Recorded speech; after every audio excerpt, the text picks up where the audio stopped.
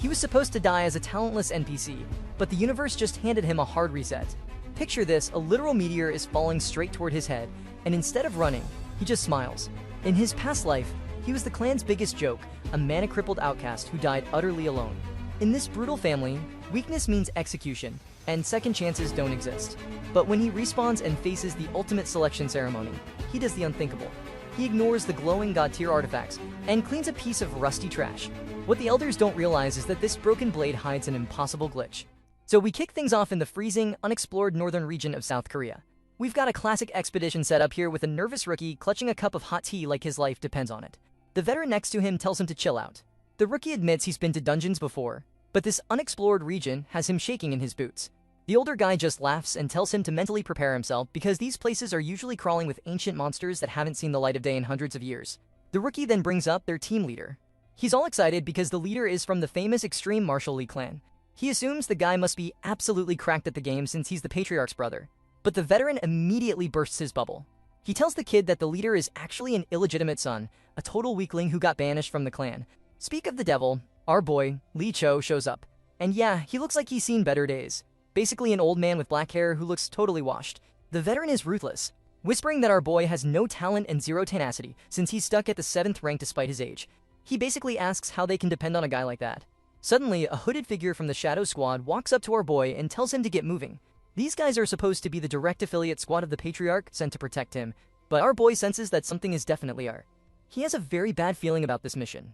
We get a quick flashback to when our boy actually had hopes and dreams. Back then, he wanted to prove himself to the Martial Lee clan, but life decided to smack him in the face during the selection ritual. A doctor examined him and realized his mana paths were completely messed up, not suited for magic or martial arts. The doctor basically said him reaching the 9th rank would be a miracle. The clan had heard this and immediately dismissed him, but our boy didn't give up. He locked in, proved the doctor wrong, and hit the 7th rank purely out of spite and hard work. But it wasn't enough. They kicked him out at age 30, and he's been running for his life for 10 years while the world turned into chaos with monster invasions. Back in the present, the Shadow Squad corners him. They hand him a letter saying the Patriarch, his father, has passed away. The letter orders him to investigate the dangerous B1 zone. Our boy asks about his oldest brother, but the hooded figures just ignore him, acting all cryptic. He knows it's ridiculous to send a guy who hasn't touched a sword in 10 years into a high-level zone, but when he sees them reaching for their daggers, he realizes he has no choice. He agrees to the mission because the alternative is getting taken out right there. The team arrives at a creepy abandoned building. It's suspiciously well-preserved. As soon as they get inside and spot some massive ancient monster bones, the trap springs. The hooded figure yells for it to begin, and they just start slaughtering the expedition team. The poor rookie who was nervous earlier? Dead instantly. No plot armor for him. The veteran tries to ask what's going on, but the hooded figure tells him he was just fodder meant to be used for the clan's goodwill. Just as the assassin is about to finish the job, our boy Lee Cho steps up and actually lands a clean stab from behind. He demands to know who ordered this. The assassin admits they were ordered to kill everyone cleanly, but then the guy pulls some hacks. He uses magic to heal his own wound instantly. Our boy realizes he's outmatched. The assassin starts laughing like a maniac, calling our boy pathetic and mocking his bloodline. Our boy is coughing up blood on death's door. He spots a rusty but powerful-looking weapon nearby, a sword capable of slaying great monsters. He thinks if he can just loot that item, he might have a chance. He reaches out for it, but the assassin isn't gonna let that happen. He slashes our boy from behind, mocking his empathy. As he dies, our boy thinks about how cruel the heavens are. He spent his whole life struggling and failing. He begs for just one more chance at life. Suddenly, he hears a voice asking if this is Yu Young's child. Our boy opens his eyes confused. He sees his father, the Patriarch, and the doctor, but they look way younger. He looks down at his own body and realizes he has baby hands. He's absolutely speechless. Our boy just pulled a full regression and respawned as a baby in the arms of the father he hated. Our boy is freaking out, thinking he should be dead, but the cold reality sets in immediately. The Patriarch, his father, looks down at him with zero warmth and decides that Young isn't a good childhood name for him. He orders the servants to assign him a handmaid and some guards from the Shadow Sword Squad because he needs to attend the Red Steel selection ritual alongside the 8th child. The butler tries to intervene, pointing out that the 8th child is a few months older and it might be too early for our boy, but the Patriarch shuts that down instantly. He says it doesn't matter and just walks away, leaving his newborn son behind without a second glance. Father of the Year award right there. Our boy is left there analyzing the situation. He feels the intense pressure coming from his father and realizes this is way too real to be a hallucination or a flashback. He recognizes the conversation about the family name and accepts the truth. He really has returned to the damn past. We get a time skip to a few months later. It is time for the Martial Lee clan's special event, the Red Steel Selection Ritual. This is where the weapons basically choose their masters. In the original timeline, his brother became a legendary horseman, and his eldest brother was chosen by swords and tones. Our boy is dressed up in cute traditional clothes, but he finds it uncomfortable. His handmaid Moon picks him up and praises him for being so mature and not crying at all in this new environment. She tells him he has a bright future ahead of him. Hearing this makes our boy smile genuinely. In his past life, this maid was the only person who treated him like a human being, acting like a real mother to him. But she was eventually expelled because of his other brother's hatred. He vows right then and there that he won't let that happen this time. He locks in and decides he is going to protect her at any cost. The butler announces that preparations are complete, and they head to the venue. It is a massive arena filled with weapons and a huge crowd of spectators. The whole family is there to watch, including the matriarch, the minister, and the older siblings. The first child and the third child are looking down at the arena, confused. They don't remember ever participating at such a young age and wonder where this illegitimate kid even rolled in from. The patriarch steps up as the announcer and calls for Hawa, the eighth child, to come forward. He places her hand on a rock and ruthlessly cuts her little finger to draw blood. A blue magical light shoots out towards the weapons. Suddenly, a massive reaction occurs. The crowd gasps as the ivory sword, a true masterpiece that hasn't responded to anyone for generations, reacts to her. The patriarch hands the sword to Hawa, and the elders start celebrating, saying another talented child has been born to the family. Now it is our boy's turn. As he steps up, the mood in the arena shifts. You can hear the whispers from the crowd, calling him a bastard and asking how an illegitimate child is allowed to participate in such a sacred ritual. The patriarch grabs our boy's hand and cuts his finger just like he did with Hawa. But our boy doesn't even flinch. He doesn't cry. He just stares his father down. The patriarch actually looks impressed, saying he is proud. Our boy realizes the moment of truth has arrived. In his past life, he was selected by the clear Echo Heaven Sword. He wonders if things are going to change this time around. Up in the VIP seats, the drama is already heating up. The minister is watching the matriarch, noting that she looks absolutely miserable. He figures it makes sense since she hates the MC Scots, and he predicts the kid is going to have a rough life trying to survive as an illegitimate son. But suddenly, the head elder, this crusty old fossil with a white beard, interrupts him.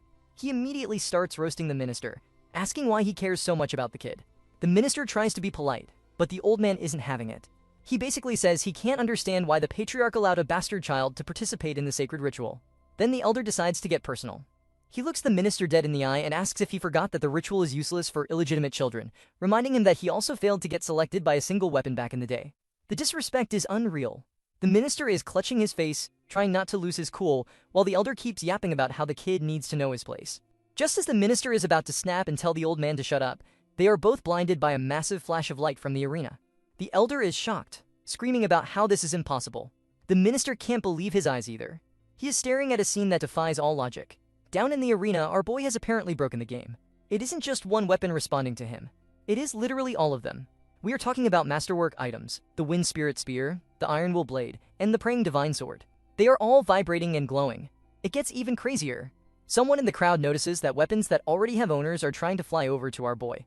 The first child is freaking out because his own sword is trying to leave him for a baby. The third child admits that their youngest brother must have some unbelievable talent. The entire crowd is in a panic, saying the ritual must be broken because this shouldn't be possible.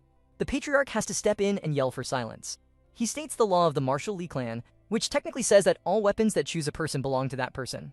So, by law, our boy just looted the entire armory. But the patriarch knows that is a bit too chaotic, so he asks for suggestions. The minister raises his hand.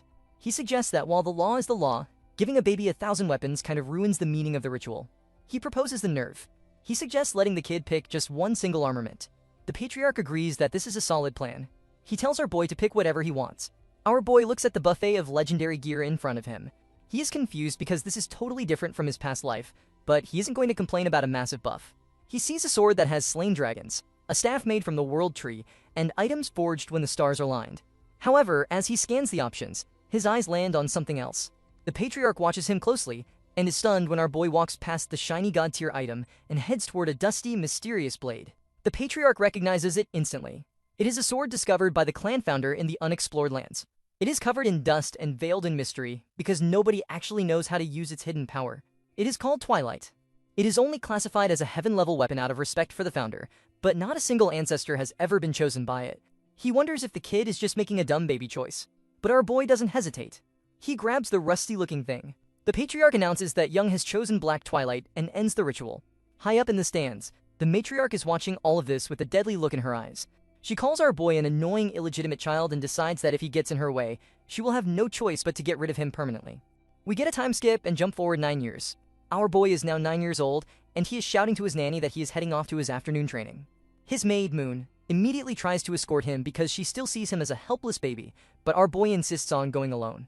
She asks why he keeps going to Zone 1, which is basically an empty museum, instead of the proper training grounds. Our boy just smiles and says there is something waiting for him there. On the way, they pass Zone 7 and spot some drama. Someone is shouting about hand placement and vertical slices. It turns out to be his older sister Hawa, the 8th child. She is training with a sword, but she looks absolutely miserable. The instructor yells at her to hold the sword tighter so she doesn't get hurt, but Hawa is acting like a total brat. She complains that her hand hurts and asks why he is nagging her so much. She says it doesn't matter how she holds the weapon. Our boy watches this and just shakes his head. He realizes she is being trained by Commander Back from the Ebony Squad. The guy is an elite commander, way too overqualified to be babysitting a 9-year-old who complains about a little hand pain. Moon looks at the scene and feels guilty. She apologizes to our boy, saying it is her incompetence that prevents him from having elite teachers and nutritious food like his sister. She's almost in tears, but our boy shuts that pity party down immediately. He tells her he is thankful for everything she does and that he doesn't need guys like that teaching him because he already has the best teachers in the world. He adds into Zone 1, the Divine Martial Hall. This place is supposed to be symbolic, storing the clan's historic weapons, but for our boy, it is an all-you-can-eat buffet of skills. He reveals his massive cheat ability. Since regressing, he discovers he can read the memories embedded in weapons. He picks up an old sword, channels his aura, and instantly downloads the experience of the previous owner. He sees the memories of a master swordsman, learning the basics, the advanced techniques, and the philosophy of the blade in seconds. The older the weapon, the stronger the memory. He performs a perfect 7 stars sword technique, slashing the air with a crimson wind aura. He wipes the sweat from his forehead, satisfied that he has mastered yet another skill. He has basically read the memories of every single weapon in the hall over the last 2 years.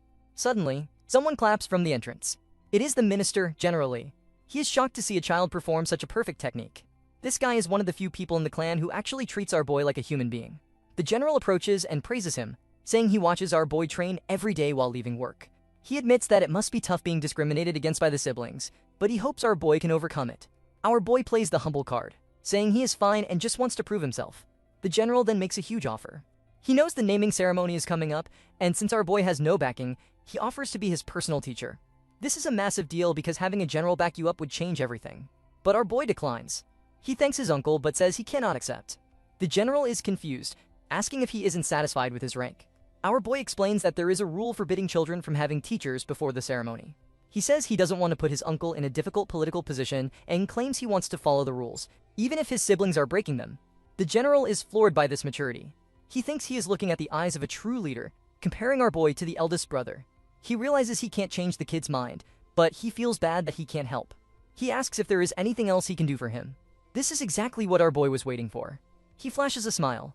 He tells his uncle that there is actually one favor he would like to ask. The general tells him to name it. Our boy drops the bomb. He asks the general to let him see what is underneath the secret warehouse. The general freezes, completely shocked that a 9-year-old even knows that place exists. So we shift the scene to the gates of a high-security area where a sleek Audi pulls up. The guard stops them for an ID check, doing his job, but General Lee just flashes his pass and introduces himself. He points to the back seat and tells the guard that the kid with him is the youngest of the Marshall Lee clan, here for a field trip. The guard immediately stiffens up, shouts loyalty, and lets them through. As they enter, our boy decides it is time to put on his Oscar-winning performance.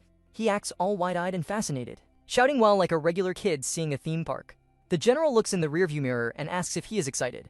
Our boy says of course, babbling about how this place holds the family's greatest treasures. But internally, he is calculating. He knows the item he is looking for is hiding in this place. The general explains that the basement of this place is basically a graveyard for weapons, containing items that have been sealed away for dangerous reasons.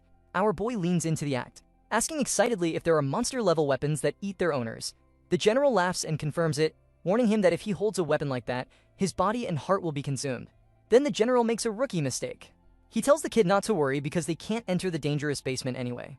He says he has business to attend to upstairs and tells our boy to take his time looking around the safe zone. As soon as the general is gone, our boy drops the act immediately. He hops into the elevator and heads straight down to the basement he wasn't supposed to enter. He complains that acting like an innocent child is actually hard work. He is here for one specific drop, a weapon called Boundless. It usually looks like a dagger, but if you inject mana into it, it can change its shape, weight, and properties to literally anything. In his past life, his third brother, Lee Gunsong, found this item and used it to become the patriarch, earning the title Ever-Changing. That same brother then hunted our boy down and purged him. So naturally, our boy is here to ninja-loot it first and ruin his brother's future.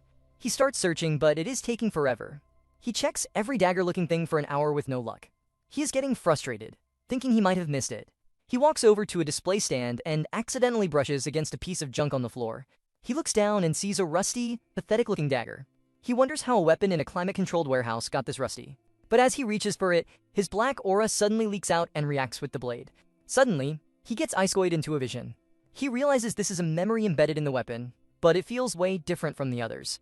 It is hyper-realistic. He turns around and sees a massive monster floating in the sky. This thing is an apocalypse-rank monster, a primal beast that swallows entire civilizations. Our boy is paralyzed with fear, thinking there is no way to fight that thing and that he is going to die. But then, a warrior covered in blood charges past him from behind. This guy is radiating power. He unleashes a skill called Split Demon, a single strike that cleaves the entire apocalypse monster in half. Our boy is stunned, thinking no way he one-shot that thing. But then the warrior turns around and looks directly at our boy. This isn't just a recording. The guy is interacting with him. The warrior asks, "Who are you and why are you here?" Before our boy can explain, he is just browsing. The warrior decides to be merciful and kill him painlessly. He swings his sword, and our boy screams internally.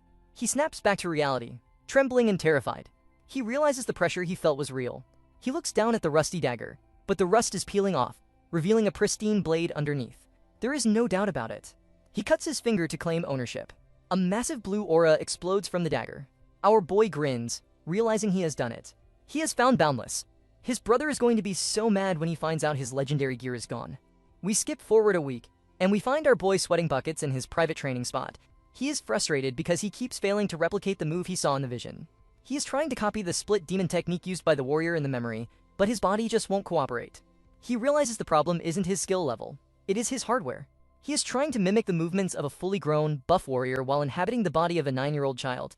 It is physically impossible to generate the same leverage. He decides to stop being an idiot and adopt the move to his smaller frame. He swings the sword again, adjusting for his height and reach, and this time, he smashes the ground, creating a decent crater. He thinks he has got the physical movement down, but something still feels off. The mana utilization is clunky. He feels like he is trying to run a high-end program on a potato computer. He tries again and again, but he just can't figure out the missing piece. Suddenly, a voice whispers right next to his ear, asking where he learned that skill. Our boy jumps, probably losing a year of his lifespan. He turns around and sees a woman with messy hair and dark circles under her eyes staring at him like a creep. He asks who she is, but then he notices her features. Black hair, brown eyes. She is definitely a member of the direct line. He realizes this must be his aunt, the one the general mentioned earlier, the eccentric genius that the grandfather absolutely hated. She grabs him and starts inspecting him like a lab rat. Our boy complains internally that she is surprisingly strong for someone who looks like she hasn't slept in a decade.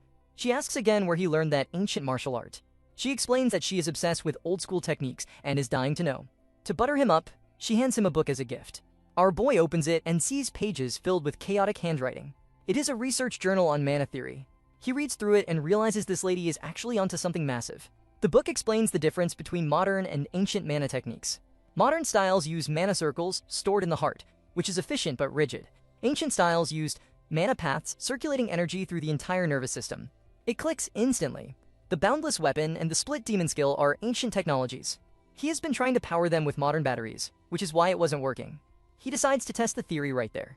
He concentrates, rejecting the natural flow of mana to his heart, and instead forcing it through his limbs' mana paths. It is risky, but he swings the sword. Boom. The impact is massive. The ground explodes with way more force than before. Our boy grins, realizing he has cracked the code. But his aunt is absolutely losing her mind. She grabs him by the shoulders and shakes him, screaming about how he did that. She says that move was an amplification technique she has been trying to figure out for 10 years. She literally got kicked out of the family for researching this, and a 9-year-old just pulled it off on his first try. She begs him to tell her the secret. Our boy realizes he has all the leverage now. He looks at this desperate, crazy lady and decides to make a business deal. He holds up 3 fingers. He tells her he will explain everything, but she has to promise him 3 things first. Number 1, she cannot tell Soul about him, not even his father or his eldest brother. He wants to stay off the radar. She agrees instantly. Number 2, she must never lie to him. They need total transparency.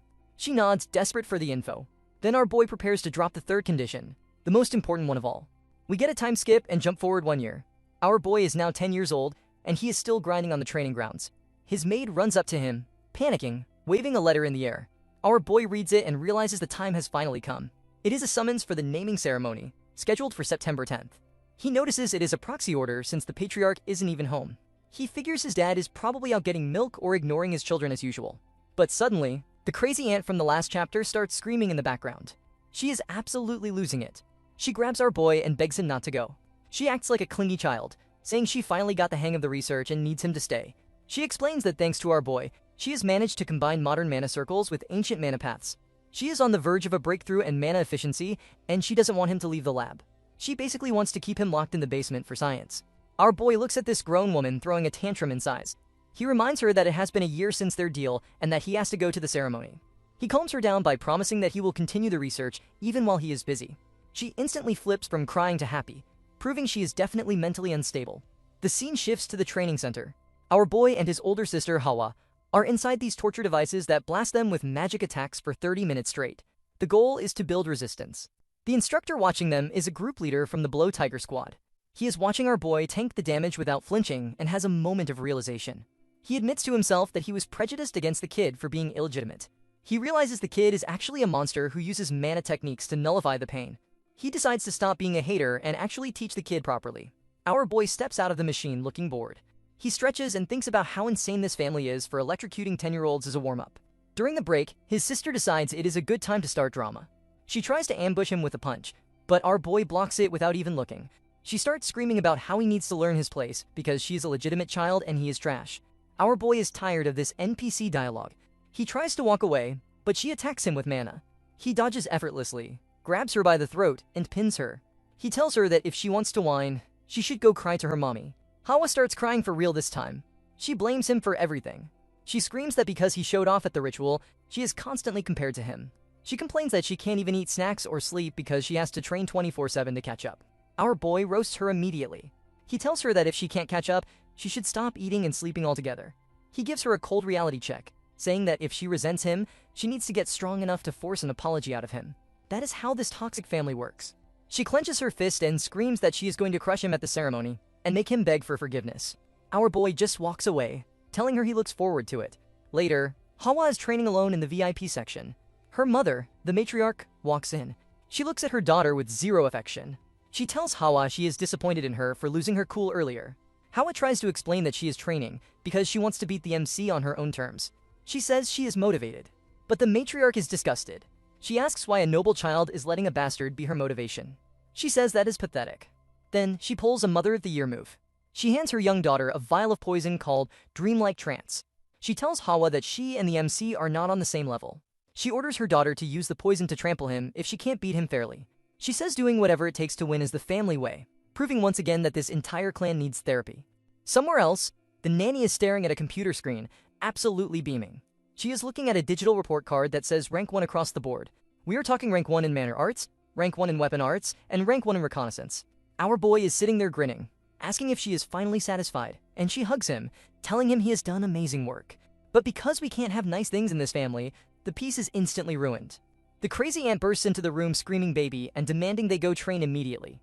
Our boy tries to argue that he just finished training and wants a break, but she insists that her special manner arts actually relieve fatigue. Our boy has never heard of that feature in the patch notes and knows she is lying, but she drags him along anyway. At the private training ground, our boy decides to drop a massive status update. He reveals he has already attained his first star. Now, usually, mana progression in this world goes through 3 boring stages. First is Iron Body, then Qigong, and finally Supernatural Ability. But the ant's research is different. It uses a star system because she is trying to rewrite the laws of physics. She checks his back and confirms it. He is officially a 1-star mage. Our boy complains that the training was insane. He explains that he almost shattered his mana circles trying to mix modern breathing techniques with ancient mana paths, but he had a breakthrough. He realized that the body is just a vehicle for mana, not a container. The ant is so happy she gives him a hug that nearly snaps his spine. Our boy literally thinks he is about to die from the pressure, wondering if she is trying to assassinate him with affection. She then gets serious and tells him that his true talent isn't swordplay. It is mana arts. This shocks our boy because in his past life, he was mocked for having 0 mana talent. But apparently, this ant sees something nobody else did. She says achieving 2 stars will be a piece of cake for him. But then, she points to a pile of metal marbles next to her. Before he can react, she launches one at high speed using mana, cutting his cheek. She smiles and says they need to practice moving while using mana, so she's going to pelt him with these metal bullets until he learns. Our boy is visibly done with this family's training methods. We shift scenes to the group training with his older sister, Hawa. They are standing in front of instructor Lee Chongwon from the Blood Tiger Squad. He tells them to choose the weapon they use and gives them 1 minute. The sister tries to make small talk, asking if our boy uses a sword too since that is the standard. But he just hits her with a dry no. When the minute is up, the instructor looks at our boy and gets confused. While everyone else picked one weapon, our boy is standing there holding a spear, a sword, and a dagger all at once. He looks like a walking inventory screen. The instructor calls him a complete idiot for bringing a whole arsenal. He explains that today isn't about skills or forms. It is about enlightenment. He wants to awaken their sixth sense. And how does he plan to do that? By attacking children, of course. That is standard procedure in the martial Lee clan. He tells them to prepare themselves so they don't get knocked unconscious. The sister is freaking out, asking what he is going to do. Our boy just sighs, thinking that he has to deal with this crazy garbage again. As the instructor launches a surprise attack intended to scare them, our boy doesn't even flinch. He casually tracks the movement and blocks it perfectly with his weapon. The instructor is absolutely stunned, realizing this 10-year-old just parried an elite squad leader like it was nothing. Our boy is getting absolutely slapped by the instructor. It has been a month of this torture. Our boy feels like his bones are praying for death, but he refuses to whine because he is mentally 30 years old. His sister, Hawa, wakes up on the floor asking if she passed out again. Our boy hits her with the stat tracking, telling her it is her 22nd time. She tries to cap, screaming she only passed out 16 times. The delusion is real with this one. The instructor, Lee Chongwon, is watching them like a proud sadist. He admits Hawa is sturdy, but the MC has felt different. He remembers the first day when our boy walked in carrying a spear, a sword, and a dagger like he was looting a store. The instructor thought he was just an eager idiot, but it turns out the kid is proficient in all of them. He grins, realizing things are getting interesting. He tells them to get back in position. Our boy realizes he can't win alone, so he decides to actually communicate with his sister. He whispers to her to block the guy just once on his signal. She acts alt-Sundra, asking why she should listen to him, but realizes she will get wrecked otherwise, so she agrees. She demands he pay her back later. Our boy locks in. He knows he needs to use their numbers advantage. The instructor lunges. Our boy throws his spear as a distraction, then channels mana into his sword. He decides to unleash the ultimate attack he got from the Boundless Dagger, the Split Demon technique. He swings with everything he has. The collision is massive. We see our boy getting launched into a wall, shattering the bricks behind him. Hawa is also face down in the dirt. But there is a twist. The instructor is standing there looking at his hand. He realizes that even though it was a small amount, he actually used mana to block the attack. He broke his own rule against a 10-year-old. He realizes the kid has insane combat sense and predicts the family elders are going to be terrified of him in the future. He congratulates them on awakening their sixth sense, meaning they finally graduated from the Beatdown Academy. We shift scenes to the evening of the 47th day. Our boy is resting and reviewing what he learned. Suddenly, a handsome guy approaches him. It is the eldest brother, Lee Myungjong. The narration tells us this guy is a legend, holding the title Twin Star because he is a second-ranked mage and martial artist. People fear him, but to our boy, this is the only brother who wasn't a total jerk in the past life. The brother apologizes for not visiting sooner, because he has been busy. Our boy acts polite, saying he recognizes him immediately. The brother tells him to drop the formality since they are siblings, even if they have different mothers. He then hands over a gift. It is a potion called Nectar. Our boy analyzes the item instantly. This is a miracle medicine from the France Magic Tower with a production limit of only 500 milliliters a year. It is insanely valuable. Our boy thanks him but decides to set the boundary straight. The brother mentions that usually siblings see him as a rival, so he is glad our boy is nice. But our boy corrects him. He says that just because he is nice doesn't mean he isn't a rival. He declares that he plans to grow up and become his biggest competition.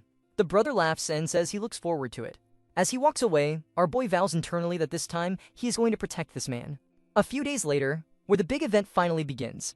It is the day of the naming ceremony, held on the Red and Blue Island. This place is unique because the landscape color actually changes depending on the mana density in the atmosphere. A hooded figure from the Shadow Squad explains the rules to our boy and his sister. They have to survive on this island for 3 weeks to prove themselves. He hands them tracking devices and tells them to keep them on at all times so the family can watch their every move. He also mentions a trial chamber that opens for 2 days after the survival period ends. Then, he wishes them luck and leaves them stranded. As soon as they are alone, the sister, Hawa, decides it is time to have a chat. She tells our boy that she has finally made up her mind. Our boy says he knew she had something to say ever since their training days. She gets a note that he read her so easily, but she decides to come clean. She pulls out the vial of poison her mother gave her, the dreamlike trance. She explains that this nasty stuff causes mana pants to malfunction permanently in children under 15. Our boy gets serious and asks who gave that to her, knowing exactly what kind of dirty play this is. But then, Hawa smashes the vial. She destroys the evidence and declares that she isn't going to use cheap tricks. She wants to beat him fair and square, with her own strength, not with some poison. She demands that he takes this test seriously. Our boy is actually impressed. He smiles and tells her that he was planning to try his best anyway. They share a moment of mutual respect, smiling at each other like actual siblings for once. Hawa asks if he is fully equipped and advises him to head to the center of the island once he gets used to the environment because it is dangerous. Our boy teases her, asking if she is worried about him. She immediately snaps back, claiming she is only worried he might die before she gets the chance to settle the score. She tells him not to die and heads off to start hunting. Our boy watches her leave and mutters that while she is heading to the outskirts, his destination is the center of the island right from the start. We cut to the VIP observation room where the elders are watching the live stream. Hawa is absolutely dominating. She has already finished the first hunting assignment and her kill count is astonishing. The head elder praises her, saying it is expected since she was awakened by the patriarch. The instructor, Lee Jungwon, admits she grew much faster than expected. He realizes that her hatred for the MC was the ultimate pre-workout motivation, but then the elders look at our boy's screen and get confused. They ask what he is doing. The instructor sighs and says it looks like he is looking for a hideout. The elders immediately start roasting him, calling him a coward and a rat for hiding instead of fighting. The eldest brother, Lee Myungjong, steps in to defend him. He argues that finding a secure base in a dangerous environment is a strategic move, not cowardice. The elders laugh, saying their expectations were just too high because of how good the sister is, and that being average is hilarious for a Lee clan member. The eldest brother clenches his fist, disgusted that the clan has fallen so low that they mock a child based on his birth. However, even he is worried about what our boy is planning in the center of the island. He looks over at General Lee, who is biting his nails in anxiety. Back on the island, our boy finds a cave. He thinks it is adequate. He burns some medicinal herbs to mask his scent and block the entrance. The elders admit his concealment skills are impressive. But then our boy does something crazy. He takes off the tracking bracelet. The signal cuts out.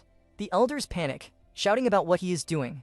The instructor just starts laughing, calling him unpredictable as always. Inside the cave, our boy reveals his true plan. He didn't hide because he was scared. He hid so he could use his secret weapon boundless, without the family spying on him. He realizes that since he is on this mana-rich island, he needs to salvage as much power as possible. He looks at a pot of boiling liquid he just brewed. It looks disgusting. He questions if he really has to drink it, but he knows he has no choice. This is a recipe he learned from following dragons in his past life.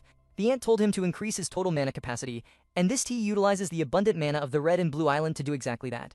He takes a sip and almost vomits. He complains about the hellish taste, but he forces it down. This marks the beginning of his lonely 3-week grind. Back at the clan headquarters, where the mood is grim, our boy's favorite brother, the eldest son Lee Myungjong, is in his office receiving some sketchy intel. The vice leader of the squad reports that a massive group of vagabonds has just crossed into the northern region. But here's the thing, they aren't acting like normal homeless bandits. Instead of lurking in the unexplored zones, they are marching straight south, heading directly for the Lee clan's Manastone mines. The eldest brother immediately realizes this is SUS. He knows that hyena-like scavengers wouldn't dare step into their territory unless they had a bigger scheme in mind.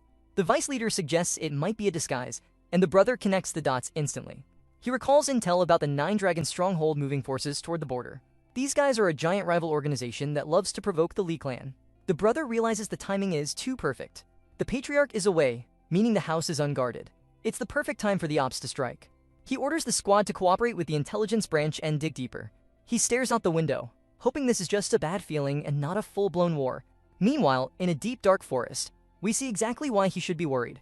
There is a creepy red summoning circle on the ground, and a black void is opening up in the middle of it. A mysterious smiling villain is standing there, looking like he is about to ruin someone's day. He mutters that 2-9 should be enough to kill one single illegitimate child. Bro is really sending a hit squad after a 10-year-old. Talk about overkill. Back on the red and blue island, our boy is busy proving why that hit squad is going to get absolutely cooked. He is currently face-to-face with a rank 7 monster, a massive Draco. This is a literal dragon, and our boy is just standing there. The dragon shoots a massive fire beam, but our boy dodges it like it's nothing. He charges straight at the beast, jumps into the air, and decides to end this conversation. He unleashes the split demon technique. One hit. The dragon is cut in half. Our boy stands over the corpse, analyzing the fight like he just finished a tutorial level. He admits that dragons are built different, and that if he had fought this thing when he first arrived 19 days ago, he would have been knocked out. But he knows staying here is a waste of time. He has bigger fish to fry. Suddenly, his ears twitch. He hears something. He spots a group of litterman monsters, basically trash mobs, wandering around. But something is wrong. These things are only supposed to be on the outskirts of the island, yet here they are in the dangerous center. Even weirder, they are moving intelligently, communicating and retreating like a tactical unit. Our boy realizes these things are too stupid to do this on their own. Someone is controlling them. He decides to test his theory. He jumps out and slaughters the group instantly just to see what happens. He confirms his suspicion. This isn't a coincidence. It's a setup. He decides to follow the trail back to the source. We cut to the mastermind behind this trap. It's a guy named Nishiyama Shogo, a monster trainer class. This guy is exuding a violet aura, looking very pleased with himself. He wonders how a young kid managed to kill so many monsters alone, but he brushes it off. He figures that at the end of the day, a kid is just a kid. He is holding a magical device and says he is sure the kid will fall for such an obvious trap. But my man is clueless. High up in a tree above him, our boy is watching the whole thing. He is looking down at this clown, analyzing the situation. He realizes the guy is a trainer. Our boy starts asking the real questions. How did an outsider get into this restricted exam area? It's impossible unless there is a teleportation circle set up, which means only one thing. There is a traitor in the Lee clan. He considers calling for backup, but he knows it will be too late by the time they arrive, and the traitor will escape. He decides he has to handle this himself to get the intel. Our boy locks in. He activates a stealth skill called Stealth Arts to completely erase his presence. He jumps down from the tree, landing silently behind the trainer. The hunter has just become the hunted. But of course things never go that smoothly. Just as our boy is about to land the sneak attack, the trainer reacts instantly. It turns out the bird sitting on his hand wasn't just a pet, it is a high-level detection artifact. It spots our boy immediately, blowing his cover. The trainer is actually impressed. He calls our boy an illegitimate child, but admits his skills are way better than he anticipated. But he isn't worried. He snaps his fingers and orders the father monsters, the litter men, to attack. Our boy doesn't even stress. He activates the 7-star sword form, Azure technique. He slices through the group of monsters in a single breath, clearing the board. But that was the bait. Suddenly, glowing mana chains burst from the ground, wrapping around our boy and his sword. He tries to move, but his body is completely locked down. The trainer starts laughing like a typical villain. He explains that this is a high-level trap array designed specifically to block the flow of mana circles. Basically, if you use modern magic, you are bricked. He mocks our boy, telling him to meet his pathetic death as a powerless kid, but he made one critical miscalculation. He doesn't know about the ants research. Our boy realizes his mana circles are blocked, but he just shrugs internally. He decides to switch operating systems. Instead of using his heart, he pumps mana directly through his nervous system using the ancient mana paths. With a massive flex, he shatters the chains like they are made of glass. He lands in front of the trainer, who looks like he just saw a ghost. The guy stammers, asking how he broke free, but our boy isn't here to give a lecture. He decides to play a little mind game. He bluffs, telling the trainer that he has already notified the Lee clan household and that he should just surrender. The trainer panics. He screams that he will eliminate the witness and regain his freedom. Suddenly, something massive slams into our boy, launching him into a tree. He coughs up blood and looks up to see a nightmare standing in front of him. It is the guardian of the Red and Blue Island, the head mountain turtle. This is a rank 3 monster. Our boy is stunned. He can't believe a third-rate trainer managed to tame a catastrophe-class monster. The trainer grins, admitting he doesn't have perfect control over the beast yet, but he has enough influence to give it one simple order: kill the child. He tosses some scrolls at our boy and tells him to accept his fate. Our boy analyzes the situation instantly. If the trainer doesn't have full control, the beast stops if the summoner dies. He has to ignore the turtle and kill the human. He reaches into his inventory and pulls out a desperate measure. It is the Mana Booster, a banned potion because the side effects destroy your body. But he has no choice. He drinks it and activates the Heaven-Defying technique. The turtle roars, using a skill called Cry Fear. It is a debuff meant to paralyze enemies with terror. But our boy's dark energy acts as a shield, completely nullifying the fear status. He grips his weapon, Boundless, and unleashes the first technique, Split Demon. He strikes the turtle, not to kill it, but to create an opening. The massive beast recoils in anger, shooting a beam of purple energy into the sky. Our boy knows his time is running out. The side effects of the booster are kicking in. He calculates he has exactly 10 seconds before he collapses. 8 seconds. He spots the trainer. 4 seconds. He closes the distance. 3 seconds. He jumps for the kill. But then reality hits him. He is a 10-year-old kid. His arms are too short. He is just barely out of range. He thinks that if he had just grown a little bit more, he would have reached him. So he improvises. If his arm won't reach, his weapon will. He commands Boundless to extend. The blade shoots forward, lengthening just enough to slash through the trainer. The enemy falls. Our boy lands on the ground, his body trembling violently. The adrenaline crash is here. He knows if he passes out now, he's dead meat for the local monsters. He remembers the gift his brother gave him. He pulls out the nectar, the highest grade healing potion, and chugs it. He stabilizes himself, knowing he survived by the skin of his teeth. But now he has a dead traitor and a lot of questions to answer. Our boy wakes up in a strange white void. He feels like his entire body is falling apart, which makes sense considering he just overdosed on banned steroids and fought a kaiju. He sees a massive vision of a purple beehive structure floating in front of him. A voice echoes in his head, telling him that this power isn't meant for humans, but he needs to consume it to avoid being devoured by time. It turns out he has absorbed the essence of the purple glowstone of clarity. He snaps back to reality and sees his sister, Hawa, watching over him. She hits him with that classic tsundere energy, saying she decided to spare him since he looked pathetic. Our boy runs a system diagnostic on his body. The report is brutal. His intestines are frozen, his bones are fractured, and his muscles are torn. But then he looks at his mana stats. They have skyrocketed. He realizes that the purple glowstone was actually a miracle item that grants massive resistance to poisons and curses while boosting mana. In the original timeline, this was supposed to be Hawa's lucky drop. Basically, our boy just accidentally ninja-looted his sister's legendary item. He feels a tiny bit guilty, but hey, finders keepers. Suddenly, someone shouts for the eldest brother. Li Mengjong rushes onto the scene, looking genuinely panicked. He immediately starts treating our boy's injuries with high-grade potions. The brother is furious. He declares that if our boy had died, he would have burned down the entire organization responsible, no matter how powerful they were. Our boy plays it humble, apologizing for making him worry. The brother calms down and drops some intel. The traitor was a rank 5 sorcerer who got expelled for dabbling in forbidden arts. He explains that the guy likely woke up the turtle monster to cover up the assassination as an accident. But our boy starts connecting the dots. He asks his brother if they know who the real mastermind is. The brother shakes his head. Our boy explains his theory. The target wasn't just him. It was the brother. The enemies wanted to kill the kid to ruin the eldest brother's reputation, making him look incompetent and slow to react to an invasion. The brother is stunned. He realizes his little brother is playing 4D chess while everyone else is playing checkers. Our boy suggests a plan to fix the situation. He tells his brother to lie. They will claim that the brother predicted the attack and gave our boy secret orders to handle it.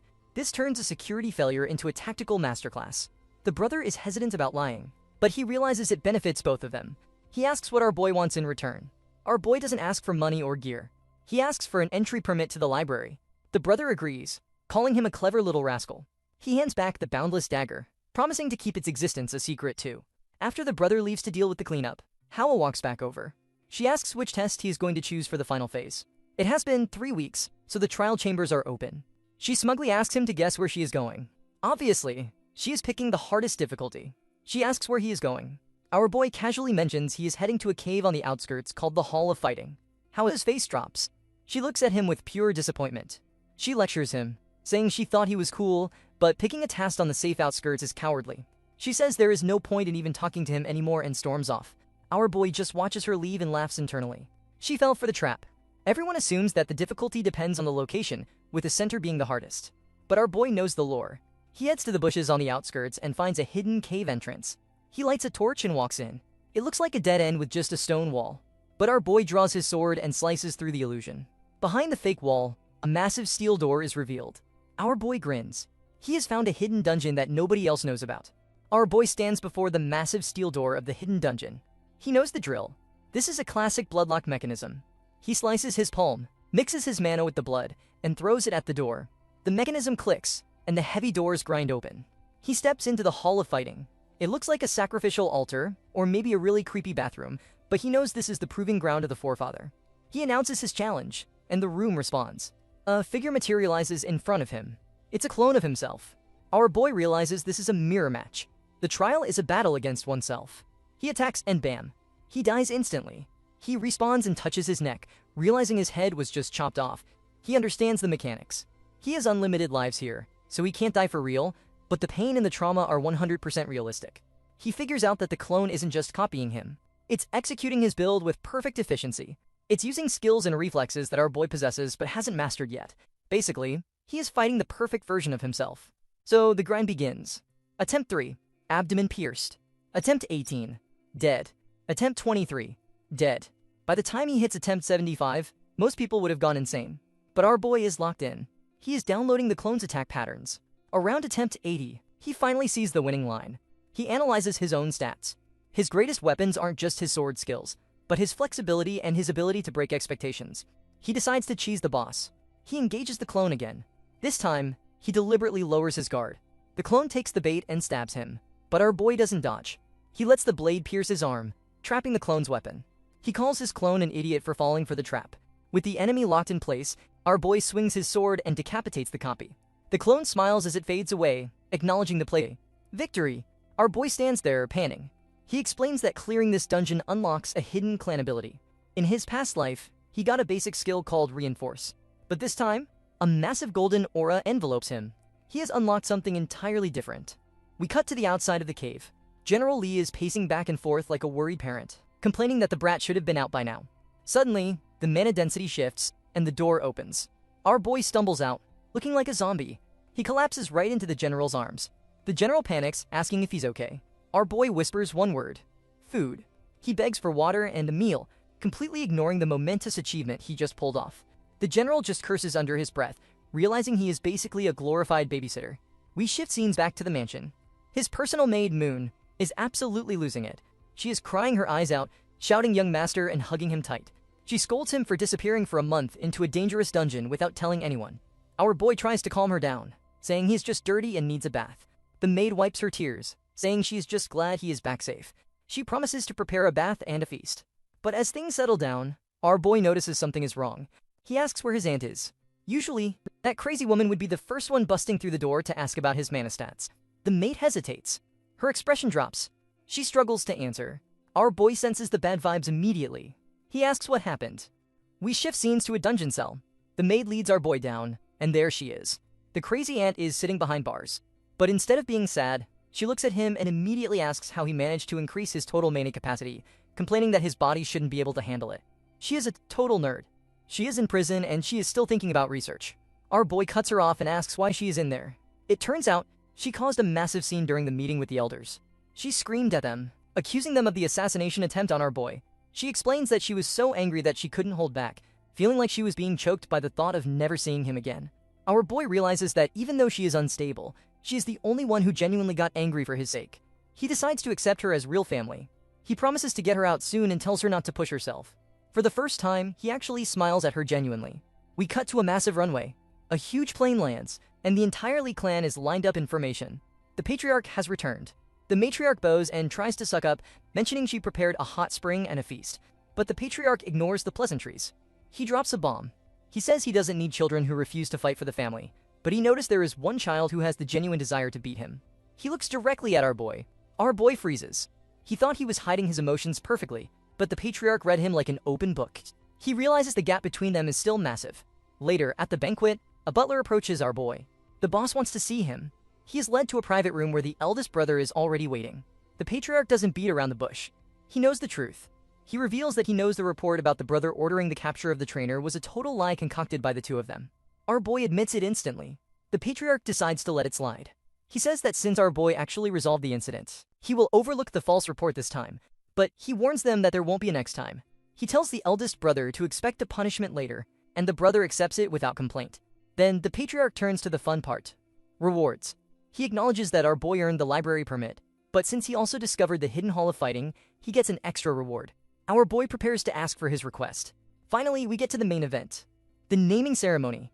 The patriarch stands before the crowd and calls the sister forward. He gives her the name Seo Hyan, meaning she will light the way for others. She is beaming. Then it is our boy's turn. The crowd is silent. The patriarch looks at him and gives a speech. He says our boy is smart, strong, flexible, yet unyielding. He compares him to a blade being forged from a block of steel. He announces his new name, Cho. Our boy analyzes the meaning. In his past life, the name just meant he was strong as steel, but now, the meaning has changed. He is a weapon being forged to perfection. He vows internally that he won't stop until he stands at the absolute peak of the martial Lee clan. His name is Lee Cho, and he is just getting started. At the isolation ward of the judicial department, the crazy aunt is absolutely losing it inside her cell. She is screaming her lungs out, complaining that it is cramped and that she missed the naming ceremony because of this nonsense. She yells that our boy promised to get her out, so she demands to know where he is. The guard sighs, clearly tired of her screaming. He unlocks the door and tells her she is free to leave. She is confused, thinking she is breaking out, but the guard explains that her punishment has been deferred. She gets all happy, but before she can kick the door down, she sees someone waiting for her. It is our boy. He asks if she really thought he wouldn't come through. He hands her a piece of paper. She reads it and freezes. It is an official appointment letter. She is now an elder and the master of the library. Our boy smiles and asks her to take good care of him, master. She looks at him with pure awe. The dynamic has shifted. She might be the elder on paper, but she knows who the real boss is. We get a time skip. 3 years pass. Our boy is now 13 years old, and today is the day he enters the academy. His maid, Moon, is crying her eyes out again. She can't believe he is already a teenager. Our boy reassures her and heads out. At the academy, the atmosphere is toxic. As soon as he walks in, the whispers start. The other students are gossiping, calling in the lucky bastard who only did well at the ceremony because of a fluke. Our boy listens to the slander and just sighs. He wonders how long these NPCs are going to keep yapping. Suddenly, his sister Hawa spots him. She approaches him, trying to act cool, but the tension is obvious. She mentions that she heard about his aunt becoming the library master. Just as they are about to catch up, the instructors call for attention. It is time for the sorting. The students are nervous. This is the moment that decides their social standing for the next 3 years. The instructor announces that Hawa is assigned to Class 1. This is the elite class, the VIP lounge for the talented. Then he calls our boy's name. Lito, Class 5. The crowd goes silent. Class 5 isn't just a lower class. It is the garbage dump. It is where they send the dropouts and the failures. Hawa looks furious on his behalf, but our boy just shrugs. He expected this. He knows the matriarch and the elders rigged the system to humiliate him. But honestly, he prefers it. Being in the trash class means less attention and more time to grind in secret. He walks into the Class 5 classroom. The vibe is depressing. The other students are complaining, asking how they are supposed to tell their parents they got sorted into the loser class. But then one kid approaches our boy. He has a bright, honest face. He introduces himself as Kim Han, the son of a blacksmith family that serves the Lee clan. He says it is an honor to be in the same class. Our boy is surprised. Usually, people avoid him like the plague. He decides to test the kid. He asks him how he feels about being stuck in Class 5. Kim Han admits that his skills might be lacking right now, but he refuses to give up. He says the future isn't set in stone. Our boy smiles. He likes this kid. He tells him he passes the vibe check. But before they can bond, 3 older students, led by a guy named Choi In-ha, strode into the room. They are actually just super friendly, slightly pathetic NPCs. The leader, Choi In-ha, introduces himself. He admits with zero shame that he is 15 years old and has been held back twice. He is basically a super senior. The instructor, Lee Jong-ho, steps in. Our boy recognizes him immediately. In his past life, this instructor was a genuinely good guy who helped him when he was struggling. But right now being a good guy is the problem. In-ha proposes a democratic way to pick the class leader. He suggests light sparring matches without mana, taking breaks in between to stay safe. He wants a friendly, come-by vibe. Our boy listens to this softness and immediately snaps. He interrupts the speech and asks if they are kidding him. He grabs a wooden training sword and slams it into the ground. He tells them that if they wanted to roleplay school life, they should have gone to a normal high school in a safe zone. This is the Marshall Lee clan, not a daycare. He issues a challenge. He tells the entire class to come at him, one by one. He is going to run the gauntlet. The class is confused, but they line up. And our boy proceeds to absolutely cook them. He drops student after student. By the time he is halfway through, he is exhausted, sweating buckets, but he refuses to stop. Finally, only In-ha is left standing. The senior looks at the pile of groaning bodies and asks why our boy is going so far. He says these are just meaningless sparring matches with no rewards. He admits internally that he used to be fierce like our boy, but after getting held back twice, he learned to compromise with reality. He lost his edge. They start fighting. Our boy decides to wake him up. He disarms In-ha, cracking his wrist in the process. He tells the medics to drag him away, but In-ha screams that it isn't over. He grabs the sword with his left hand. His eyes have changed. The nice guy mask is gone, and the desperation is back. Our boy sees the gleam in his eyes and respects it. He decides to end it properly. He dodges the desperate swing and slams his sword into In-ha's gut, dropping him instantly. Our boy stands over the defeated class and drops a hard truth bomb. He tells them that he lives every second as if it were an hour. He asks if they have ever fought with their lives on the line. He declares that if they don't fight with the intent to kill or be killed, they will lose everything. The instructor steps in, looking angry. He accuses our boy of going too far, listing off the broken bones and damaged organs. But our boy cuts him off. He tells the instructor that he is a good man, but that makes him a bad teacher for the Lee clan. He says a teacher's job isn't to coddle them, but to guide them, even if it means being the villain. He walks out, leaving the class in silence. The next day, our boy walks back into the classroom. He expects them to hate him. He expects to be alienated. But as he walks in, he sees the students all bandaged up like mummies. Suddenly, In-ha leans over. He bows his head. He apologizes for being weak yesterday. He asks our boy a single question.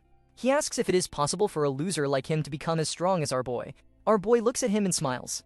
He realizes he didn't make enemies. He just started a cult. He tells In-ha that of course he can. Class 5 is officially under new management. Our boy plays the humble card with Kim Han. He tells the kid that he isn't at a level to teach anyone yet, but he admits that Kim has good eyes. He points out that during the beatdown yesterday, Kim was the only one who dodged his feints 3 times in a row. He gives him a quick build guide.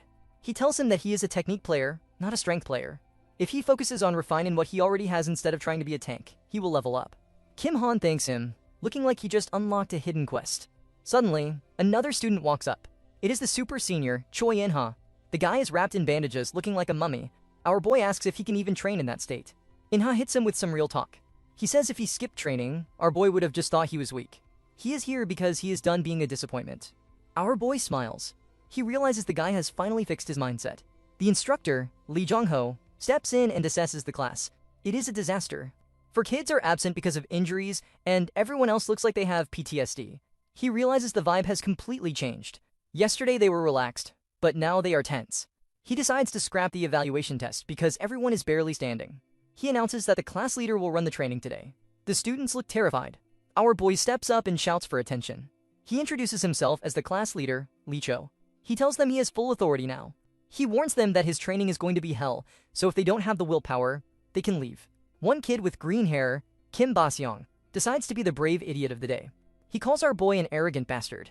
Our boy doesn't even get mad. He issues a simple challenge. He says if anyone can land a single hit on him, he will hand over the leadership position right now. He tells them to find a partner and start. We get a montage of suffering. By the end of the session, only 6 people are left standing. The rest gave up halfway through. The students are on the floor, gasping for air. They start complaining, saying they are being worked like dogs and that our boy is a tyrant. But then In-ha shuts them down. He tells them to stop whining. He points out that our boy was just as exhausted as they were, yet nobody managed to touch him. He admits that he flunked last year because he was lazy. He declares that if he doesn't change now, he will end up a loser forever. He says he is going to try with everything he has, even if his limbs fall off. The other students go silent. They realize that the illegitimate child and the repeater are working harder than any of them. They decide to stop playing dumb and actually lock in. We shift scenes to the ant's laboratory. Our boy is trying to shape his mana into a ball, but the device he is holding shatters. Another failure. The ant dies, saying it breaks every time he tries to create a form. She wishes they had more data on how ancient people use mana.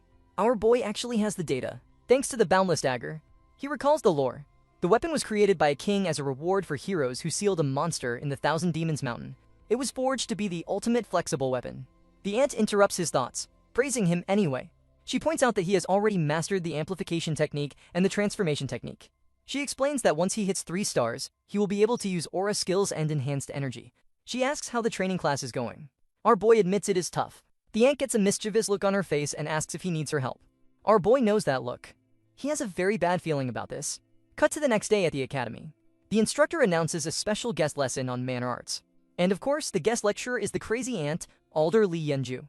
The instructor introduces her with total respect, but she just winks at our boy. He just wants to hide under a desk. She tells the class she hates dragging things out, so she is going to teach them a cheat code immediately. It is the mana improvement method. She demonstrates it using our boy as a guinea pig. She explains that while the direct lineage kids get all the expensive supplements, this breathing technique theoretically doubles your mana force without spending a dime. The students are hyped. Doubling their mana? That is a massive buff. The instructor tells them to pair up and practice the dual technique she just showed them. In-ha walks up to our boy. He asks to be partners. He warns our boy that he isn't going to go easy on him this time. Our boy puts on a smile. He tells him that is exactly what he wants. The background characters are already back to yapping. Despite getting their butts kicked and receiving a free mana lesson, a group of students is standing around huddled in a circle, coping harder than anyone has ever coped before. One guy admits our boy is skilled, but another student just can't let it go. He claims our boy is only ahead because he's a member of the main family and probably got special resources unlocked early. Basically, they're crying that it's unfair because they think they worked just as hard as him. Bro, these guys really think doing a few push-ups counts as hard work. But suddenly, a shadow looms over them. It is the crazy ant, Alder Lee Yeonju. She asks nicely if they were just talking about her nephew. The students immediately freeze. They see the scary look on her face and realize they messed up big time. They bow and apologize, admitting they were exaggerating because they were jealous. But the green-haired kid, Kim, tries to defend himself. He argues that our boy insulted them first by saying their effort amounts to nothing. He says it's natural for there to be a gap because they grew up in different environments. The ant just laughs in his face. She turns around and tells them they really don't know anything. She drops a truth bomb on their heads, telling them that if they actually knew the kind of hellish life our boy has lived compared to their soft upbringing, they would realize that their so-called hard work is basically just children playing house. She walks away, leaving them stunned. But the green-haired kid isn't convinced. He clenches his fist, angry, thinking about what an illegitimate child could possibly know about struggle. He decides he's going to expose our boy for the fraud he thinks he is. The next day, the green-haired kid rallies his squad. He proposes a plan to follow our boy after school to see how he really lives. He assumes our boy is just going back to a fancy mansion to relax while they suffer. He wants to prove that our boy is just a privileged brat. So the stalker mission begins. They follow our boy straight to the research lab. And then they wait. And wait. And wait some more. Hours pass. The other students are getting bored and sleepy. They complain that they don't even know what he's doing inside and want to give up. But just as they are about to leave, our boy finally walks out. The green-haired kid gets excited, thinking our boy is finally going home to rest. But nope. Our boy heads straight to the exclusive training ground. The students roll their eyes, thinking he just gets to use the VIP gym because of his dad. But then, they hear the sounds coming from inside. The impact sounds are heavy. It sounds less like training and more like a demolition crew is tearing the building down. The students realize this isn't a light workout. Even Manhwa, the repeater, admits that while he trains during his personal time, he doesn't go this hard. The green-haired kid starts to question his own logic. He wonders what the difference really is between them, so he decides to stay and watch until the very end. Hours later, our boy finally leaves the training ground.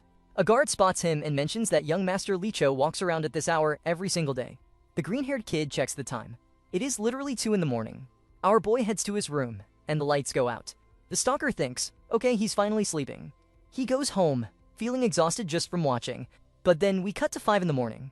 The green-haired kid drags himself back to the training ground, half asleep, only to find our boy is already back at it. He watches our boy sweating buckets and realizes the math doesn't add up. He thinks that this kid is 13, has high mana, yet looks dead tired. He calculates that our boy sleeps maybe 3 or 4 hours a night. The green-haired kid reflects on his own life. When he goes home, he watches TV, plays games, and gets a full 8 hours.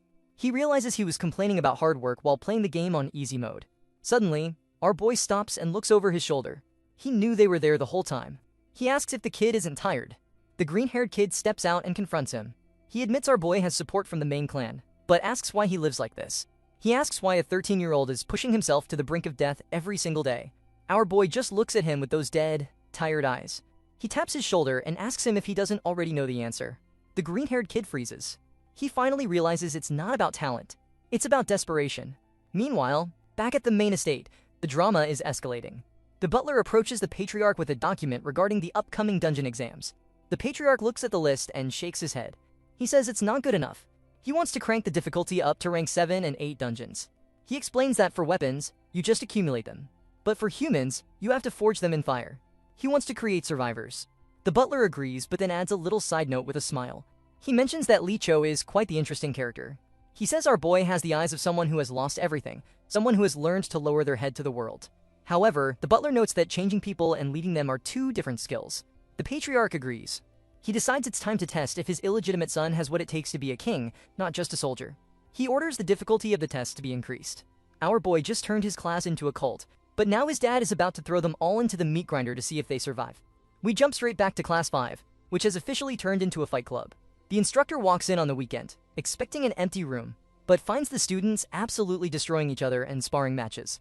He realizes he doesn't even need to motivate these kids anymore. They are self-sustaining workaholics. He calls for a timeout to drop some bad news. He announces that the first evaluation has been moved up. The timeline is crunched. However, to make up for it, they are getting a 1-week break starting immediately. He warns them ominously to consider this their last rest ever, before dismissing the class. The moment the instructor leaves, the students swarm our boy like lost puppies.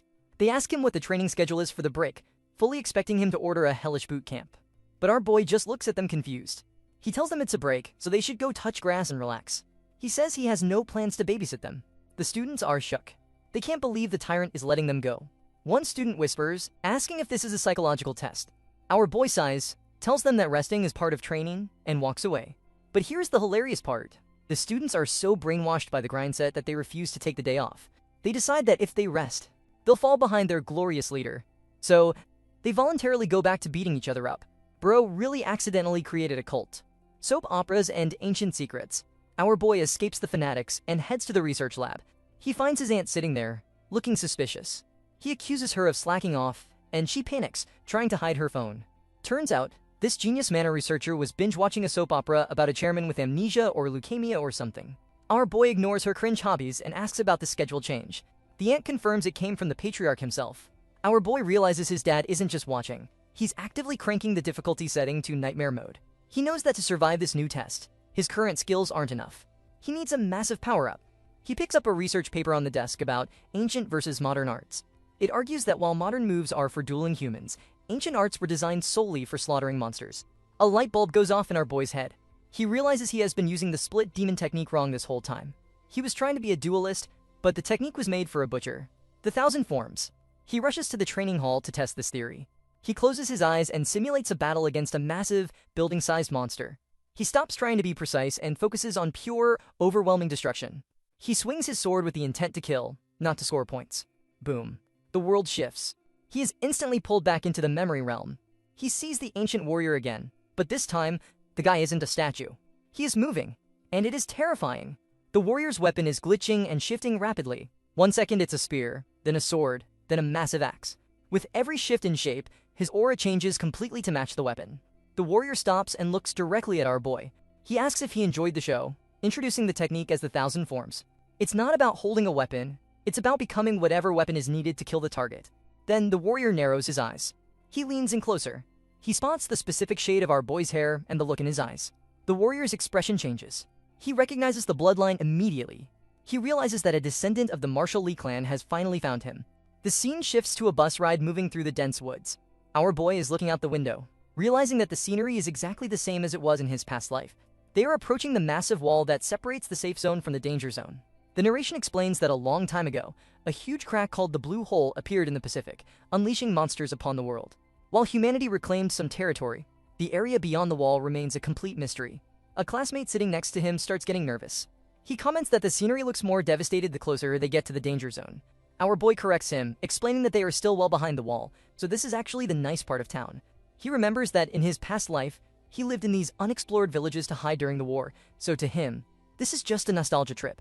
He warns the classmate to keep his guard up because things are about to get real. The bus stops, and the instructor gathers everyone to set up base camp. He tells them that the bodyguards will only protect the camp itself. Once the students step outside, they are on their own. He gives them a generic speech about showing what they have prepared, and basically washes his hands of responsibility. The students shout yes, ready to go. But our boy steps up and takes command. He warns them that this test is going to be way more difficult than usual because he is involved. He explains that the Patriarch has likely rigged the game to test him specifically. The dungeon is the human-face spider forest, a place covered in webs where their location will be constantly exposed. The official mission is to capture video footage of a 10-year-old spider, but our boy knows it won't be that simple. He tells them that this is their last chance to run away if they want to live. But Class 5 has officially become a cult. One student interrupts him, saying it is no use trying to scare them anymore. They refuse to run. They declare their absolute trust in Master Lee Cho. Our boy looks at them and sighs, thinking that they are saying such cringy anime lines with a straight face. He tells them that they are the ones creating this weird atmosphere, not him. He accepts their resolve and checks their supplies. He lays out the plan. The human-face spiders are intelligent and exhibit hive mind behavior like ants or bees. He tells the class to focus on the recording mission while he takes a different role. He announces that he will move alone and become food for the spiders. The students are shocked and confused, wondering why their leader wants to become a snack. Our boy heads into the forest and starts slaughtering spiders left and right. He isn't doing this just for XP. He knows that human-face spiders prioritize highly nutritious food for their queen, and the way they determine nutrition is by strength. By using his split demon technique and causing a massacre, he is basically advertising himself as a Michelin star meal. Once he has made enough noise, he stops resisting. He lets the spiders wrap him up in webs and drag him away. It is all part of the plan. He wakes up later, fully encased in a cocoon inside the spider nest. He runs a diagnostic on his body. He feels a little bloated from the spider poison, but otherwise, he is fine. He activates his stealth arts to erase his presence and cuts his way out of the web. He looks around and realizes he is deep in the den. But something is off. There are way too many feeding cocoons here. It is impossible for the spiders to have caught this many victims in a single day. He realizes something else is going on. Suddenly, he senses a strange energy emanating from a large structure nearby. His dark energy starts resonating with it. He approaches the source and cuts it open. A massive, terrifying figure emerges. It is a human-face spider queen, a rank 5 monster. She looks half human, half spider, and she is speaking directly into his mind. She calls him her child and asks if he is hungry. Our boy stays in stealth mode, analyzing her stats. He realizes she is communicating by a dark energy telepathy because she hasn't physically opened her mouth. But he doesn't have time to think. The queen senses him immediately. She asks what he is and demands to know why a human possesses the object that woke her up. She screams at him to hand it over. She unleashes a skill called Fear.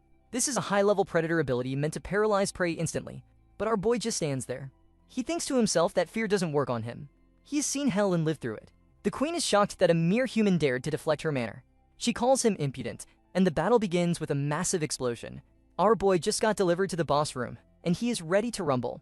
The Spider Queen barely has time to process the audacity of this human before the forest around them erupts.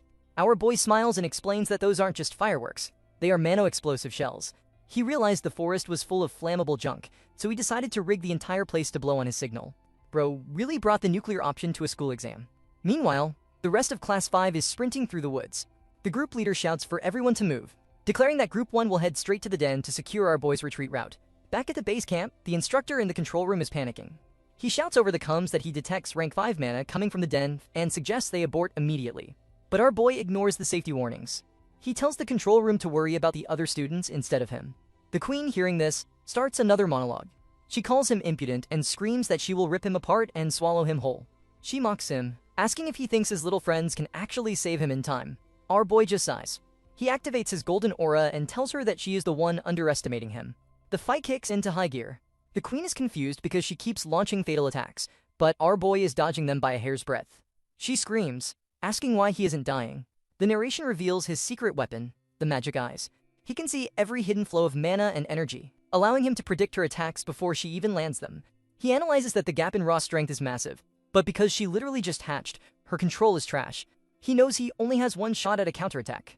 He locks in and activates the Thousand Forms basic stance, enhanced energy. He charges lightning into his blade and slashes her. Green blood spills out, but our boy clicks his tongue. It was too shallow. Her carapace is way too thick to cut through in one hit. The queen gets angry. She screams that it hurts and vows to make him her servant forever. She launches a counterattack using violet threads.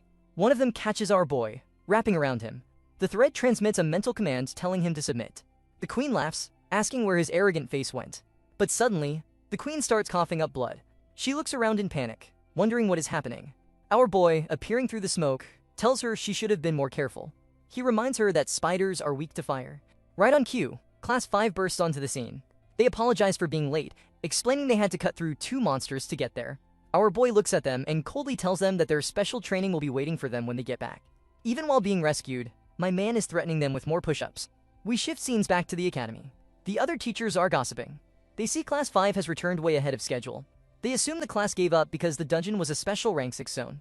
Class 5's instructor walks in, looking exhausted but ready. He apologizes for the delay, mentioning they had to send a huge number of injured students to the clinic first. Then he drops the mission report. He states that Class 5 split into groups and planted 132-man explosive shells before the fight even started. One of the other teachers freezes. He asks if he heard that correctly. Did they use weapons of mass destruction? The instructor nods and adds that they used another 52 bombs during the escape, bringing the total to 184 explosions. The staff room goes into a meltdown. A teacher screams, asking if Class 5 was trying to erase the dungeon from the map. He yells that the mission was to film a phenomenon, not destroy the ecosystem. Another teacher demands to see the video evidence. Just then, our boy walks in. He hands over the tape, apologizing for the delay because the recording device was damaged. The teachers watch the footage. They whisper that he is a lunatic for detonating bombs and getting captured on purpose. The angry teacher confronts him, saying that using bombs is like bringing oil into a burning house. He asks if our boy really thinks that was a normal plan. Our boy looks him dead in the eye. He asks a simple question. He asks if the cadets would have been able to complete the mission with a normal plan.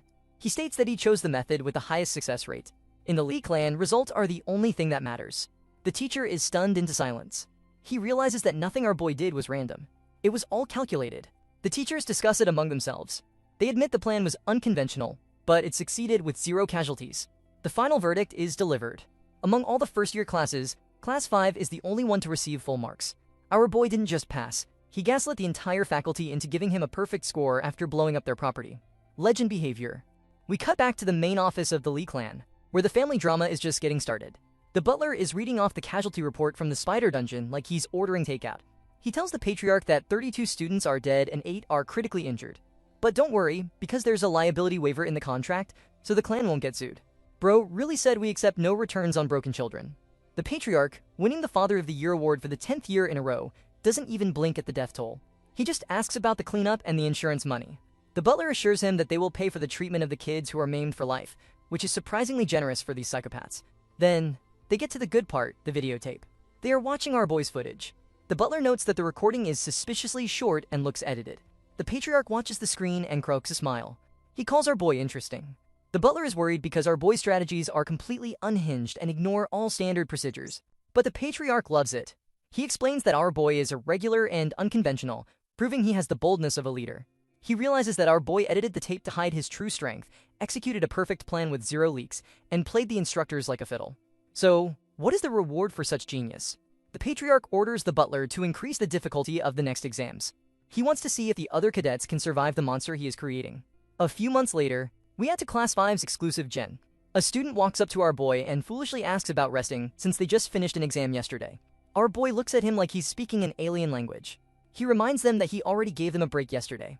The student tries to argue that usually people rest after a final exam, but our boy shuts that down immediately. He reminds them that the promotion test is coming up, and he refuses to let anyone in his class fail. He orders them to start stamina training immediately. And the scariest part? The entire class shouts yes, Master Lee Cho in perfect unison. My man has officially turned a high school class into a religious sect. Our boy watches them grind and thinks proudly that they have become stronger, not just physically, but mentally. He notes that despite being the trash class, nobody has died yet. Suddenly, the instructor calls our boy over for an announcement.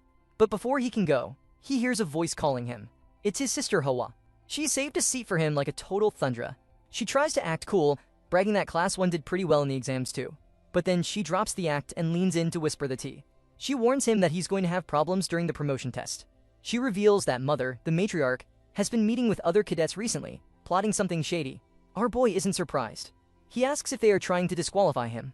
Hawa is frustrated because she doesn't know the exact plan, just that it's dangerous.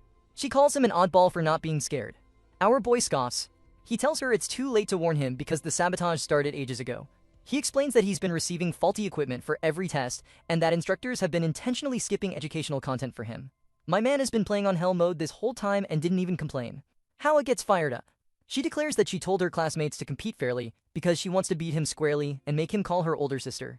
Our boy just stares at her, wondering why she is so obsessed with that title. The teacher steps up to the podium.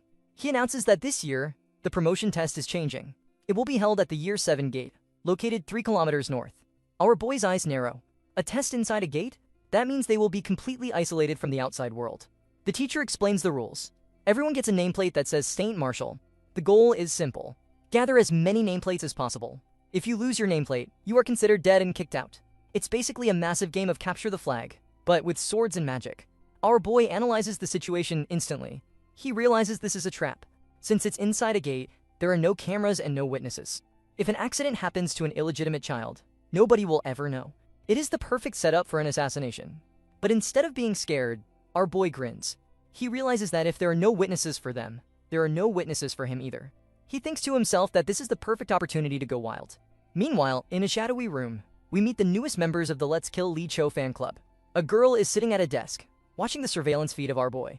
She asks her companion what he is doing. The companion is a guy with glasses. This is the 7th child. Let's call him Glasses Brother. He calls the girl a crazy bitch. This lovely lady is the 6th child, and we are definitely calling her the crazy sister. She is complaining that Hawa is too cute like a bunny, which makes her want to snap her neck. Bro, she is literally licking her lips while holding a knife. This family needs a group discount on therapy, SAP. Crazy sister asks Glasses Brother about their mother's orders. Glasses Brother says he just wanted to check our boy out. Crazy sister makes her stance queer. She hates our boy. She despises that an illegitimate child has a direct descendant's name tag and acts arrogant. She declares that she is going to teach him a lesson and put him in his place because he's just riding on the eldest brother's coattails. My girl has no idea she is about to walk into a wood chipper. Our boy is ready to feast. We shift gears to the day of the promotion exam. The scene is set at a stabilized gate, which looks like a military operation. The instructor announces that this trial is the only way to advance to the next academic year. It sounds official, but we all know it's just a fancy way of saying battle royale. A student from class 5 whispers to our boy that the gate is being guarded unusually tight. He suspects it's to reassure the citizens, but our boy sees right through it. He realizes the high security isn't to keep people out, it's to keep the secrets in. He notices that there are fewer guards than expected, which confirms his suspicion. They are isolating him so the accident can happen without witnesses. Our boy doesn't care. He asks his class if they are ready. They look at him with eyes full of fanaticism. He says, "Let's go." And instantly the entire class shouts, "Yes, Master Lee Cho." Bro, this isn't a class anymore. It's a full-blown religious sect. They march into the gate like they own the place. Meanwhile, back in the safety of a luxury office, we check in on the crazy sister and Glasses Brother. Crazy sister is casually devouring a slice of cake, asking why nobody has contacted them yet. She is impatient, eager to hear that our boy has been eliminated. Glasses Brother is on his computer, probably checking his fantasy football league, and tells her it hasn't been long since the exam started. Suddenly, a notification pings on Glasses Brother's phone. Crazy sister snatches it immediately, her face lighting up with sadistic glee. But as she reads the report, her smile drops. Her hands start trembling. The report states that 21 cadets have been eliminated and 15 have dropped out. But the kicker? Class 5 survival rate is 100%. She stares at the screen in disbelief. Not a single member of the trash class has been taken out. In a fit of rage, she crushes the phone in her bare hand. She realizes they completely underestimated the monster our boy has created. Inside the gate, the vibe has shifted from an exam to a horror movie for the other students. We see a group of elite cadets hiding in a cave, trembling. One of them whispers that our boy is a demon. They thought they could gang up on him, but now they are just praying he doesn't find them. But of course, our boy strolls out of the shadows like he has GPS on them. He tells them he had a hard time finding them, which is a total lie. He was probably just stretching. One cadet begs for mercy, complaining that it's unfair for a direct descendant to bully them. Our boy looks at them coldly. He reminds them that they were the ones who brandished swords against him first. He activates his skill and cuts them down instantly. Game over. Later, our boy is chilling in the forest, checking his loot. He has a bag full of coins, the nameplates he's collected. He notes that the bag is getting heavy, which means he's farming efficiently. He considers using his magic eyes to scan for more hidden enemies to speed things up. But suddenly, he senses a fast approaching presence. He realizes he can't dodge this one forever. He stops and turns around. Hawa lands gracefully behind him. She declares, "I finally found you, Lijuo." Our boy looks at her with zero enthusiasm. He asks why she isn't surprised that he stopped. Hawa smirks, flips her hair, and says she knew he was waiting for her. She is overflowing with confidence. She challenges him to a duel right there. She proposes a bet to decide the family hierarchy once and for all. She points at him and says, "If I win, you have to call me Big Sister."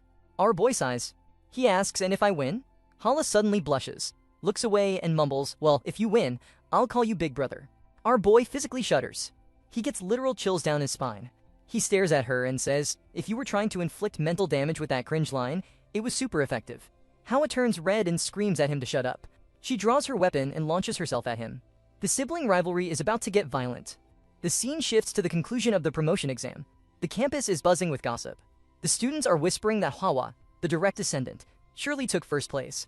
After all, the first years had to survive against the second years, and she is a prodigy. But then the official results drop, and the crowd goes silent. Our boy, Li Cho, has taken the number 1 spot overall. The professor approaches him, asking why he looks so calm for someone who just topped the entire academy. Our boy plays the humble card, thanking the professor politely. But internally, he knows exactly how the game is played. He realizes the clan couldn't be too obvious with their bias against him. Plus, even though Hawa had a great run, he technically stole all her nameplates while she was knocked out. My man literally alerted his own sister to secure the win. We shift focus to the rest of Class 5. It is graduation day for the trash class. Choi In-ha, the super senior who was held back twice, steps up. The professor hands him his report. Rank 13. The guy is trembling. He went from a dropout to the top tier.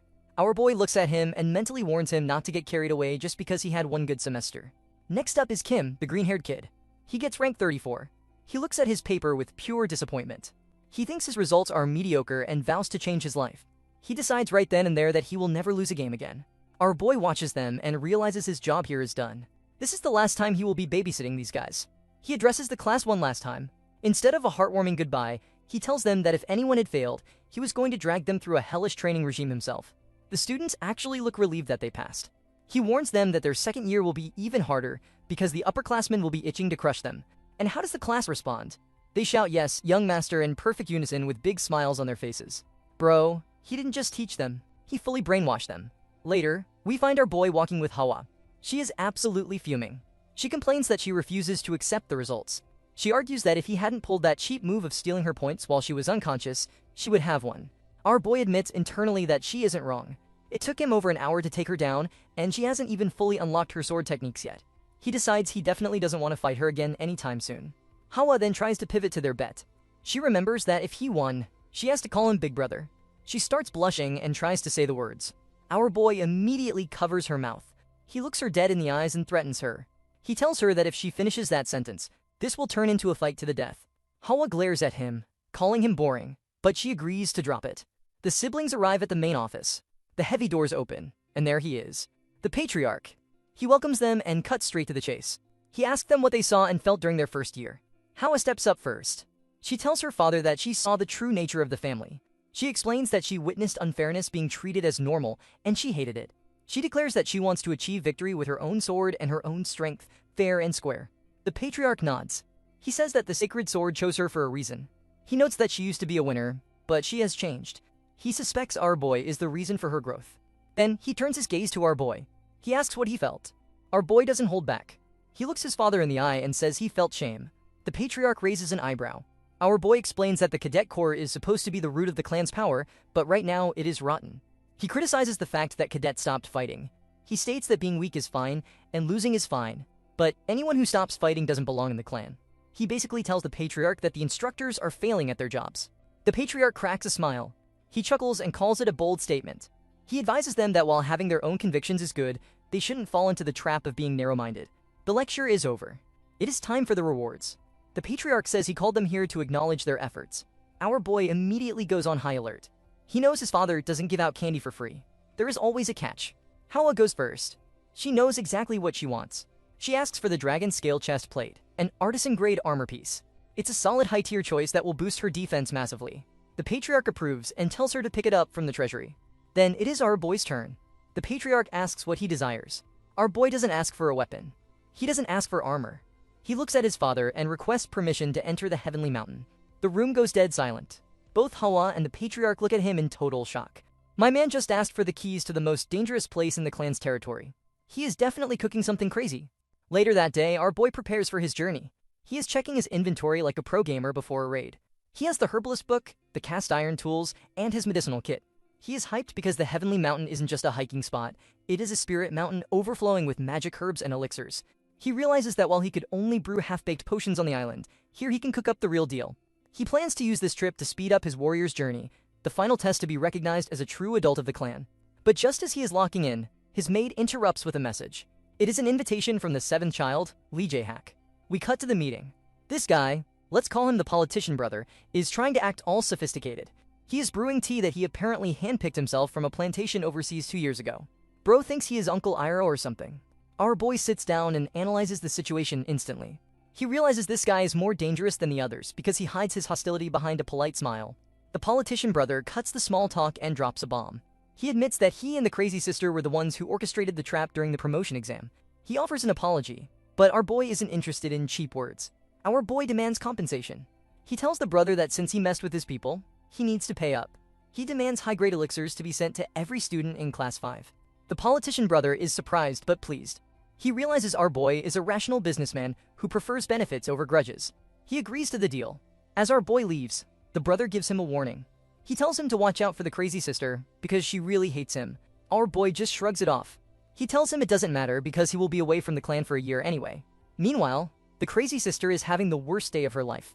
She is in the matriarch's office, and the vibe is terrifying. The matriarch tells her not to call her mother because she never raised a loser. The sister tries to grab her mother's clothes and make excuses, screaming that she didn't run away. But the matriarch isn't hearing it. She unleashes her aura and crushes her daughter into the floor. She calls her a disgrace to the main bloodline. The crazy sister trembles and begs for a chance to crush our boy right now to prove herself. The matriarch looks at her like she is stupid. She reveals that our boy is heading to Heavenly Mountain for a whole year, so he is untouchable. She slaps her daughter across the face and warns her that if she ever shows such a pathetic, defeated look again, she is done. The matriarch leaves, and the crazy sister is left clawing at the floorboards, screaming that she is going to kill the illegitimate bastard. She has officially gone full psycho. The politician brother watches from the shadows, calculating who is going to be more useful to him in the future. He wonders if the crazy sister or our boy has more value. Finally, we shift to the present. Our boy is sitting in a sleek black car, fully geared up with his backpack and 2 swords. He is ready for his training arc. He notices the driver is Butler Choi. The butler smiles and says he happens to be heading the same way, so he will be escorting him for the 2-day trip. Our boy settles in, looking out the window. He is ready to leave the drama behind and start the real grind. The butler claims he is just tagging along to tidy up the ancestors' graves and deliver a package to the mountain keeper. But our boy is suspicious. He knows that Butler Choi holds a position higher than most elders, so him acting as a chauffeur is definitely a calculated move. The butler breaks the silence. He asks why our boy decided to visit the ancestral mountain first before heading to his training spot.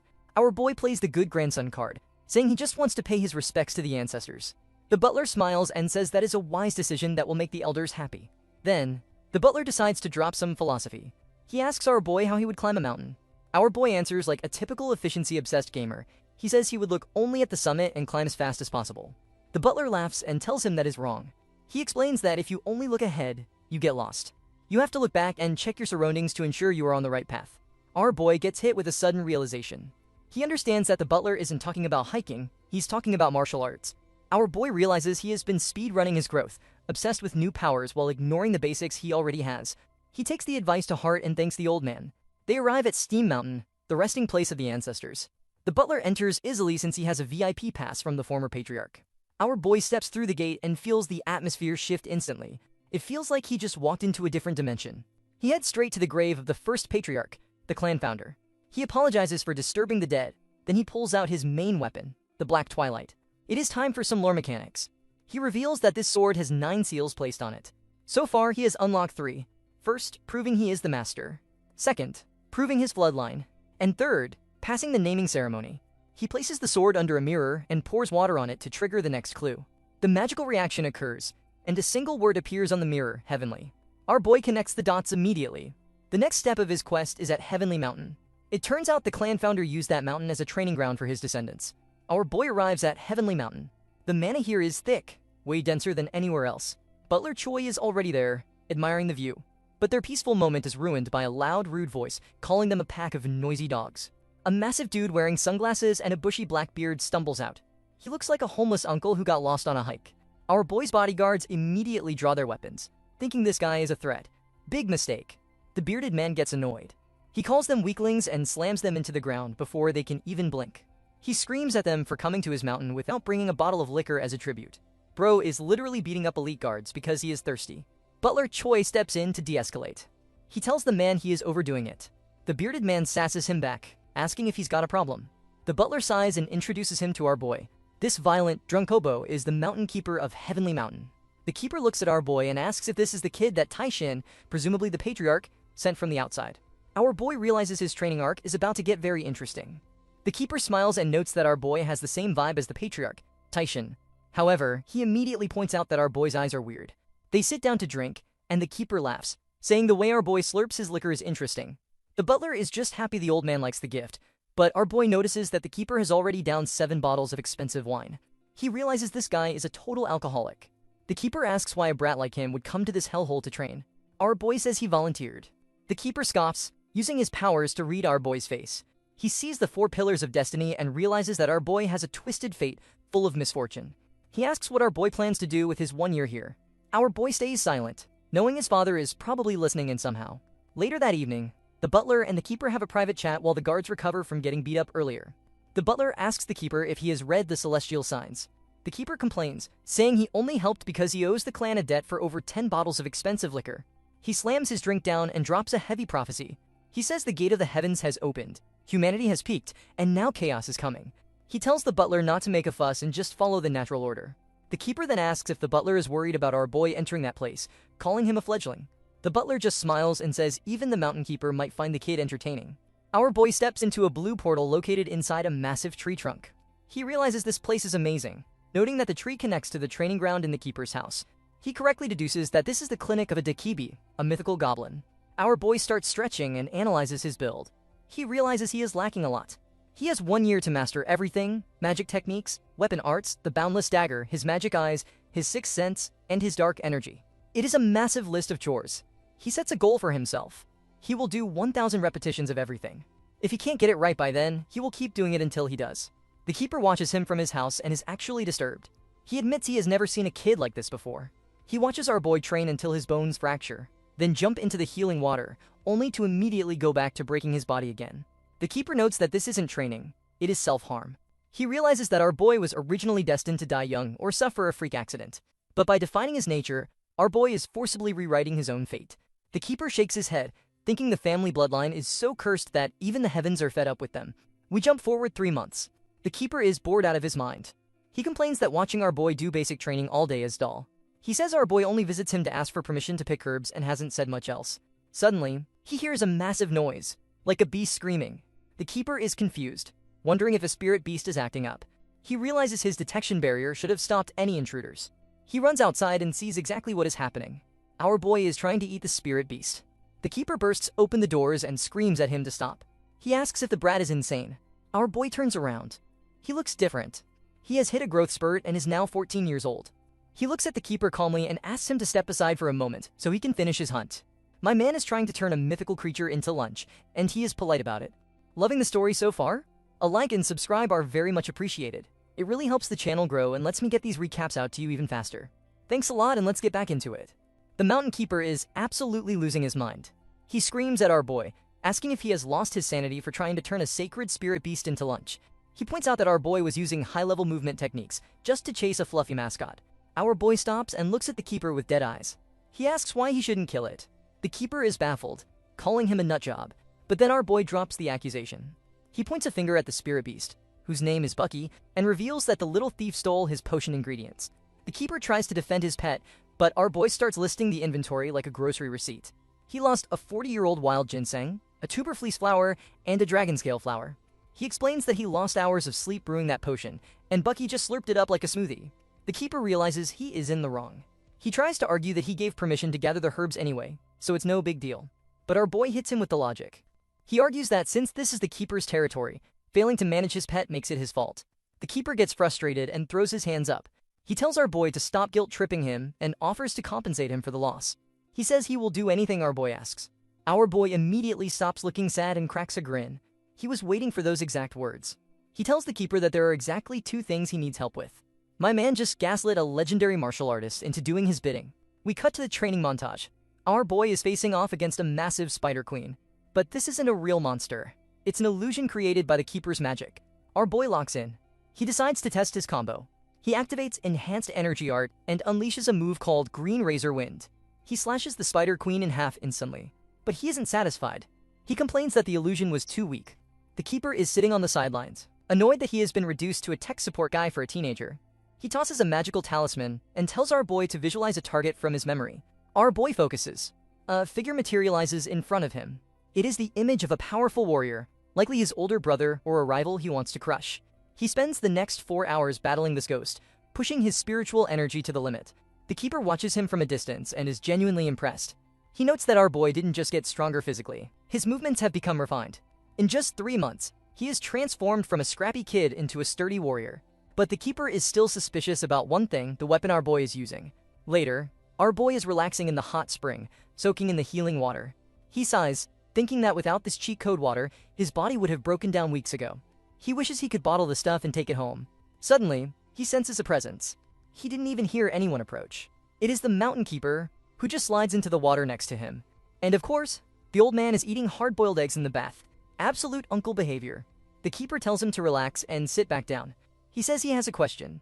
He points to the weapon our boy was using earlier and asks for its name. He promises to keep it a secret. Our boy decides to trust him. He reveals the name is Boundless and that he found it in the family archives. The Keeper creates a small sphere of wind in his hand, playing with mana. He gets serious for a moment. He tells our boy that he saw a weapon very similar to that a long time ago. He drops a massive lore bomb.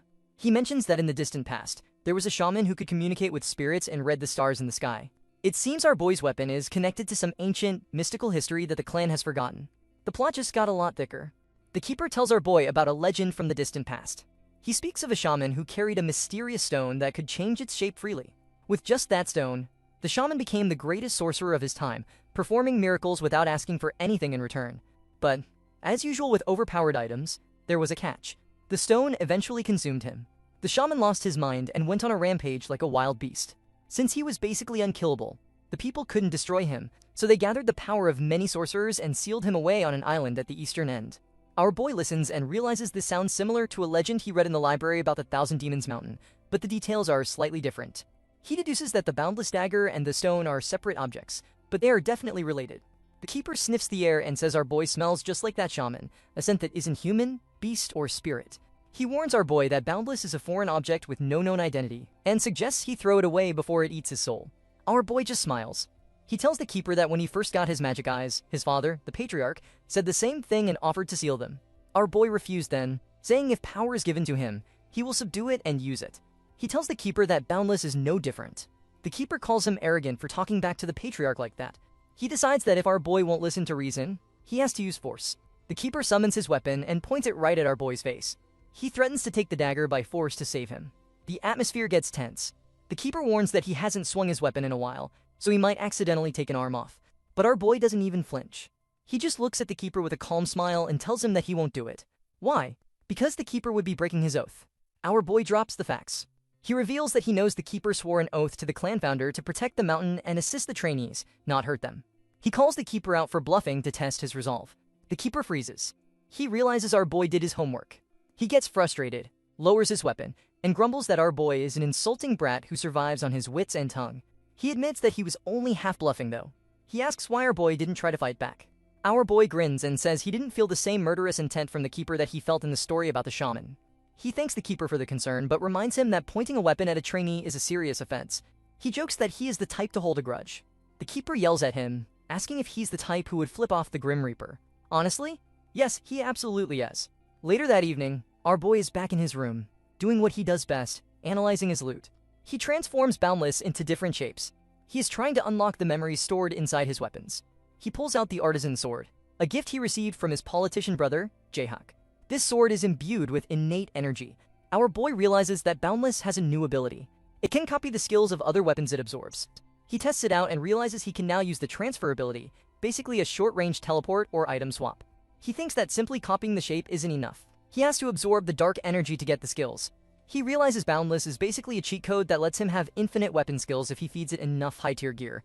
My man is literally playing a pay-to-win game for free. Now, he decides to check the big prize, Black Twilight. He dives into the weapons memory world. He sees a vision of the past. Two people are talking. One is the clan founder, and the other is a hooded woman. The founder says he has decided to seal this sword because he can't bear to see his children swayed by its power. The woman warns him that if he seals it, nobody will be able to use the sword properly in the future. The founder doesn't care. He prefers it to be useless rather than dangerous. Our boy watches as they place a complex magic seal on the blade. He realizes that the sword's internal structure is just like a human magic system. But then, he sees the sword's true power. It doesn't just cut physical objects. It disperses mana. Our boy snaps back to reality with a massive headache. He looks at the rusty old sword in his lap and realizes what he is holding. Black Twilight isn't just a strong sword. It is a weapon that can completely nullify magic. In a world where everyone relies on mana shields and fireballs, our boy just picked up the ultimate anti-mage weapon. Suddenly, we are back in the training hall, and the grind never stops. Our boy is facing off against the Spider Queen simulation again, but this time, he isn't running away or spamming bombs like a coward. He decides to test out his new build. He activates Enhanced Energy Art, Lightning. Bro literally turns into a human thunderbolt. He moves so fast he basically glitches through the simulation and clears it instantly. The Mountain Keeper is watching from the sidelines, and for the first time, the old goblin actually looks impressed.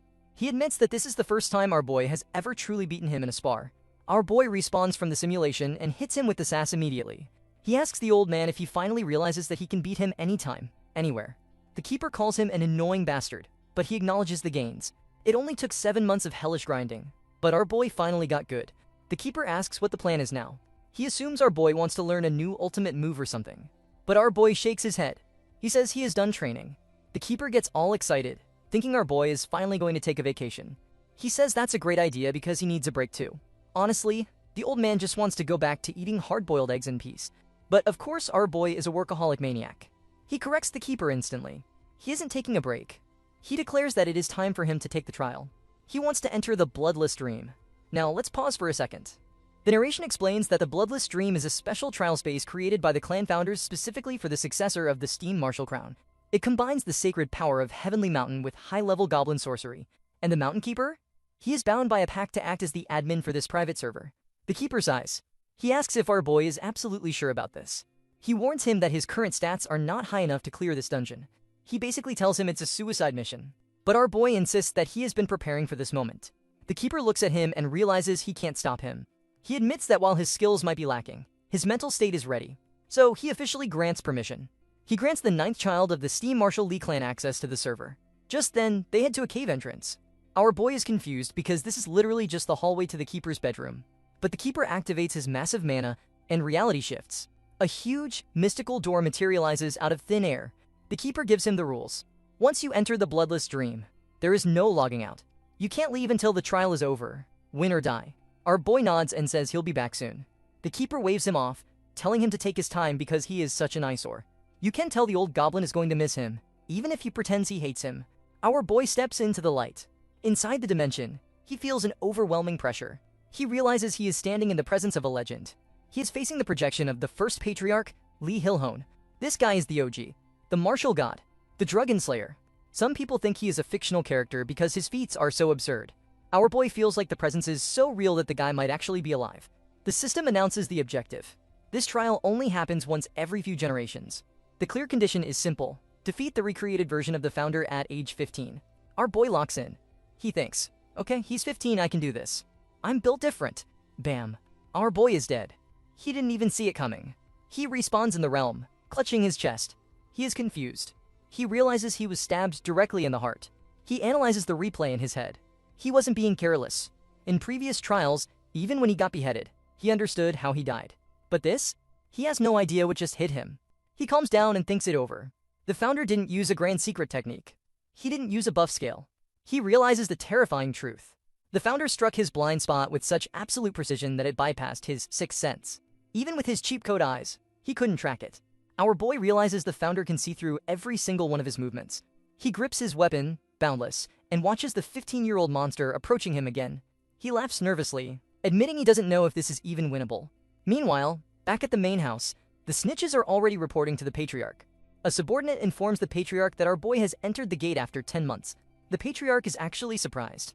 He didn't think our boy's skills were high enough to trigger the event yet. But then, the Patriarch drops some deep analysis while looking like a total villain. He notes that our boy has never truly lost. Sure, he struggled against the Turtle, the Blood Tiger squad member, and the Spider Queen. But in the end, he survived or won. He has never hit a wall that he couldn't climb over. The Patriarch asks the butler if he knows why the survival rate of the Bloodless Stream is less than 50%. The butler stays silent. The Patriarch explains that it's because geniuses break down when they finally face a wall they can't beat. He smiles, sipping his tea. He wants to see what happens when a child who has never known true defeat runs face-first into an unbreakable wall. Man, this guy is definitely winning Worst Father of the Year. He is practically praying for his son's downfall. Suddenly, we are back in the nightmare. Our boy is on the ground, analyzing the replay of his own death. He realizes the terrifying truth about the founder's attack. It wasn't just fast. It was a simultaneous strike from the front and the side. It perfectly pierced his blind spot, meaning the founder has already downloaded our boy's entire movement pattern. Our boy looks at his trembling hands. It has been a long time since he felt this kind of despair. He realizes he is facing a wall he absolutely cannot climb over. But then he clenches his fist. He tells himself that once you hit rock bottom, the only way left is up. He locks in. He jumps back into the fight, charging at the founder. As they clash, our boy starts to deconstruct the legend. He realizes the founder doesn't use some mystical, undefined cheat skill. The source of his strength is simply standard. He knows the perfect answer for every single situation. It is the ultimate mastery of basics. Our boy's eyes track the sword path. Horizontal slash, left to right. He starts adapting. 1 strike, 2 strikes, 3 strikes, 4 strikes. Slowly but surely, he starts fighting on equal footing with the monster. Just then, he has an epiphany. He realizes his own personal style is defined by unpredictability and freedom, switching weapons and breaking rules. But what he has been lacking this whole time is an unshakable foundation to hold all that chaos together. He finally understands the purpose of the Bloodless Stream. It isn't just a boss fight. It is designed to break through the wall that is yourself. He remembers the crazy ant telling him that his talent for magic arts is incredible. He shouts a thank you to the empty air and unleashes his new move. Enhanced Energy Art, Green Razor Wind. Damn, the founder's sword shatters. The unbreakable wall collapses. Our boy stands victorious. He has defeated the legend. Meanwhile, outside the trial, the Mountain Keeper is stressing out. It has been a month since our boy entered. The Keeper reflects that before the current Patriarch, nobody had entered this place for over 100 years. Suddenly, he feels a massive commotion in the mana. He rushes to the entrance, thinking something went wrong. But then the gate opens, and our boy strolls out like he just finished a grocery run. The Keeper is stunned. He can't believe the kid actually passed. He asks how it was. Our boy looks at him with dead eyes and says, "Honestly, I never want to do that again." The Keeper studies him. He notes that usually, people come out of there with blank eyes or completely changed personalities because of the trauma. But our boy looks exactly the same. Our boy decides to ask for some tea. He asks the Keeper if he knows how his father, the Patriarch, reacted when he cleared the trial. The Keeper decides to do an impression. He stiffens up and uses a robotic voice, saying, "My training is complete. I'll be returning home. Thank you for everything." Our boy imagines his dad actually saying that and realizes it is painfully accurate. But he still roasts the Keeper, telling him it was not even close just to mess with him. The Keeper grumbles but congratulates him. He reveals that our boy is officially the youngest person in history to pass the Bloodless Stream. He points out that our boy still has 1 month left on his training permit. He asks what the plan is. Our boy stretches and says he plans to rest and reflect on what he learned. The Keeper looks at him like he just grew a second head. He asks if our boy is sick. The idea of this workaholic maniac taking a break is so unnatural that the keeper thinks the sorcery must have melted his brain. But our boy cuts him off. He says it is time to collect his rewards. He reminds the keeper about the time he threatened him with a weapon a while back. The keeper looks away, sweating nervously. He says, "Hey now, that was just a joke." Our boy smiles. He says he won't make a difficult request. He looks the old goblin in the eye and demands the loot. He wants to borrow the Dakibi Club. My man just cleared the hardest dungeon in the game, and now he is trying to loot the Adman's legendary gear. The greed never stops. The keeper looks at him like he's insane. He tells our boy that a human literally cannot handle this weapon. It isn't a matter of strength. It is a matter of biology. He warns him that he can't even lift it in the first place. But our boy insists. He says he just wants to touch it once. He sounds like a toddler in a museum who is about to break something expensive. The keeper sighs, realizing this kid won't shut up until he tries. He summons the weapon. He introduces the item stats. This is the Dakibi Club. It is crafted by mixing a Dakibi soul with fragments of a literal star. He warns our boy that he will only lend it for 1 hour. He says if our boy tries to use it fully, his body will explode. Our boy grabs the handle. Bam. He immediately faceplants. The club slams into the ground, burying itself in the floor. The keeper laughs, saying he told him so. He leaves our boy there to struggle, telling him to enjoy his 1 hour of humiliation. But once the keeper is gone, our boy's expression changes. He analyzes the weapon. He realizes that even just carrying this thing requires massive mana consumption. He reads the description. If fully released, this thing summons typhoons, creates tidal waves, and can physically move mountains. It is basically a natural disaster in the shape of a bat, but our boy isn't trying to swing it. He is trying to hack it. He activates his dark energy. He wants to see if his unique energy can override the item restrictions. He pours his aura into the club. Suddenly, a voice screams in his head. A massive force repels him. Our boy gets launched backward and coughs up blood. He is on his knees, gasping for air. But instead of being scared, he starts grinning like a maniac. He thinks that even though the weapon rejected him, the fact that he could hear its voice means he can interact with it. He realizes that if he gets stronger, he can absorb this thing too. My man is already planning to steal the admin's weapon in the future. We get a time skip. The 1-year training arc is officially over. Our boy is packed and ready to leave. The keeper is standing there holding a bag. Our boy asks what it is. The keeper opens the bag and throws a handful of salt at him. He is literally performing an exorcism to ward off bad spirits. He tells our boy to get out and never come back. Our boy ignores the disrespect and thanks him for everything. The keeper grumbles, telling him that if he ever visits again, he better not come empty-handed. He demands snacks and liquor as tribute. Our boy stops walking. He turns around and asks the keeper a serious question. He asks if he is satisfied living trapped on this mountain. The keeper shrugs. He says it is what it is. He admits he is stuck, but as long as he gets his alcohol, he copes with it. Our boy nods. He makes a promise. He says that one day, he will help restore the keeper's name. The keeper freezes. He looks at our boy with wide eyes. He asks how he knows about that, but our boy refuses to elaborate. He says that when that day comes, he will need the keeper's help. Then he walks away, leaving the old goblin completely stunned. Let's pause for the lore. The narration explains the backstory. Once upon a time, the keeper was a chaotic Dakibi causing trouble. The clan founder beat him up and challenged him to a wrestling match, because apparently, that is how ancient martial artists solved political disputes. The founder won. The keeper made a pledge to guard the mountain and train the descendants. But the founder took his true name as collateral. He basically took the keeper's soul hostage. The contract says the name will only be returned when a descendant of the bloodline gives it back. Back in the present, the keeper realizes that our boy just dropped a massive plot bomb and left on a cliffhanger. He gets angry, screaming that he should have thrown more salt at him. Meanwhile, our boy arrives back at the main estate. He reflects that his trip took longer than expected because he spent so much time analyzing the seals on the Black Twilight Sword. The butler Choi welcomes him back. He asks how he has been. Our boy assumes he is being summoned to the Patriarch's office, but the butler corrects him. He says the Patriarch is waiting in a different location. He leads our boy to the private training ground. Our boy walks in and sees his father standing there, holding a sword. The Patriarch looks at him. He doesn't say welcome home or I missed you. He just says, you've arrived. The vibe is heavy. It looks like our boy isn't getting a welcome party. He is getting a boss fight. Our boy walks into the private training ground and greets his father, asking if he has been well. The Patriarch, Tai Shin, acknowledges that the MC achieved some decent results during his year away. Our boy tries to play the humble card, saying that seeing his father again makes him realize how weak he still is, but the Patriarch immediately shuts that down. He asks if the MC learned how to flatter people while he was hiking in the mountains. Our boy freezes, wondering if his dad just made a joke. Wait, did this man actually smile? It is honestly kind of creepy. Butler Choi serves tea, and the Patriarch orders everyone to sit down. He tells the MC to skip the formal report. He does not want the spreadsheet version. He wants the personal impression. Our boy realizes his dad wants the raw truth, not the corporate answer, so he agrees. But then the patriarch presses him. He asks why the MC returned so late tonight if he was supposedly done training. Our boy admits he made a pit stop at Steam Mountain to pay respects to the ancestors. The patriarch narrows his eyes.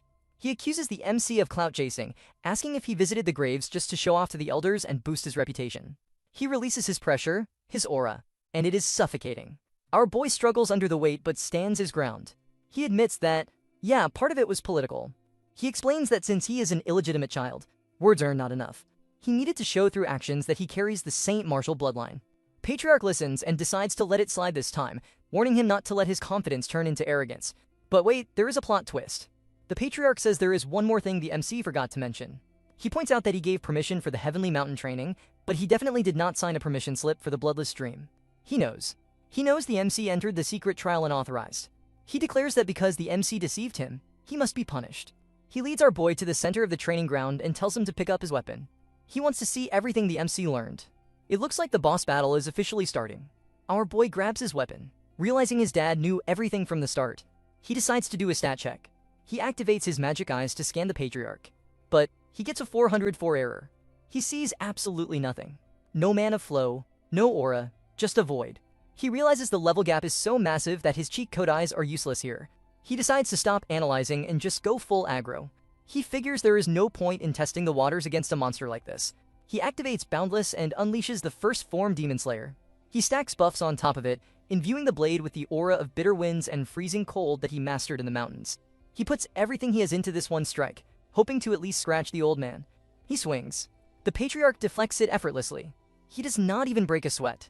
He blocks the ultimate move like he is swatting a fly and says, "That is enough." The spar ends instantly.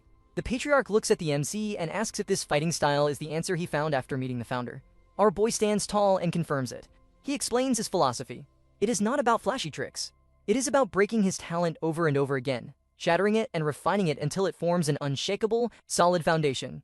He declares that this is the answer he has arrived at. The patriarch looks at him, and for the first time, it seems like our boy might have actually passed the vibe check. The patriarch lowers his hand, the tension in the room finally breaking. He admits that our boy has chosen a hellishly difficult path, yet he didn't bend, and he certainly didn't break. He decides to skip the small talk and asks the million-dollar question. How was the trial in the Bloodless Stream? Our boy hesitates.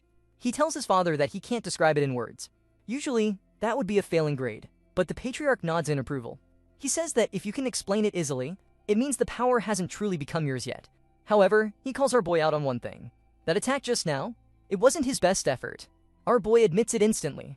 The patriarch warns him that if he had shown a half-hearted performance after breaking into a forbidden trial, he would have punished him on the spot. But since our boy survived the vibe check, the patriarch asks what he plans to do next. Our boy doesn't beat around the bush. He requests a favor. He explains that technically, he is supposed to go through the third-year curriculum at the Cadet Academy. But let's be real, he has already surpassed the level of a mere student. He wants to experience the real world. He asks for permission to begin his warrior's journey. The patriarch isn't surprised. He anticipated this. But he warns our boy that his habit of trying to achieve multiple goals, like training on the mountain and doing the journey at the same time, might come back to bite him one day. Our boy says he will keep that in mind. The patriarch smirks, noting that his statement was both advice and a threat. The narration explains that the warrior's journey is the final exam for the Steam Martial Lee clan. You have to leave the nest, survive without the clan's money or influence, and return as a recognized adult. There is no set test. You just have to do something impressive enough that everyone acknowledges you. Usually people start this at 17 or 18. Our boy is 15. But the patriarch analyzes our boy's stats and realizes the kid is already equivalent to a 5th-round warrior.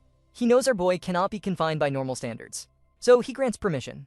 However, there is a catch. The patriarch holds up 2 fingers. He has 2 conditions. We shift scenes to the administration department. We see the general, our boy's favorite uncle, looking absolutely drained but happy to see his nephew. He asks our boy how he has been doing. He comments that our boy has hit a massive growth spurt and is practically a giant now. He offers a drink, but our boy politely declines, saying he just ate. Our boy notices that the uncle looks like he is about to burst from stress. He points out that the uncle looks exhausted. The uncle tries to laugh it off, saying there has just been a lot of work lately. Our boy decides to be a good nephew for once. He pulls out a gift. He says it is nothing special, just a tonic he brewed himself in the mountains. He claims it significantly boosts energy and magic power for a few weeks. The uncle is touched that the kid actually thought of him. He opens the bottle and is hit with a scent like a pine forest after rainfall. Our boy adds that even the grumpy mountain keeper vouched for the stuff. Hearing that the legendary goblin approved it, the uncle decides to down it immediately. He takes a sip, and his eyes widen. He realizes this isn't just a tonic. If you train well under this influence, your gains would be multiplied several times over. He tells our boy that aside from not being instant, this is basically a high-grade elixir. He asks if our boy really has the recipe. Our boy confirms he can even substitute rare ingredients to make it cheaper. The uncle immediately goes into protective mode. He tells our boy not to tell a soul about this. He advises him to keep the recipe secret so he can use it as leverage when he grows up. Our boy smiles, thinking that his uncle really hasn't changed. He always puts the kid's future first. The uncle pats him on the head, joking that the kid is trying to bribe him.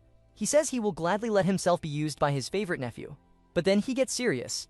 He brings up the rumors about the warrior's journey. He warns our boy that this is going to cause a massive stir. People are going to scream favoritism. Since nobody dares to confront the patriarch directly, all that hate is going to be aimed right at our boy. The uncle points out that the warrior's journey requires approval from the elder council, not just the dad. And those old fossils hate our boy. The uncle suggests maybe waiting a bit. But our boy shakes his head. He anticipated all of this. He explains that is exactly why his father placed conditions on the approval. He looks his uncle in the eye and says, "That is why I need your help, uncle. Our boy is about to play politics, and he needs the general on his side." We cut to the training grounds. Our boy walks in, stretching his limbs, thinking he can finally get a moment of peace to loosen up. But of course, peace is an alien concept in this family. A wild banshee appears. It's the crazy aunt, and she is coming in hot. She is screaming at him at the top of her lungs, demanding to know why he visited the uncle first instead of her. She calls him an ungrateful brat. Our boy tries to explain that he was literally doing business, but she is throwing a full-on tantrum like a toddler who dropped her ice cream. She is furious that he is heading off on another mission so soon after returning. But then her gamer instincts kick in. She stops screaming for a second to scan his stats. Her eyes widen. She notices his mana capacity has practically doubled, and his mana circuits have become incredibly sturdy. Our boy decides to flex a little. He mentions that he also mastered all the aura skills she gave him to study. She instantly flips from angry to excited. She says she prepared a gift just for him. She completed the incantations for other aura skills and wants to test them out right the second. Our boy politely declines. He says things are about to get busy.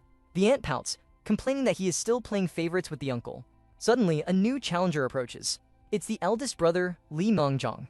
The aunt immediately redirects her aggro onto him. She calls him a liar because he said he was too busy to help her, but here he is, showing up to train the nephew. The brother defends himself, pointing out that he did help organize her research materials despite his schedule. Our boy watches this interaction and realizes his poor brother is basically a punching bag for this man-obsessed woman. The brother ignores her and greets our boy. He gently scolds the kid for leaving for the Heavenly Mountain without saying goodbye last year. Our boy apologizes, saying the brother was away on a mission. We get a quick flashback to the Patriarch's office. The Patriarch gives the eldest brother a specific order. Teach the kid the foundational techniques. The brother is confused. Usually the elders at the training center handle the basics. But the Patriarch drops a bomb.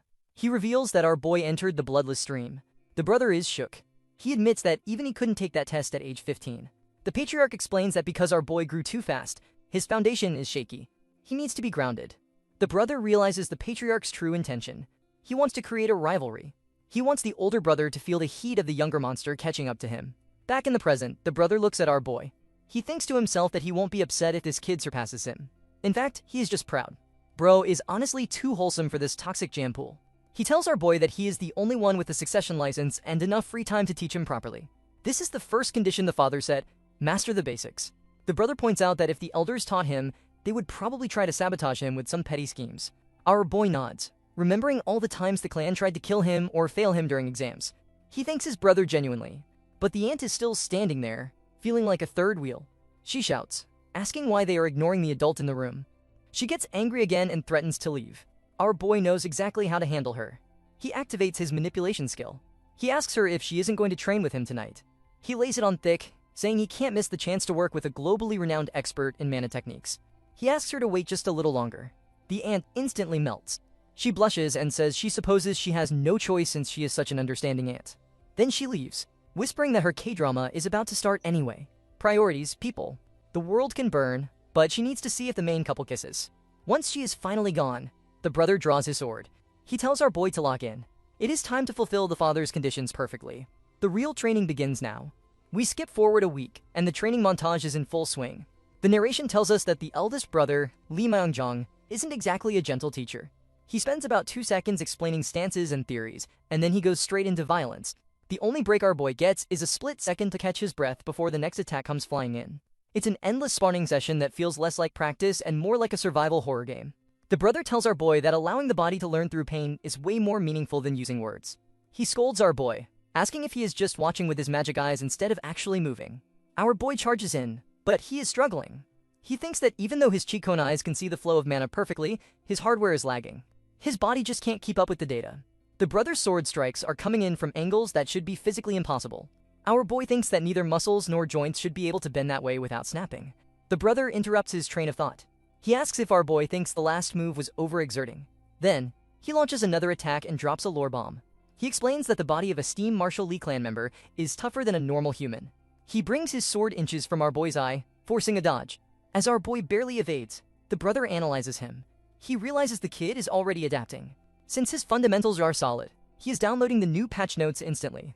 The brother thinks that even he wasn't allowed to take the Bloodless Dream trial, so this kid must have gained some insane insight from that place. He decides it is time to stop playing nice. He rolls up his sleeves. He tells our boy that since he is keeping up, he is going to raise the difficulty level. Our boy realizes he is in danger. He thinks, damn it, he's serious. We cut to the aftermath. The training ground is absolutely wrecked. The floor is cracked, and our boy is lying on the ground, gasping for air. The brother looks a little sheepish, apologizing for getting carried away. Our boy says it is fine. This is what real training should be like. The brother helps him up and asks if he is starting to get a feel for it. Our boy confirms it. He asks about the comment regarding the clan's bodies being strong. He realizes that the tendons of a Lee clan member are like steel wires, and their muscles are pliable and elastic like rubber. Basically, their biology allows them to perform movements that would tear a normal person apart. That is why the foundational techniques look so weird. They are designed to exploit this superhuman physiology. The brother smiles, saying our boy caught on quickly. He praises him for applying it to his movements already. Our boy stays humble, saying he only grasped it after a week of getting beaten up. The brother laughs, but internally he is shocked. He knows that usually it takes months to reach this level. This kid is a monster. He pats our boy on the shoulder and tells him to go to the clinic for his wounds. He says he will see him tomorrow for another round of torture. Our boy agrees, saying he needs to review what he learned. As he analyzes the techniques, he makes a massive discovery. He realizes that the infinite shift ability of his boundless dagger and the basic body training of the clan are remarkably similar. Dauntless focuses on the flexibility of the weapon. The clan training focuses on the flexibility of the body.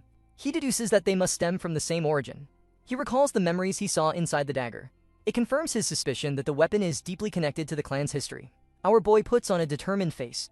He realizes this training arc is going to unlock some serious power. We shift scenes to the Elder Council meeting. The vibe here is toxic. The uncle, the chief administrator, walks in late. A white-bearded elder immediately throws shade, saying it is a rare occasion for such a busy man to grace them with his presence. The uncle just smiles and admits he has been skipping meetings because he was busy working, unlike some people. The rude elder gets straight to the point. He brings up the illegitimate youngest son's application for the warrior's journey. Immediately, the room explodes with hate. The council chairman calls our boy a mere brat who is barely out of diapers. Another elder chimes in, calling him filthy just because of his birth status. They are furious that the kid went directly to the patriarch instead of begging them for permission. The head elder steps in to clarify the situation. He reminds them that the patriarch hasn't made a decision yet. He left the final verdict to the council. One elder suggests they just say no and be done with it. But the head elder laughs him off. It isn't that simple. He points out the facts. The patriarch stated the kid has the power of a 5th-round warrior, and he passed the Bloodless Dream. If they reject him without a valid reason, they will look like idiots. The head elder says they need to fabricate an appropriate excuse to deny him. They need a plan B to keep the illegitimate child down. Just as they are brainstorming ways to ruin our boy's life, the uncle raises his hand. He asks, "May I offer a suggestion?" Oh snap. The general is about to play his card. The narration explains that the uncle has always played the role of a fence-sitter. He never takes sides, pretending to be neutral so he can survive the Shark Tank. Because of this, the elders actually believe he is unbiased. They think he is just offering a logical solution, not realizing he is fully Team MC. The uncle raises his hand and asks, "May I offer a suggestion?" He asks the head elder if he thinks he is close to the youngest son. Then he puts on a fake smile, an Oscar-worthy performance, and says he doesn't dislike the kid because he works hard. But he claims he isn't biased. The head elder is skeptical, accusing him of going too far to defend the brat. The uncle counters perfectly. He argues that while the kid has justification, they cannot ignore tradition. He says the kid needs to learn that he can't just do whatever he wants. He claims he is worried the clan will become too rigid if they don't handle this legally. He proposes a solution. If the council lacks grounds to reject the application, they simply need to create those grounds. He argues that the best argument against the kid is that he has never proven his combat ability publicly. Sure, the patriarch says he is a 5th-rank warrior, But seeing is believing. The uncle suggests they set the stage for a duel. If the kid loses, he gets rejected. Simple as that. The elders ask who he should face. The uncle suggests someone who recently completed their warrior's journey. He pretends to ponder, ruling out the 7th child, J-Hack, because that guy wouldn't agree to a fight. Then he drops the bait. He suggests the 6th child, the crazy sister. He even suggests imposing restrictions on her to make it look fair. The head elder takes the bait hook, line, and sinker. He knows the 6th sister absolutely hates the MC. He thinks this is a perfect way to legally beat the MC into submission. The council unanimously agrees. They think they just checkmated the illegitimate son. In reality, they just walked right into the uncle's trap. The meeting ends, and the uncle walks out, probably trying to stop his heart from pounding out of his chest. Suddenly, the council chairman stops him. The chairman looks at him suspiciously and says he might have misunderstood the uncle all this time. He praises his wisdom, but then drops a bombshell. He asks about the acting. The uncle plays dumb, asking what he means. The chairman points out a slip-up.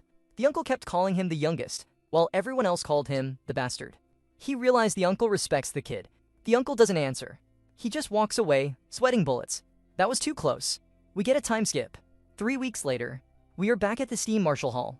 Our boy is standing there holding his sword, Black Twilight. It is the last day of his crash course with the eldest brother. The brother asks if he is ready for the final test, especially after getting beaten so badly yesterday. Our boy says he is ready. The brother lunges at him. But this time something is different. Our boy parries the first attack perfectly. The brother gets excited and shouts that the stance is perfect. Our boy blocks again. We get a look at his hood. He is using his magic eyes combined with his newly awakened 6th sense. He can literally see the trajectory of the sword before it even moves. He blocks everything. They clash swords with massive force, shattering the ground beneath them. Our boy gets pushed back, but he is still standing. The brother starts laughing in disbelief. He declares that our boy has mastered the basic form. He admits that it took him 3 months to learn this when he was young. Our boy did it in 33 days. The brother thinks to himself, 2 weeks to grasp the theory, 2 weeks to internalize it, and just a few days to apply mana. This kid isn't just a genius, he is a speedrunner. The brother helps him up and certifies him. Condition 1 passed. But then the brother notices something else. Our boy gained something extra. Our boy nods. He confirms that while learning the basics, he accidentally created a new movement of his own. He asks the brother for help refining it. The brother agrees immediately. Our boy is about to unlock a new skill tree, and the duel with the crazy sister is just around the corner. We shift the scene to a dark, creepy forest that looks like the setting of a horror movie. We see someone casually slicing through monsters like they are cutting butter. She calls them a bunch of nobodies and complains that this is boring. It is the crazy sister, the 6th child. And she is absolutely farming these mobs. She is venting her frustration, blaming our boy for this overtime work. She says this annoying mission was dumped on her because of him. Apparently, the matriarch is still furious about the academy incident, and the sister is taking the heat for it. A massive monster tries to ambush her from behind, but she doesn't even turn around. She is so bored it hurts. She mutters that this is fucking boring and kills the beast in one hit using her telekinetic knives. The narration tells us this is her 21st mission. Usually, she only does 4 or 5 a year, but she has been grinding nonstop to vent her rage. She is just waiting for the moment she can return to the clan and crush the arrogant little bastard. Suddenly, a shadow figure emerges from the darkness. He introduces himself as Number 12 of the Silent Sword Squad. These are the direct enforcers of the Elder Council. The sister asks what he wants. The messenger delivers a message from the head of the Elder Council. It is the challenge, the setup for the duel. The crazy sister starts laughing maniacally. She looks like she just won a lottery. She jams her knife into a tree and says this works out perfectly. She realizes that our boy is practically digging his own grave.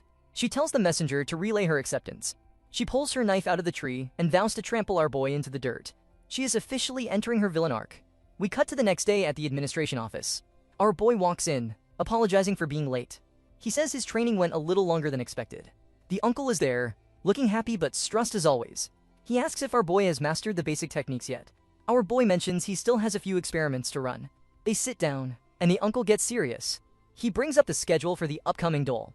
Our boy nods, saying that if the uncle hadn't called him, he would have come to visit anyway. The uncle looks at him and asks the real question, "Are you not even nervous?" Our boy looks confused. Why would he be nervous? He tells the uncle that everything is progressing exactly as planned. We get a look into our boy's inner thoughts. He recalls the patriarch's 2 conditions for the warrior's journey. First, master the basics. Thanks to the 1,000 forms and his genius talent, he speedran that part. Second, convince the Elder Council. That is the hard part. The patriarch basically told him to figure it out himself or get rejected. Our boy realized he couldn't just talk to those old fossils. They hate him. So, he decided to manipulate the entire situation. He used the uncle to propose the duel against the sister as a verification test. If he wins, the council has no choice but to approve him. Our boy thinks that since he plans to enter politics later, he needs to learn how to rig the game in his favor now. This manipulation is a test in itself. Back in the present, the uncle sighs deeply. He says he doesn't understand how the kid stays so calm. He isn't worried about the politics. He is worried about the matchup. He points out that the sister has a nasty personality. This fight won't end nicely. She is going to try to maim him. Our boy replies that he has a debt to repay to her. The uncle snaps. He shouts, asking why he has to do it now. He begs him to settle the debt when he is older and stronger. He admits he is terrified that his favorite nephew is going to get crippled. Our boy looks at the uncle and realizes this man genuinely cares about him. In a family of snakes, the uncle is the only golden retriever. Our boy smiles and thanks him for the concern. But he explains the reality. The sister wants to kill him. The elder council wants to use her to crush him. This isn't just about the journey anymore. If he backs down, he loses everything. He tells the uncle not to worry. He looks him in the eye and declares, "I will absolutely win this fight." Our boy is locked in. The main event is about to begin. The elders waste no time. They issue an official statement and immediately prepare for the duel. The location is set at the Central Training Ground, the largest and widest arena in the Steam Martial Eclipse. This is the same massive venue where the Steel Selection ceremony was held years ago. Our boy prepares himself, realizing that the clan wasn't planning to settle this quietly behind closed doors. He knows this is the head elder's doing. The arena is built with spectator stands surrounding the center, meaning everyone is going to be watching. Our boy deduces that they are planning to humiliate him publicly to break his spirit, but he just shrugs it off. To him, this doesn't pose a problem at all. Suddenly, the aunt approaches him. She looks deeply concerned. Our boy notices she has been making that same worried face all day. He asks why she is acting so awkwardly. The aunt tries to say it is nothing, but our boy presses her. She finally cracks. She complains that this family does everything on their own, and she hates the whispering behind people's backs. She drops the stats. The sister is a 4th rank warrior, while our boy just reached the 5th round. In this world, the difference between ranks is massive. It is like fighting a boss with a starter weapon. Our boy reminds her that the sister's mana is suppressed, and she is restricted from using her secret arts and finishing moves. But the aunt is still panicking. She asks, "What if by some chance you lose?" She starts spiraling, blaming herself for not teaching him more or telling him about the boundless dagger sooner. Just as she is about to have a full meltdown, a savior appears. It isn't our boy, it is the maid. The maid approaches with absolute confidence and says the young master will succeed just like always. She scolds the aunt, saying that as a teacher, she should be encouraging him instead of doom posting. Our boy looks at his aunt and thinks she looks like a frightened little animal. He realizes she must have lost something important to the clan in the past to be this scared. He decides not to pry into her trauma right now, believing she will tell him when she is ready. Instead, he puts on a smile and tells her this isn't the time to be sad. She should be excited. He reminds her that today is the day the mana technique they developed together is revealed to the world for the first time. And it comes with a massive twist. The maid tells him it is time to head out. Our boy tells the aunt to watch closely and just sit in the stands and cheer for him in peace. He jokes that if her cheering is too quiet, he will be disappointed. Our boy leaves for the arena. As he walks down the hallway, he reflects that since birth, he has always worked to prove himself. Now, it is time to see the results. He enters the arena. The crazy sister is already there, waiting for him like a predator. Our boy scans the stands. He sees the whole toxic reunion. The patriarch, the matriarch, the uncle, and the elders. The crazy sister greets him, calling him a little bastard. She says she never liked that stiff head of his from the beginning. She plays with her knife, spinning it around, and insults him, saying that for a bastard son, he has been way too proud. She declares that today, she is going to snap that arrogant neck of his. Our boy just smiles politely and says, "Let's have a good match, sick sister." His calmness is the ultimate roast. The referee announces the start of the duel. Immediately, our boy activates his magic eyes. The crazy sister moves instantly, jumping behind our boy and shooting her knives. Our boy is shocked by her speed. He thinks, "When did she get behind me?" He sees 3 daggers flying from behind and 2 flying in from the front. She didn't even look like she threw them. The narration explains her technique. She uses a unique telekinesis to throw daggers infused with mana and aura. It is a technique she invented called Falling Flames. The daggers look like blood engulfed in fire. Our boy realizes there is no way to dodge this pincer attack, so he decides to face it head on. He shouts, "Enhanced energy." Blue lightning energy explodes around his sword, Black Twilight. He yells, "Lightning modified," and slashes the ground. A massive shockwave of electricity blasts the daggers away. The crazy sister curses, "Damn it," clearly surprised by his power. Our boy smiles smugly. He tells her that he has heard plenty about her mysterious target techniques, but honestly, they're not as impressive as he expected. Bro just called her mid to her face. The disrespect is real. The crazy sister grinds her teeth, absolutely furious. She shouts that he is dead meat now. She thinks to herself that this brat dares to talk down to her. She vows to crush him one-sidedly. She launches herself at him. Our boy watches her approach. He analyzes her movements instantly. She is using high-level acrobatics, throwing several daggers simultaneously while twisting her body at crazy angles. He notes that it is impossible to move like that without exceptional reflexes. But he smiles. This is exactly what he wanted. He provoked her on purpose to force her into a direct confrontation. He jumps forward to meet her head-on. He activates Boundless First Form, Demon Slayer. The sister sees the attack coming and realizes it is dangerous. She crosses her daggers to block. Boom. A massive cloud of smoke erupts from the impact. The crowd is stunned. Someone asks what is happening. Unable to believe the bastard son is this skilled, they think it must be a trick. Inside the smoke, our boy stands his ground. He wonders if his attack was too shallow. He notices she shifted her body weight at the last second to minimize the damage. The sister looks at her daggers. They are vibrating from the impact. She realizes he is using some secret family technique. She gets back up, wiping the dirt off. She taunts him, saying it is too bad that was his best move. She shouts that he should have saved it for a more crucial moment. She rushes him again. Our boy notices she is even faster than before. He tries to counter, but she jumps right over his sword, defying gravity. She is literally flying above him. She asks what's wrong and dares him to flap his mouth again. The fight turns into a blur. They are trading blows at high speed. Block, parry, strike. It is a chaotic dance of blades. Our boy thinks that while he is blocking them, her sheer speed makes it nearly impossible to counterattack. However, he has a cheat code. He says internally, "But sister, I can see everything." His sixth sense detects the daggers before they leave her hands. His magic eyes identify every single vector and trajectory. He smiles. He realizes that his build is the perfect hard counter to hers. The sister spots that smile. She sees that calm, arrogant look in his eyes. She is absolutely triggered. The narration explains the matchup. Her strength lies in stealth and agility. But if the opponent has wall hacks and can see everything, her combat style gets nerfed. If she tries to close the distance to overpower him, she risks getting caught by his heavy counterstrikes. She curses the mana restriction placed on the duel. She thinks that if she could just use 10% more of her power, she could use her high-grade techniques. She starts spiraling. For the past year, all she thought about was revenge. She wanted to shatter his pride and make him beg for mercy. But here he is, looking like he is daydreaming in the middle of the fight. Our boy notices her losing focus. He closes the distance instantly.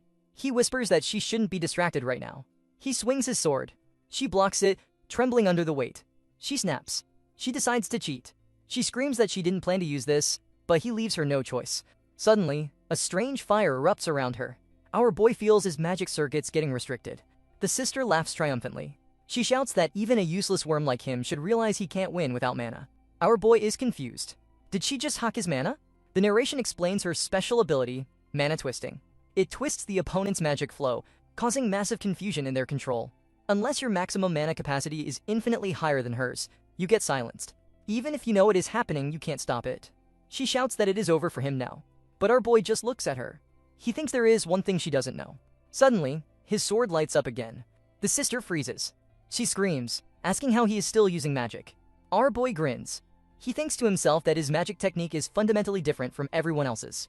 While she is attacking his heart's mana circles, he is running his power through his nervous system using the ancient mana paths. Her debuff targeted the wrong operating system. Our boy is about to show her what a real skill gap looks like. We cut to the stands, where the crazy ant is still shaking like a leaf. She is whispering to herself that it will be okay, but she looks like she is about to have a panic attack. She is traumatized, wondering what she will do if our boy gets hurt again. But the crowd is seeing something very different. Someone shouts that this kid isn't just okay. His fundamentals are terrifying. Another spectator asks if that was a secret magic technique. They can't believe a 15-year-old illegitimate son is moving like a grandmaster. Back in the arena, our boy isn't just surviving. He's styling on her. He shouts, "Enhanced energy art, lightning." The sister jumps back to dodge, but our boy is already queuing up the next command. He casts, "Enhanced energy art, underworld." Threads of mana shoot out and capture her. Then he hits the combo finisher, Razor Wind. The wind blade slice through the mana threads he just created. The sister is shocked. She realizes he used the wind to cut the binding spell. Up in the stands, the ant's eyes light up. She recognizes those moves. Lightning, Underworld, Razor Wind. These are all the aura skills she created with him. Her depression instantly evaporates. She realizes her research works. She gets a new conviction. She declares that he will win because he is a genius, and because she taught him, obviously. Back on the ground, the crazy sister is having a mental breakdown. She thinks this should be impossible. She knows for a fact that she severed his power source with her mana twisting ability. She asks herself, so how is he still using mana? Our boy looks at her confused face and smirks. There is one thing she doesn't know. His hardware is different. He manipulates mana using his mana circuits, nervous system, not the standard mana heart. Basically, she hacked his Wi-Fi, but he is using an Ethernet cable. He says, "Now it's my turn," and jumps in. The sister is forced to dodge again. She is trembling, cursing, "Damn it." She jumps back, but she realizes the momentum has shifted. She thinks, "I can't be the one being pushed back like this." Then, she makes the mistake of looking into the stands. She locks eyes with the matriarch. Her mother is looking at her with a gaze that basically says, "You are a disgrace." A look breaks her. The sister snaps. She screams, "No way." She refuses to lose to a damn illegitimate brat. Suddenly, she starts glowing. She is forcefully drawing out an absurd amount of mana. Our boy analyzes it and realizes she doesn't even care about the internal damage anymore. She is crashing out. She is willing to blow up her own body just to kill him. She prepares a forbidden move. She shouts, "Secret technique, meteor." She screams, "I'll kill you." In the stands, the uncle stands up and shouts. He yells that she is breaking the rules and someone needs to stop her. But our boy doesn't flinch. He grips Black Twilight. He prepares to meet the meteor head-on. The sister laughs, asking where he thinks he is swinging that rusty sword. But then her eyes widen. She sees something impossible. Our boy reflects on the laws of physics. Usually, mana doesn't disappear. It disperses into nature. It is infinite. However, the founder's sword, Black Twilight, breaks that rule. It doesn't disperse mana. It erases it. Our boy swings the sword and literally deletes her ultimate attack from existence. He just hit select all and backspace on her magic. Our boy stands amidst the dissipating energy of the erased meteor. He reflects on the terrifying power of the ancestor's blade, Black Twilight. This isn't just a sharp stick. It severs and extinguishes mana itself. He admits to himself that the meteor was actually effective. He couldn't completely stop the momentum, so he had to use the sword to cut the magical thread linking the sister to her daggers. Thanks to his magic eyes, he saw the connection even though it was compressed by immense gravitational force. He looks at the sister and decides it is his turn. The sister tries to back away, thinking that if she keeps her distance, he can't hit her. She assumes he is a melee fighter, but she is dead wrong. Our boy takes an offensive stance. He thinks that Demon Slayer is a sword technique originally created to combat massive monsters. Distance was never an issue. He shouts, "Boundless first form, Demon Slayer." He unleashes a frozen slash. The entire training ground literally splits in half. A massive fissure opens up in the earth. Our boy clutches his head. Because he used his magic eyes to the limit to track the meteor, he feels a sharp pain. But he stays focused. He knows it isn't over yet. Suddenly, the sister jumps through the smoke. Our boy is shocked. He thinks she's fast. He jumps back to dodge, but she is relentless. She lunges at him. Our boy points his sword at her throat, stopping her in her tracks. She freezes. Then, she collapses to the ground. Our boy looks down at the shallow cut on his leg. He realizes the terrifying truth. The sister had already blacked out the moment the Demon Slayer hit her, but her body reacted on pure instinct. She was fighting while unconscious. He thinks that if he had been even a second late in stopping her, his heart would have been pierced. He admits he is a truly terrifying brat. The referees and medics rush onto the field. Our boy looks at them and asks what they are doing. He tells them to transport her immediately. If they leave her like this, her internal injuries will kill her. As they drag her away, our boy looks up at the stands. He delivers an internal monologue to the clan. He asks the warriors, the wise elders, and his half-siblings if they got a good look. He knows they all looked down on him. They thought he would lose because he is a bastard child. But today, he proved them all wrong. Suddenly, a slow clap echoes through the silent arena. Our boy looks up. It is the patriarch. He is applauding. Immediately, the rest of the crowd follows suit. The arena erupts into cheers. Someone shouts that Lee Cho is amazing. Even the uncle stands up, shouting, "Damn it, I knew you could do it." The patriarch, the matriarch, and the elders descend to the shattered battleground. The patriarch looks at the destruction and says, "That was excellent." Our boy gets flustered. He knows his father isn't the type to praise his children publicly. But the patriarch is thinking about something else. He looks at the head elder, then at the uncle. He connects the dots. He realizes that our boy didn't just win a fight. He rigged the entire system. He picked the uncle to control the setup. Then, he selected the sixth sister as his opponent because he knew he held a massive compatibility advantage over her. Those unaware thought the sister would win easily. But the patriarch realizes that our boy calculated all of this. It was a rigged game from the start. The patriarch thinks that it is easy to say, but very few people could actually pull off that level of manipulation. He looks at our boy and says, "You have proved yourself. Therefore, I recognize your right to begin your warrior's journey." Our boy bows and says, "Thank you, father." But then the patriarch notices something. Our boy hasn't relaxed yet. The patriarch says, "It looks like you've got something else to say." Our boy smiles. He thinks, as expected, "I can't hide anything from you, father." He is about to make one final request before he leaves. The patriarch asks our boy if he has anything else to say. Our boy runs the calculations. Publicly, the reward for this duel was just the permission to start his warrior's journey. He shouldn't ask for more, but our boy isn't here to play nice. He decides to squeeze the lemon for all the juice it has. He tells his father that he has proven his skills and met all the requirements. Yet, the Elder Council forced him into a public deathmatch because they didn't trust him. He points to his bandaged leg and his exhausted state. He plays the victim card perfectly. He says, "I am barely able to stand and speak. So, I can't help but feel that the Alders are persecuting me." Internally, he is grinning. He knows that at age 15, he can be a little bratty and impolite, and people will forgive him. He is weaponizing his youth to gaslight the entire council. The Patronarch turns to the council chairman. He asks, "Elder Chairman, how about responding to his question?" The chairman is sweating. He puts on a fake smile and tries to BS his way out of it. He claims it was just a misunderstanding, and that the council makes no distinction between legitimate and illegitimate children. Our boy thinks, "I never mentioned my lineage, you old fossil. You just exposed yourself." The chairman continues, saying they only tested him because leaving for the warrior's journey so young is dangerous. He claims it was out of concern. Our boy immediately shuts that down. He asks, "Then why choose the six sisters specifically? Everyone knows she is way stronger than him and hates his guts." He cites the official rulebook. The test is supposed to be against someone who recently returned from their journey. That should have been the seventh brother, Jayhawk. Why did they skip him to pick the assassin sister? In the corner, the uncle is trying so hard not to laugh. He thinks this is brilliant. Our boy rigged the match, and now he is cornering the chairman for rigging the match. It is 4D chess. The chairman stammers, saying they just thought the sister was a more fitting opponent. Our boy lands the final blow. He asks, if that were true, shouldn't it have been held privately? Why make it a public spectacle unless the goal was humiliation? The council is cooked. If they admit it, they look like bullies picking on a child. The patriarch decides to wrap it up. He tells the chairman that just ending it with an apology isn't a good look. He asks, "What do you think, Elder Chairman?" Basically, the patriarch is saying, "Pay the kid." The chairman realizes he has been checkmated. He has to present a reward to make this go away. Our boy puts on his innocent face again. He apologizes for being disrespectful and says he doesn't expect anything unreasonable. He just wants what he was meant to receive. The chairman looks terrified. He knows this kid is going to empty their pockets. We shift scenes to a few days later. Our boy is stuck in bed in the recovery ward. He is complaining because he actually misses the hellish training on Heavenly Mountain. The eldest brother, being a protective mom, grounded him until he fully recovers. Suddenly, there is a knock at the door. It is the fan club. The three cadets from Class 5 walk in. It's Inha, the super senior, Boss Young, green hair, and Kim Han, blacksmith's son. They apologize for being late, saying they heard he was busy. Our boy is genuinely happy to see them. He tells them to grab a chair. The class leader mentions there were some unnecessary provocations from other students, but he took it as a sign of respect. Another student asks the real question, "What kind of training did you do to become a monster?" They saw the doll. They saw him erase a meteor. They are absolutely fanboying right now. Our boy asks if Kim Han has been slacking off. Kim Han shakes his head instantly.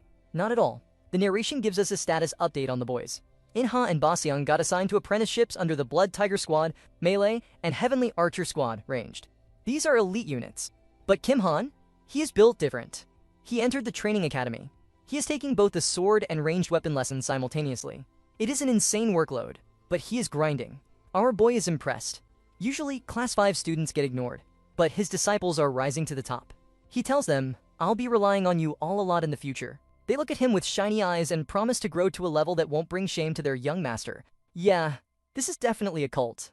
As they leave, Inha turns back.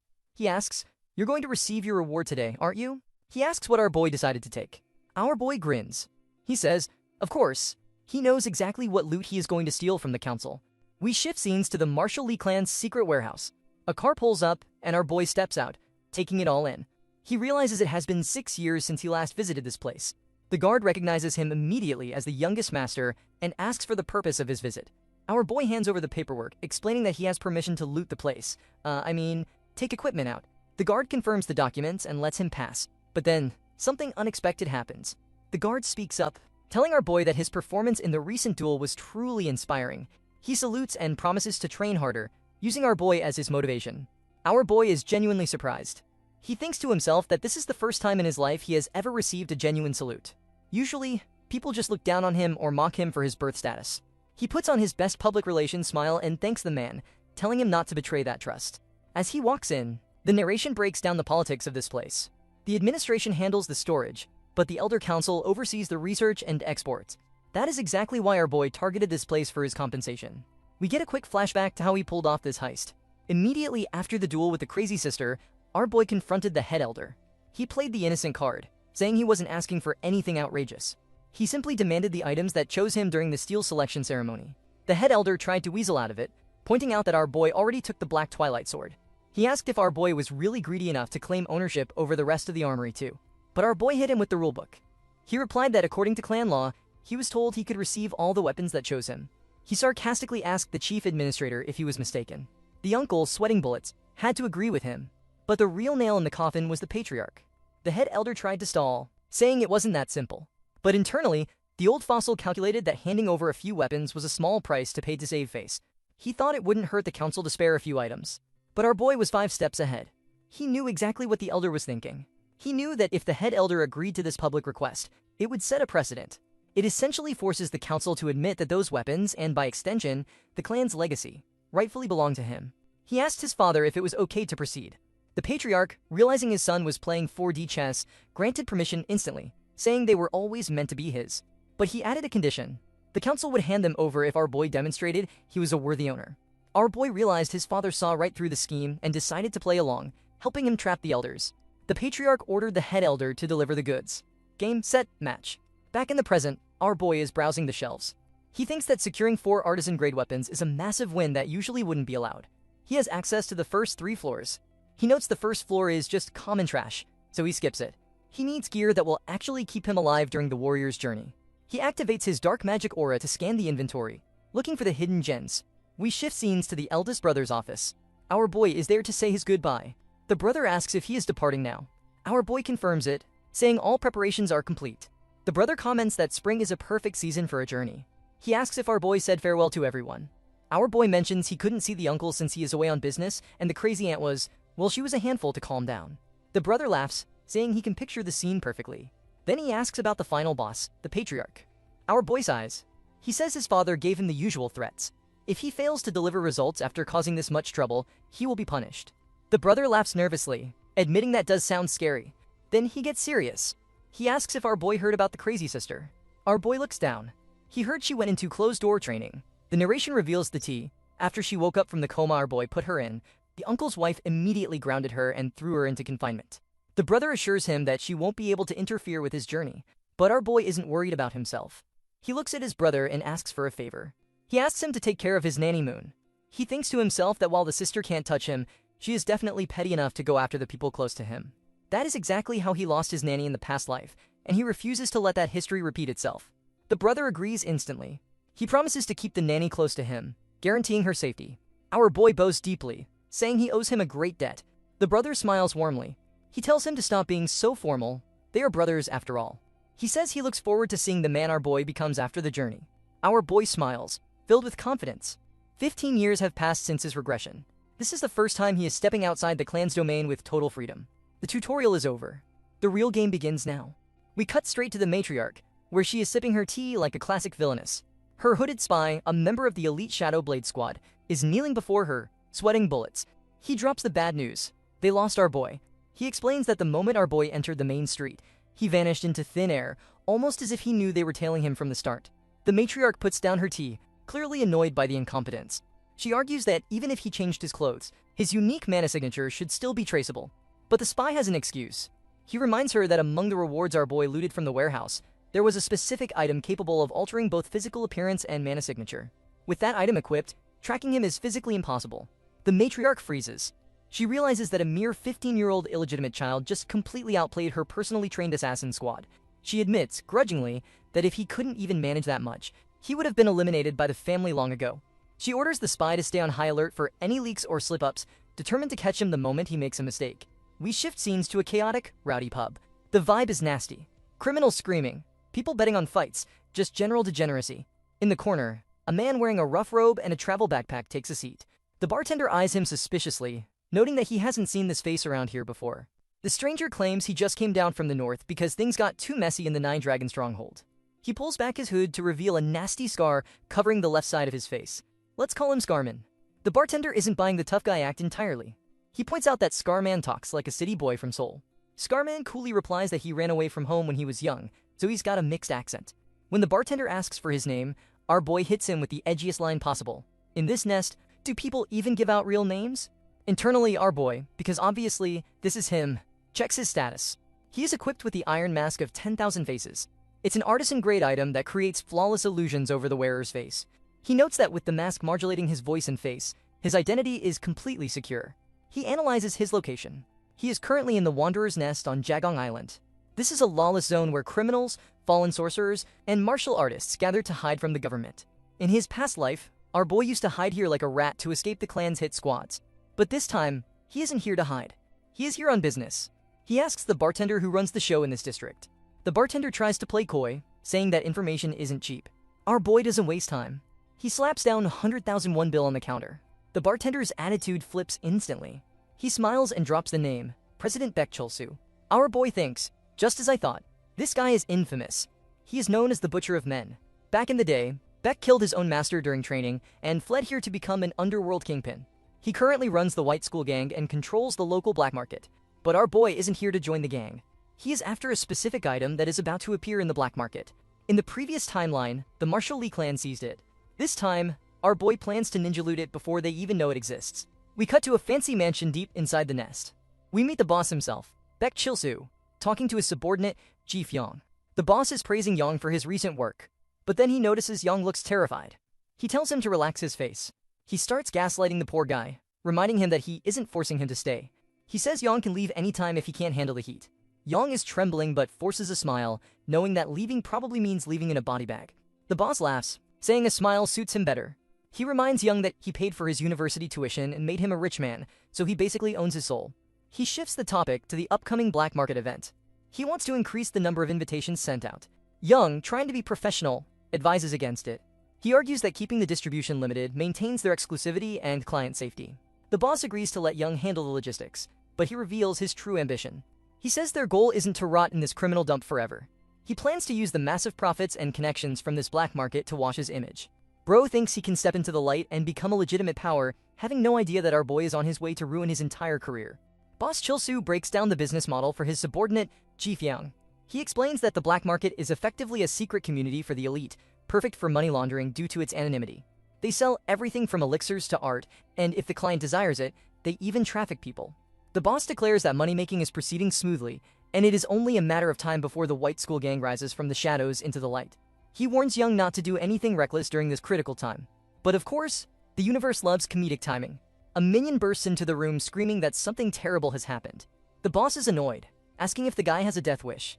The minion apologizes, but says a guest has arrived at their base in South Pyongan province. He reveals that the guest is from the Martial Lee clan. The boss freezes. His heart probably skips a beat. We shift scenes to the gang's front company office. From the outside, it looks like a normal corporate building, but it is actually a key base for the gang. Inside, a receptionist asks the visitor how she can help him. The visitor, who is our boy in his disguise, demands to see Baek Chul-soo immediately. The receptionist tries to play dumb, saying there is no one by that name here. Our boy tells her to watch her tongue unless she wants to see this place reduced to dust by tomorrow. The receptionist looks at him closely. She notices his dark black hair and golden brown eyes. She realizes with horror that he has the distinct traits of the Martial Lee clan. She stammers that the boss is away on business, but our boy orders her to summon him back immediately. He threatens that he could leave right now, but he doubts Chul-soo could handle the consequences of ignoring him. The receptionist, absolutely terrified, agrees to contact the boss and guides him to the VIP room. As they ride the elevator, our boy catches his reflection in the mirror. He thinks it was a good choice not to alter his hair or eye color. By keeping the family traits but aging his face to look like he is in his late 30s or 40s, he sells the illusion perfectly. He notes that since Boss Chul-soo is a 5th-round martial artist, using mana to modulate his voice would be risky, as the boss might detect the magic. So, he decides to just naturally lower his tone to sound like a grumpy uncle. He sits in the VIP room and calculates his move. He knows that someone from the Martial Lee clan showing up here isn't inherently suspicious given the gang's line of work. His goal is simple: lure the boss out and dominate him psychologically. A while later, Boss Chul-soo finally arrives, rushing into the room. He apologizes profusely, saying he was far away and didn't know a VIP was waiting. He asks what brings the esteemed guest here. Our boy doesn't answer with words. He stands up and immediately knees the boss directly in the stomach. As the boss doubles over, coughing, our boy looks at him with pure disgust. He scolds them for keeping him waiting for 30 minutes and demands he bow his head properly. The boss is reeling. He thinks that maybe this was an imposter, but the speed and power of that strike were undeniable. He realizes that overwhelming, domineering aura is unique to the Martial Lee clan. He concludes that this man must be from the direct bloodline. Cholsu forces a smile and bows, saying it is an honor to meet a descendant of the great family. He introduces himself formally. Our boy looks at him like he is a bug. He comments that Cholsu has been doing some interesting things lately. He brings up the black market, mentioning that the troublemaker of the Ten-Sword sect has grown bold. Cholsu is confused that this stranger knows his old nickname. Our boy ruthlessly dissects his plan, stating that he knows Cholsu intends to use the black market to wash his image and step into the light. Cholsu is sweating bullets now. He realizes this man knows everything about his operation. He apologizes again, terrified that he might have offended the clan, but our boy reveals his true purpose. He says he isn't here to punish him. He says his lord has taken an interest in Cholsu and wishes to begin a partnership. Cholsu asks who this lord is. Our boy drops the bomb. He claims to serve the purest bloodline, the one most worthy of the throne, the seventh son, Lordly J-Hack. My man is literally identity thefting his own family members to build a criminal empire. Genius. The narration gives us the scouting report on the seventh son, Lee J-Hack. This guy is a direct descendant known as a business genius who never accepts defeat. He uses aggressive tactics to seize victory in every deal. Boss Cholsu is skeptical. He is thinking, why would a high-ranking noble want to work with a sewer rat like me? He wonders how he can be sure this scary middle-aged man is actually connected to the direct lineage. Our boy glares at him. He tells him that his eyes are full of impudent thoughts. Cholsu immediately bows, apologizing out of pure reflex. Our boy sighs, saying his lord is far too generous to trust a thug with this mission. He threatens him casually, saying if he wanted to kill him, Cholsu would have been dead the moment he walked in. Then he drops the bait. He pulls out a weapon. It is a magnificent sword with a blade that ripples like undulating waves. Our boy introduces it as the Hundredfold Fong. Cholsu's eyes widen. He recognizes it instantly. This is the famous artifact Lee J-Hack retrieved from the Sea Dragon during his mission to the North Sea. Cholsu admits he knows the item, but he points out a problem. He doesn't feel any aura coming from the blade. Our boy hits him with a trust me bro logic. He says it is obviously sealed. He tells Cholsu that if he doesn't believe it, they can just find a different partner. Cholsu panics. He asks what the young master's intentions are. Our boy reveals the grand plan. His lord wants to expand the black market and seize total control of the underground trade. Cholsu is confused. He thinks the black market is just a petty side hustle for coins. But then he rationalizes it. He figures that for a businessman like J-Hack, money is money, whether it comes from the light or the shadows. He asks if he has a choice. Our boy bluntly says, "No, you do not." Cholsu realizes he is trapped. If he refuses a direct request from the Lee clan, he will be assassinated by tomorrow morning. Our boy sweetens the deal. He tells him that if he chooses to be a loyal hound, his future will be bright. In the daylight, he will be a respected legitimate chairman. In the shadows, he will rule an untouchable kingdom. Cholsu asks what he must do. Our boy smiles and says, "For now, you are being tested." We shift scenes to a while later. Cholsu is sitting on his couch, stressing out. He tells his subordinate, Chief Yang, that he still can't fully trust that stranger. He orders Yang to investigate the weapon thoroughly. He figures that if they are imposters, he can just kill them and claim self-defense. But if it is real, they will handle the sale of the Hundredfold Fong at the next black market event. Meanwhile, our boy is relaxing in a luxury suite provided by the gang. He thinks Cholsu must be losing his mind right now. He reviews the conditions he set. First, the sale of the Hundredfold Fong. This is the ultimate scam. The sword he handed over isn't the real artifact. It is his own weapon, Boundless, transformed to look like the legendary sword. The real one is safely locked away in the clan's vault. No matter how much Cholsu inspects it, he won't find any flaws because Boundless mimics perfectly. And the best part? Even if Cholsu tries to steal it, our boy has a failsafe. Since he fed Boundless his own blood, he can use his dual blades ability to summon it back to his hand instantly from anywhere. Basically, he just gave them a legendary weapon that has a GPS tracker and a boomerang feature. The second condition is the account books, and the third is the client list. These are the keys to destroying the gang's operation from the inside. Our boy knows Cholsu is smart enough to be suspicious, but greed will force him to take the bait. But then our boy frowns. He thinks about the man standing beside the boss, Chief Yang. He realizes he definitely knows that face. The plot thickens. We cut back to Boss Cholsu entering the luxury suite. He asks if the room is to our boy's liking. He hopes our boy is resting comfortably. Our boy cuts the pleasantries and asks if he prepared the documents he ordered. Cholsu confirms it, but he says he brought someone else to explain them because he's too busy being a gangster to do math. He introduces his right-hand man, Section Chief Young Jin-soo. This guy bows politely, holding a stack of sales reports. Our boy looks at him and freezes internally. He thinks, is this really the same guy? The narration reveals the lore. In the previous timeline, this man was known as the Speech Swordsman. He was the brilliant strategist who served the third brother, Lee Gunsong, and helped him nearly conquer the clan during the Succession War. Even the eldest brother struggled against this guy's schemes. Our boy notices that right now, Jin-soo doesn't have the burn scars on his hand yet, but it is definitely him. Our boy realizes that the white school gang's rapid expansion wasn't because of Chilsu's muscles, it was because of this guy's brain. He wonders why a future legendary strategist is working for a mid-tier thug like Chilsu. Our boy decides to focus on business for now. He asks how they plan to sell the 100-fold Vong. Chilsu says they will auction it off to verified VIPs in 3 days when the black market opens. Our boy nods but demands to inspect the auction items personally before the event. Chilsu tries to deflect, saying the warehouse is far away and too shabby for a noble's eyes. But our boy hits him with the address. He says he already knows the goods are stored in the Wanderer's Nest warehouse. Chilsu and Jinsu are shocked. Our boy asks if they really thought they could hide anything from him. Chilsu, realizing he is cooked, agrees to take him there. They arrive at a massive warehouse. It is guarded so heavily that even a mosquito would need a security clearance to get in. Our boy is impressed by the security. Chilsu asks where he wants to start, but our boy decides to pull a power move. He points to Jinsu and says, "This guy seems to know more about the operations than you." He dismisses Chilsu, saying he dislikes unnecessary entourages. One guide is enough. Chilsu is trembling with rage at being ordered around in his own territory, but he bows and leaves. Jinsu takes over the tour.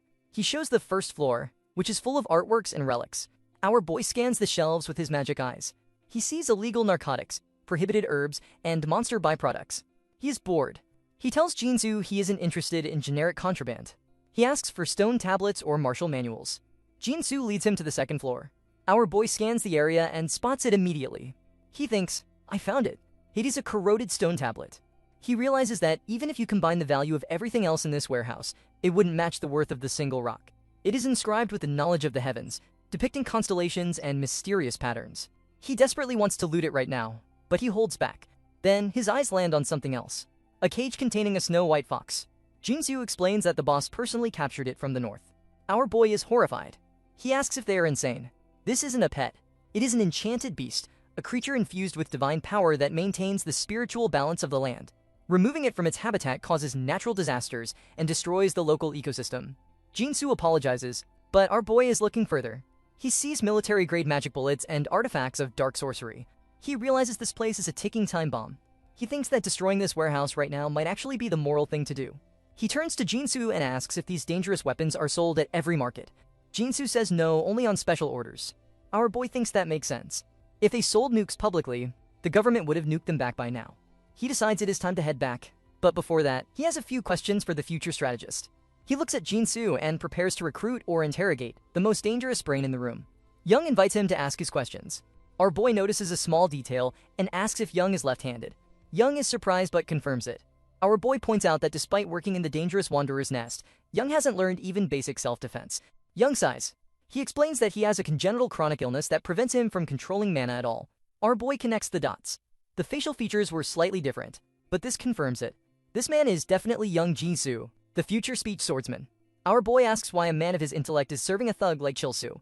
He tells him he doesn't have to answer, but warns him that this might be his first and last chance to be honest. Young cracks. He reveals he has a daughter, and unfortunately, his illness was passed down to her. Our boy realizes the leverage immediately. Young explains that the only medicine effective for this rare disease is illegal in the country, making it impossible to obtain through normal channels. He made a deal with President Baek Chilsu, his labor in exchange for the medicine and money. Our boy analyzes the situation. He initially thought Chilsu was just using money to control him, but it turns out Chilsu had a literal leash around his neck involving his sick child. However, our boy sees right through Young. He looks him in the eye and says, "So, you were already preparing to betray him." Young plays dumb, asking what he means. Our boy drops the evidence. He points out that the ledgers and lists were unnecessarily detailed. Even a cunning snake like Chilsu wouldn't order such a thorough paper trail. Young tries to bow and claim he was just being diligent. Our boy cuts him off. He says that if Young were truly loyal, he wouldn't have created records that could serve as perfect evidence for the police. He asks why he kept documents on matters that were already resolved. The narration explains that in his past life, our boy handled administrative duties, so he can read a ledger like a pro gamer reads patch notes. These weren't just sales reports, they were a confession. Our boy recalls that in the original timeline, the White School Gang was destroyed because of a clash with the Marshall Lee clan. The betrayal must have happened around that time. Young realizes he is completely exposed. He bows deeply, trembling, and begs our boy not to tell the president about his daughter. Our boy thinks about it. This man was the brain behind the third brother in the future. If things followed the original timeline, he should be eliminated. But our boy decides to steal him instead. He says, "Fine, I'll make you a proposal." We shift scenes to outside the warehouse. Boss Chilsu is chain-smoking, waiting for them. He is getting paranoid. He wonders why our boy only took Young inside. He worries that our boy might steal his strategist and abandon him. A subordinate tries to be helpful, asking if the big boss wants a drink. But Chilsu is in a foul mood. He stands up and punches the poor guy in the face for no reason. He screams at him to stop calling him big boss and use president instead. Bro is desperate to look like a legitimate CEO while acting like a total thug. He tells the minion to let him know the second they come out. He hates this situation. The sudden visit from the Lee clan and this Lee Jae-hak character are stressing him out. We cut back to Chilsu's mansion later that day. Chilsu asks Yang if he investigated the weapon. Yang reports that because of the strong seal, it couldn't be appraised properly. However, the appraiser said the seal itself is so powerful that the item must be authentic. Chilsu asks if that confirms the guest is really Lee Jae-hak's subordinate. Yang confirms that he asked around, and Lee Jae-hak has indeed been aggressively expanding his business enterprises lately. Chilsu looks at Yang with suspicion. He tells him he seems to have lost his edge. He asks if Yang really thinks these are tasks that only he can handle, subtly threatening his position. Little does he know his loyal dog has already found a new master. We are back in the interrogation room, where our boy is absolutely grilling Section Chief Young Jinsu. He looks at the strategist and asks why he looks so aged. Working for incompetent idiots really ruins the complexion. He tells him flat out that he doesn't raise useless people. Then he plays the ace. He brings up Jinsu's daughter. Jinsu freezes. He realizes this isn't a job interview. It's a takeover. Our boy drops the disguise and lays out the plan. They're going to burn the black market to the ground. And Bossbeck Chilsu is going down with the ship. He tells the strategist to get ready because he is now working for the winning team.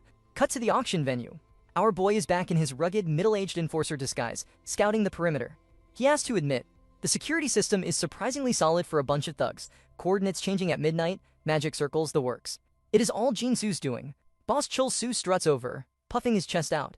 He brags about his empire and pledges loyalty to the 7th young master. Our boy plays the role of the mindless dog perfectly, telling the boss he is ready to do the dirty work. Internally, he is laughing because he notices Jinsu is nowhere to be seen. The trap is already set. We move inside the auction house. It is hilarious. A room full of murderers and thieves in rented tuxedos, sipping wine like they are high society. Our boy takes his seat, scanning the guards. 5th rank. Not bad, but not enough to stop what is coming. The announcer hypes up the first item, an ancient spellbook inscribed with blood. Bidding starts at 10 million won. Our boy activates his magic eyes for 1 second. It's trash. It's basically a prop that looks cool on a bookshelf but does absolutely nothing. He watches the rich idiots bid on garbage and saves his money. Then the main event drops. The announcer reveals the magic sword, 100-fold Fong, courtesy of the Martial Li clan. The crowd loses their collective minds. They are drooling over the weapon, convinced it is a legendary artifact. Our boy sits back, watching them hype up the fake item he planted. The bait has been taken. Meanwhile, in the control room, Boss Chilsu is feeling himself. He is watching the monitors, convinced he has made it to the big leagues. Beside him, Jinsu is gaslighting him into oblivion. He tells the boss that he looks refined, and that the Martial Li clan will welcome a man of his talents. Chilsu eats it up. He is already fantasizing about washing his hands of the criminal life and becoming a legitimate businessman. He thinks he is playing the 7th young master, but bro is actually the one getting played. Suddenly, the alarms scream. Panic breaks out in the control room. A subordinate yells that the North Fork entrance has been breached by unknown assailants. They aren't police. They aren't government. They are just rooking everything. Chilsu snaps. He screams at his men to handle it. He spins around to give an order to his trusty strategist, shouting, "Chief Young, secure the ledgers." But when he turns, the chair is empty. Chilsu stares at the empty spot, and his brain finally reboots. The meeting with the clan, the sudden loyalty, the enforcer, it was all a setup. He screams in pure rage, realizing young Jinsu and that bastard have played him like a fiddle. But it is too late to rage quit now. The raid has already begun. We cut to outside the stronghold. The cavalry has arrived.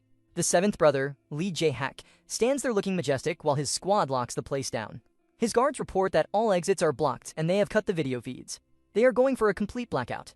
Jae-hak orders his men to breach the outer wall and sweep through. He tells them to leave the goats where they are for evidence, but arrest every single person inside. A clean sweep. One of his subordinates. He says he expected the 9-Dragon stronghold to be behind this, but it turns out it is just a bunch of low-level riffraff. He laughs, saying these wanderers had some serious guts to use the Martial Li clan's name for a scam. But Jae-hak isn't smiling. He pauses, his instincts tingling. He asks, "Doesn't something feel off?" Glasses Bro is confused. Jae-hak explains, the bait was the 100-fold Fong. The intel about it came from 2 completely different sources at the exact same time. One from a corporate CEO and one from his own Golden Sword Corps. He realizes it was too convenient. The intel felt force-fed to him. He says, "Someone intentionally lured us here." My man finally realizes he isn't the player. He is a chess piece. Meanwhile, back inside the chaos of the auction hall, the announcer is screaming for everyone to stay calm, but nobody is listening. Our boy decides he has seen enough drama for one day. It is time to retrieve his gear. He activates his dual blades ability. Since the legendary sword on stage is actually his own weapon, boundless, and he fed it his own blood earlier, he has a direct Bluetooth connection to it. The sword suddenly glows with the blue aura. Whoosh! It flies straight off the pedestal and snaps into our boy's hand. The crowd loses it. Someone screams. He stole the sword. The guards, realizing their paycheck is flying away, rush at him. Our boy sighs. He really doesn't have time for NPCs right now. He casts Enhanced Energy Art, Underworld. Dark blue mana explodes from him, forming massive wires that shoot out like tentacles. They wrap around the guards, binding them instantly. He doesn't even break a sweat. He just swats them aside and heads for the exit. As he runs through the corridors, he bumps into a familiar face. It is Section Chief Young Jinsu. We get a quick flashback to how this romance started. Back in the interrogation room, Jinsu had figured out our boy's identity. He made a desperate counteroffer. He told our boy, "Heal my daughter. If you do, I will do anything, even die for you." But he also had a threat. He said if our boy refused, he would alert Boss Chilsu immediately, and the boss would run, making the revenge plan messy. Our boy respected the hustle. He told Jinsu that catching Chilsu was inevitable either way, but having an insider makes it faster. He agreed to the deal. Back in the present, our boy looks at the strategist and grins. He asks, "Did you set up the safety nets?" Jinsu looks at him nervously and asks, "If I had betrayed you, would you have let me live?" Our boy just gives him that cryptic main character smile and says, "Who knows?" Bro definitely would have ended him. He tells Jinsu to move. They need to get out of there while the seventh brother cleans up their mess. The conversation continues on the move. They vanish into the shadows, leaving the White School gang to get absolutely wrecked by the Marshall Lee clan. We are back in the escape tunnel, where the romance continues on the run. Section Chief Young Jinsu secures the bag. He hands over 2 gold bars and a USB drive loaded with cryptocurrency. But our boy doesn't care about the cash. He asks about the real prize, the stone slab. Jinsu opens a case and there it is. Our boy inspects it and confirms it is the genuine article. He tells Jinsu to keep the paperwork safe because that is his lifeline to prove he wasn't just a willing accomplice. He orders the strategist to deliver a specific letter and warns him that if the Golden Sword Corps shows up, he needs to stick to the script. Our boy turns to leave, thinking the heist was a clean success. But suddenly, boom. The wall next to them explodes. Out of the dust steps boss back Chulsu. He is absolutely foaming at the mouth, screaming, "Swindler bastards! How dare you try to screw me over?" Our boy looks at him and calmly tells him to give up because he is finished. But Chilsu isn't listening. He draws his sword, screaming that he will never die while feeling this wronged. He launches a furious attack. Our boy dodges easily. Chilsu screams at Jinsu, calling him a traitor for betraying him just because he saved his daughter. Bro, saving a daughter is a pretty valid reason, but villains never get the logic. Our boy decides to stop hiding. He summons his signature weapon, Boundless. Out of thin air, Chilsu freezes. He sees the weapon materialize and realizes the truth. He accuses our boy of using sorcery to swap faces, finally realizing that the middle-aged enforcer voice was just a trick. He asks who our boy really is. Our boy drops the act. He stands tall and declares, "I am Lee Cho of the Steent Marshall Lee clan." Chilsu laughs in his face. He calls him a pampered greenhouse flower who thinks his lineage makes him fearless. Our boy grins and roasts him immediately. He says if his clan were a greenhouse, the whole world would already be growing in it. He tells the boss to stop flapping his mouth and bring it on. The fight kicks off for real. Chulsu attacks, and our boy blocks it, but he feels the heavy impact. He analyzes the stats. Chulsu is a 5th rank warrior. He has proper martial arts training, huge mana reserves, and a superior physique. Physically, our boy is outmatched, but our boy isn't worried. He thinks to himself that he has never faced anyone weaker than him so far, so this is just another Tuesday. He activates Boundless and shifts its form into a long sword mid-combat. Chulsu sees the weapon change shape and realizes the sword he was sold, the 100-fold Fong, was a fake all along. He curses, realizing he got scammed on every level. While Chulsu is distracted by his own stupidity, our boy slashes him across the abdomen. He admits the guy is tough, but with his magic eyes reading the attack vectors and his sixth sense predicting movements, he can handle it. He compares Chilsu to his crazy sister. She was faster, but this guy is basically a tank. Chilsu steps back, clutching his wound. He is internally shook. He looks at this child and realizes he is facing a monster. He admits that despite being a kid from a noble family, his martial arts depth is terrifying. He feels like he is fighting a huge boulder that won't budge. He decides he can't drag this out. He starts charging up his mana to end it quickly. Chulsu is having a full-blown existential crisis in the middle of the fight. He looks at our boy and realizes this isn't just a child. He is facing a fortress of steel. He feels like he is fighting 3 or 4 veteran warriors at once because of our boy's weapon-shifting mechanics. He briefly considers running away to the Nine Dragon stronghold like a coward, thinking he might survive if he flees now. But his pride kicks in. He decides that if he is going to die, He is taking this bastard's head with him. He screams that he can't run from this and decides to crash out. He launches a desperate attack, the hidden fog rush. Our boy tracks it with his magic eyes, but Chulsu is still a 5th rank veteran with years of dirty fighting experience. He manages to land a cut on our boy's shoulder. Chulsu sees blood and gets excited, thinking he actually has a chance. Bro really thinks he is the main character now. He shouts die and jumps in for the kill, but our boy just sighs. He decides to stop playing fair. While holding Boundless, he summons his second weapon, the Black Twilight Sword, with his other hand. Chulsu is confused, thinking, wait, 2 swords. Our boy activates Boundless and shifts its form into a whip. He snacks Chulsu's arm mitter, shouting, gotcha. Before the boss can process the physics of that, our boy unleashes Boundless' first form, Demon Slayer. He slashes Chulsu across the chest. The boss falls to his knees, trembling, spitting out blood. He curses our boy one last time. Our boy looks down at him and coldly says the last words of a third-rate thug are meaningless. Sinip. He takes the head. Clean. With the trash taken out, Section Chief Young Jinsu rushes over to support our boy. Our boy admits he is in worse shape than he expected. His leg is injured. Jinsu looks at this 15-year-old kid and is barely holding it together. He realizes that Chulsu was strong, but our boy just soloed him. He thanks our boy profusely, but our boy brushes it off, telling him he only did it for the profit. He reminds Jinsu to focus on the mission and, more importantly, go heal his daughter. Jinsu hears this and realizes our boy is felt different. He decides right then and there that if our boy calls again, he will dedicate his entire life to him. He is locked in. Suddenly, noise erupts outside. The White School Gang is making their final stand against the 7th Brothers' forces. Jinsu asks if our boy can escape in his condition. He hands over the bag containing the critical documents.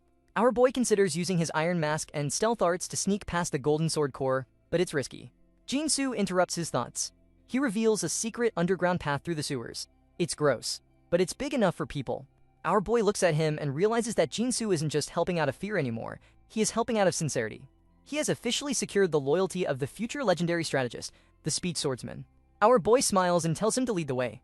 We shift the scene to the aftermath of the raid. The cleanup crew is here, and the 7th brother, Lee Jae-hak, let's call him Glass's brother, is handing out orders like a corporate CEO dismantling a rival company. His subordinate reports that the White School Gang members inside have been subdued. Glass's brother doesn't blink. He orders them to break the limbs of anyone who resists. If the resistance is fierce, just delete them. Another subordinate runs up. He asks what to do with the guests, the rich VIPs who attended the black market auction. Apparently, they are screaming with full care and energy, shouting things like, "Do you know who I am?" and "Call my lawyer." Glass's brother finds this hilarious. He wonders how these idiots still haven't grasped the situation, even after hearing the name of the Steam Marshal Lee clan. He coldly reminds his men that they have been granted state-sanctioned execution authority. He tells them that if these VIPs want to take this to court, they are welcome to try, but their necks will be on the line before the paperwork is even filed. Basically, the clan's legal team is just as deadly as their assassins. Then the loot report comes in. They found the items in the black market, but the crucial ledgers and entry records are missing. Glass's brother deduces they must be hidden in the main nest. He considers wiping out the entire nest, but he worries the rats will scatter. Just then, another subordinate reports that the Golden Sword Corps caught someone on the perimeter. The guy insisted on handing something over to the commander personally. They drag him in. It is Section Chief Young Jinsu. Jinsu bows politely, introducing himself. Glass's brother analyzes him instantly. He sees clear eyes, upright posture, and zero manner, but a composed presence. He realizes this guy is too refined to be a simple thug for a gang. Glass's brother introduces himself and asks why Jinsu was holding on to the materials instead of destroying them. Jinsu explains that there is a letter in his pocket. He says the person who gave it to him said the brother would understand once he read it. Glass's brother opens the letter. He notices immediately that it is typed on cheap printing paper to conceal the handwriting. Smart moves. He reads the message. If you use these materials properly, the compensation will be more than enough. So give me some change back. Give it to the man in front of you. Also, help him with his daughter. Glass's brother smiles. He realizes the change is helping Jinsu. He calls our boy a cheeky bastard for using his older brother like a glorified errand boy, but the narration points out the genius of this trade. The materials Jinsu brought, the ledgers, the alias accounts, the smuggling routes, are insanely valuable. With this, the 7th brother can recover the funds lent to boss back Chulsu and gain leverage over every rich VIP on that list. Basically, our boy set the table, but he is letting his brother eat the meal and take the credit. But then Jinsu mentions there is a PS on the back. Glass's brother flips the paper. The note reads, "Surely the great golden sword wouldn't swoop in to steal the credit for a nearly finished job since you've already pocketed the important profits?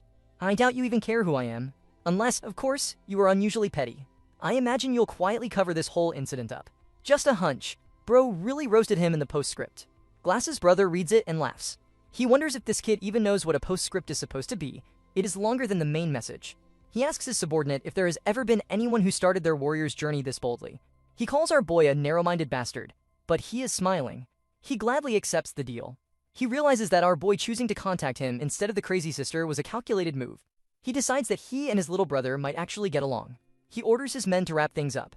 He tells them to hand over the guest, Jinsu, to the officials when they arrive, but to handle the hazardous materials carefully. He turns to Jinsu and tells him that his safety is now the personal responsibility of the seventh brother. He tells the strategist to thank the person who wrote that letter. We shift scenes to a quiet bedroom. Our boy is meditating, practicing his mana control. We see a fresh scar on his body from the fight with boss Bak Chulsu. Our boy reflects on the battle. He realizes that while he has used his Moonjin arts before, this was the first time he used it against a human in a no-holds-barred deathmatch. He admits that boss Chulsu was stronger than him in terms of raw stats. His victory was ultimately decided by Chulsu's arrogance and that one critical mistake. But even without that, our boy is confident. He analyzes the data and concludes that he would have won regardless. Real combat like this is exactly what his warrior's journey needs. He notices that things are quiet outside. He deduces that the seventh brother accepted the deal and cleared the board. Our boy opens his eyes and decides it is time for the next step. He asks himself, well then, shall I call that person now? We shift scenes to Seoul, the heart of the Republic. The protagonist arrives at a building that looks like a regular residential house, but it's actually a discreet, high-end restaurant for VIPs. He walks in and heads to the private room reserved for his guest. Inside, he finds the former strategist, young Jinsu. But the moment Jinsu sees the MC, he starts laughing uncontrollably. My man is confused and asks what the joke is. Jinsu apologizes, wiping a tear from his eye. He explains that now that they are sitting in a quiet room without explosions going off, the reality of the situation finally hit him. He admits that because of the terrifying Steam Marshal Lee clan background, the young master seemed mature during the heist. But looking at him now, he realizes he just got bossed around by a literal middle schooler. Jinsu is having a full mental breakdown realizing a 15-year-old played him, the seventh brother, and boss Bak Chulsu like fiddles. He bows his head and offers sincere thanks. He tells Lee Cho that he did both him and his daughter a massive favor. The MC sips his tea and brushes it off, telling him not to make it weird. It was just a business transaction. Cold as ice. But Jinsu pushes back. He insists that the fact the protagonist even proposed the deal was an act of kindness. Without him, he would still be a slave to the gang. He updates him that his daughter is currently getting top-tier treatment from the clan's medical staff and is recovering fast. Jinsu gets serious. He pledges his life again, saying he is ready to do anything. The protagonist smiles and slides a package across the table. It contains the USB drive with the crypto and all the documents from the heist. Jinsu is shook. He asks why he is getting these back. The MC explains that he only took them to verify the contents. He tells the strategist to keep them and manage the funds. Jinsu looks at the USB. This is a life-changing amount of money. He asks if the young master really trusts him with this, pointing out that since the money has no owner, he could easily take it and run. My man looks at him like he asked a stupid question. He asks if Jinsu is actually planning to run away. Jinsu immediately denies it. The protagonist drops the truth. He admits that, of course, he doesn't trust Jinsu yet. He hasn't proven anything. However, he trusts the circumstances. He lists the facts. Jinsu's daughter is in the clan's hospital. Jinsu just betrayed a major gang, and his freedom is guaranteed by a deal with the terrifying seventh brother. Basically, if he runs, he has nowhere to go. But then the MC softens the blow. He says he hopes that one day he can truly trust him, not because of leverage or blackmail, but because they can rely on each other as equals. Jinsu is stunned. He expected the protagonist to hold his weakness over his head forever, just like the previous boss did. But this kid draws a line between a deal and a relationship. The strategist realizes this kid is a true leader. He shakes his hand and promises to prove his loyalty one step at a time. The MC stands up to leave.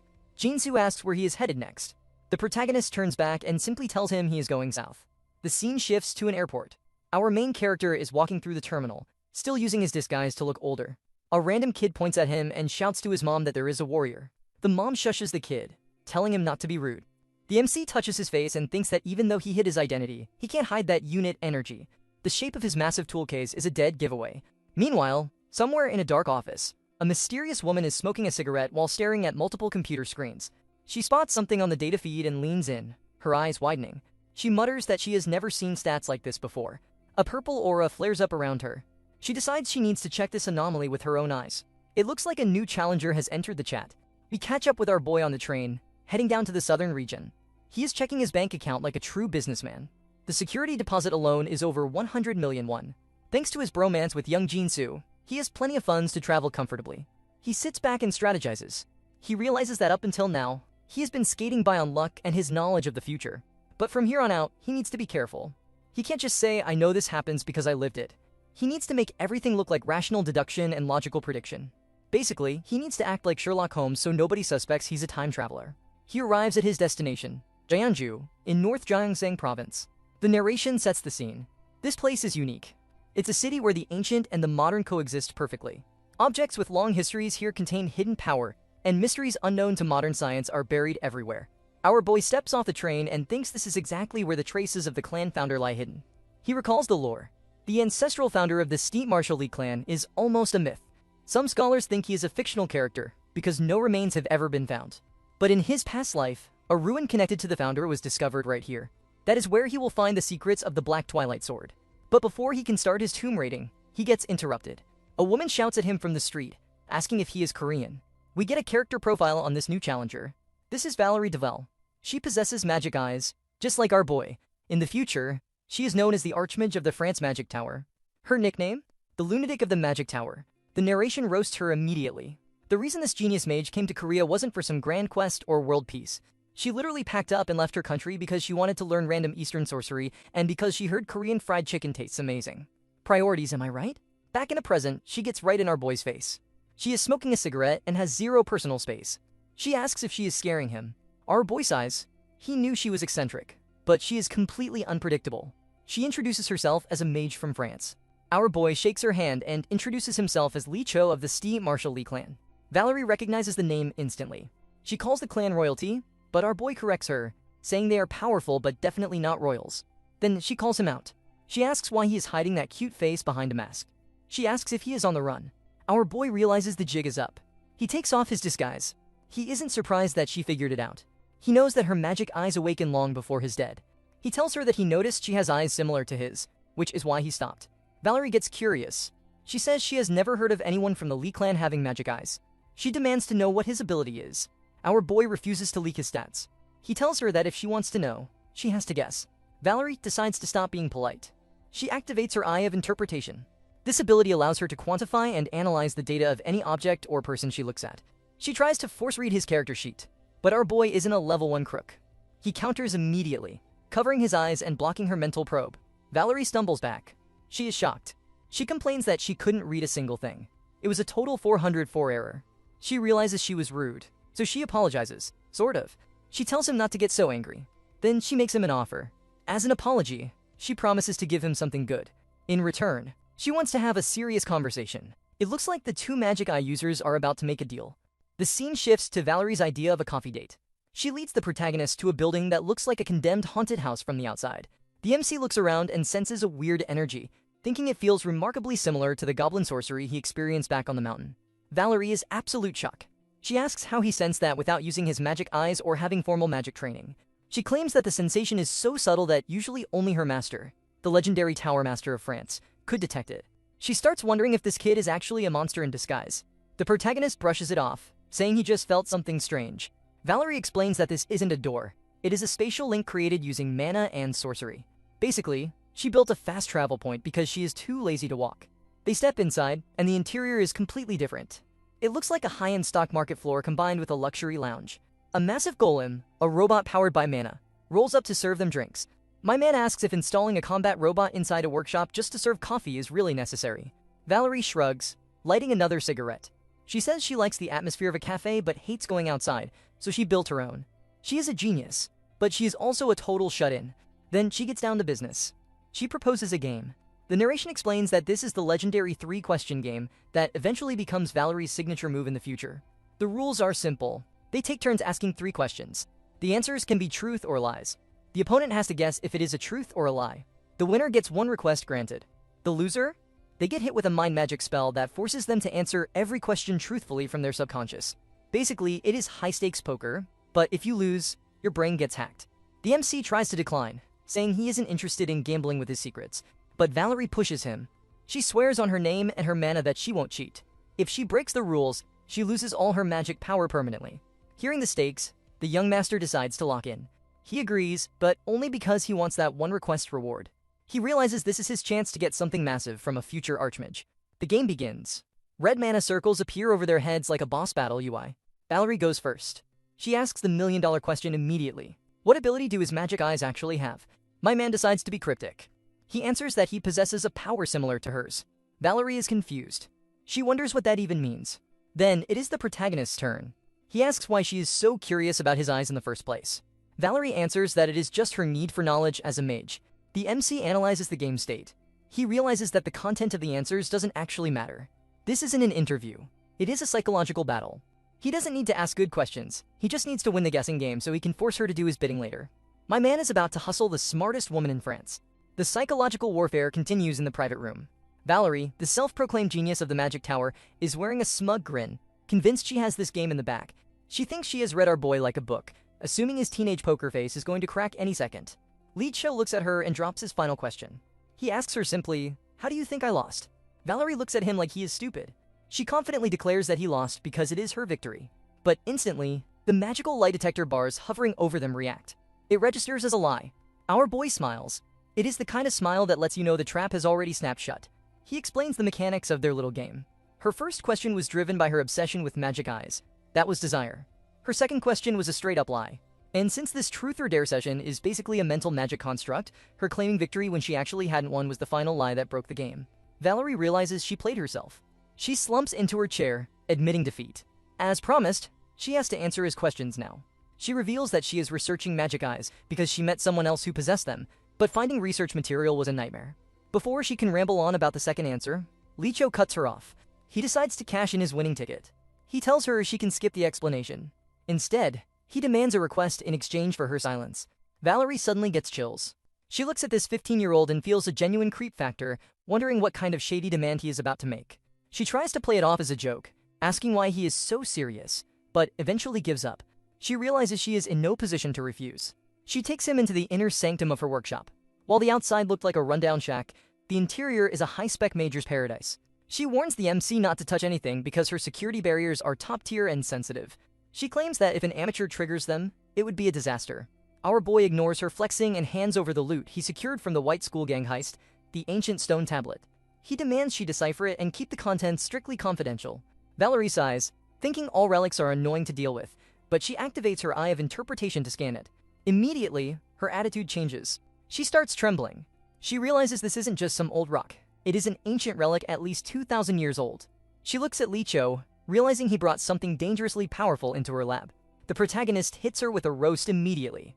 He points out that for all her bragging about security, her workshop is surprisingly sloppy. He notes that the sheer presence of this artifact nearly shattered her perfect wardrobe barrier. Valerie is flustered, complaining that he should have warned her he was carrying a 1,000-year-old nuke in his pocket. She takes a closer look. She admits that even with her genius, this is hard to read. She can decipher the movements of the moon, the sun, and the stars, but it isn't written in any standard script. It is encrypted. She asks what this thing is supposed to be. Li Cho drops the lore. He tells her it is a map, and at the same time, a key. He decides that deciphering it will take time, so he moves on to his second request. He asks if she has a training facility in this massive workshop. Valerie puffs out her chest again. She says that as a noble from a prestigious house, of course she has the best facilities. The MC looks at her and thinks she reminds him of his crazy aunt back home, another rich, man-obsessed lunatic. He realizes that dealing with eccentric geniuses is just his fate. Valerie agrees to the deal. She says his word is worth 1,000 gold, and she takes him to the training hall. She tells him to get ready. It is time to see what those eyes can really do. Both of them activate their magic eyes, and the atmosphere shifts instantly. The real training is about to begin. Our boy looks at Valerie, ready to start, but the moment he activates his magic eyes, he drops to his knees. He clutches his face in pain. Valerie panics and asks what is wrong. Li Cho grits his teeth and says there are just too many arrays in this workshop. Valerie looks confused. She asks if his eyes hurt just because he is looking at a couple of formations. Then it clicks. She asks, shocked, if he can see every single magic circle and array in the building simultaneously. The MC confirms it. He says his eyes are reading the flow of power for everything, and it is frying his brain because it is hard to control. Valerie immediately tells him to deactivate the eyes before he passes out. She asks for details on how his vision works. She asks if he sees through things like X-ray vision. Licho explains that he doesn't literally see through objects, but he can infer hidden energies, opponent movements, and data based on the flow. Valerie looks at him like he is an alien. She tells him that what he just described is terrifyingly strange. She says no ordinary magic eye in the world can process that many different things at once. She realizes this is going to be a long conversation, so they head back to the lab. Back in the lab, Valerie drops a science lesson. She explains that magic eyes are totally different from the mind's eye. She notes that while it looks like just a vision enhancement, he is actually forcing his brain to process a sense that humans aren't biologically designed to have. She references fMRI scans, explaining that when these eyes are active, blood flow to the brain skyrockets. She warns him that if he keeps running multiple functions like that, processing visual data and magical energy simultaneously, he is going to die of a brain hemorrhage or go insane. She looks at him with a mix of horror and respect, realizing that the fact he has used these eyes in actual combat without his head exploding makes him a complete freak of nature. Then, a creepy grin spreads across her face. The mad scientist wakes up. She declares that they need to run some experiments. And by experiments, she definitely means torture masters training. We enter a montage of the next few days. Valerie is having the time of her life throwing complex masses of mana at him just to see how much stimulation his brain can take. To keep her observations secret, she starts muttering and typing her notes in front. Day 1, she confirms he isn't just seeing through things, he is reading the energy itself. Day 3, she tests him on moving objects. She realizes he is predicting muscle movements and blood flow. It is basically future sight. Day 8, he is adapting too fast. She increases the difficulty without telling him, but he catches up anyway. She types in her journal that she really wants to open up his skull and see what his brain looks like because his perception is on a god tier level. Suddenly, the training machine stops. The alarm blares. Valerie looks up, confused. She thought the training session would take at least 2 more days, but our boy just walks out of the simulation like it was nothing. Lee Cho looks at the computer screen where she literally wrote about dissecting his brain. He decides to pretend he didn't see that for the sake of their partnership. Valerie looks at him stunned and says in French, "I guess it's over." Our boy decides to drop the bomb. He responds in perfect French.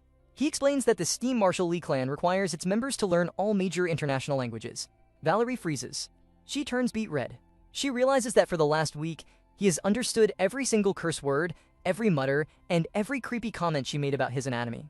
Our boy smiles politely and tells her not to worry about the swearing or the dissection talk. He says he understands. It happens.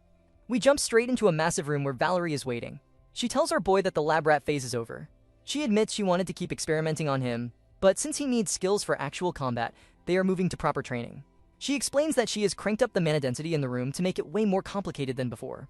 She scolds him for his little habit of closing and reopening his eyes to reset his vision, warning him that if that becomes muscle memory, it will get him killed later. Our boy opens his magic eyes and immediately realizes the difficulty spite. The mana formula in the air is so complex, it feels like looking at a human magic circuit. He admits internally that while this woman is definitely crazy, she really is an incredible mage. Valerie hands him a headband covered in wires and tells him to put it on. She says this will help him sense the flow of magic in real time. Our boy asks what kind of training this is. Valerie doesn't bother explaining. She conjures a massive fireball and basically says, "Dodge this." She launches the nuke at him. Our boy panics and tries to summon his weapon, Boundless. But Valerie screams at him to only use his magic eyes. Our boy realizes she should have mentioned that before throwing fire at his face. He fails to dodge and gets absolutely cooked. We cut to our boy lying on the ground, looking like a piece of burnt toast. Valerie asks if he just came back from working in a coal mine, cracking jokes while he is suffering. She then drops the lore breakdown. She explains that his eyes are a higher tier than her own interpretation eyes. While normal eyes read one specific thing, his eyes read the entirety of the present. She lists it out. Mana, physical force, supernatural energy, every form of current information. By perfectly analyzing the present, he can logically predict the future and deduce the past. She calls it causality.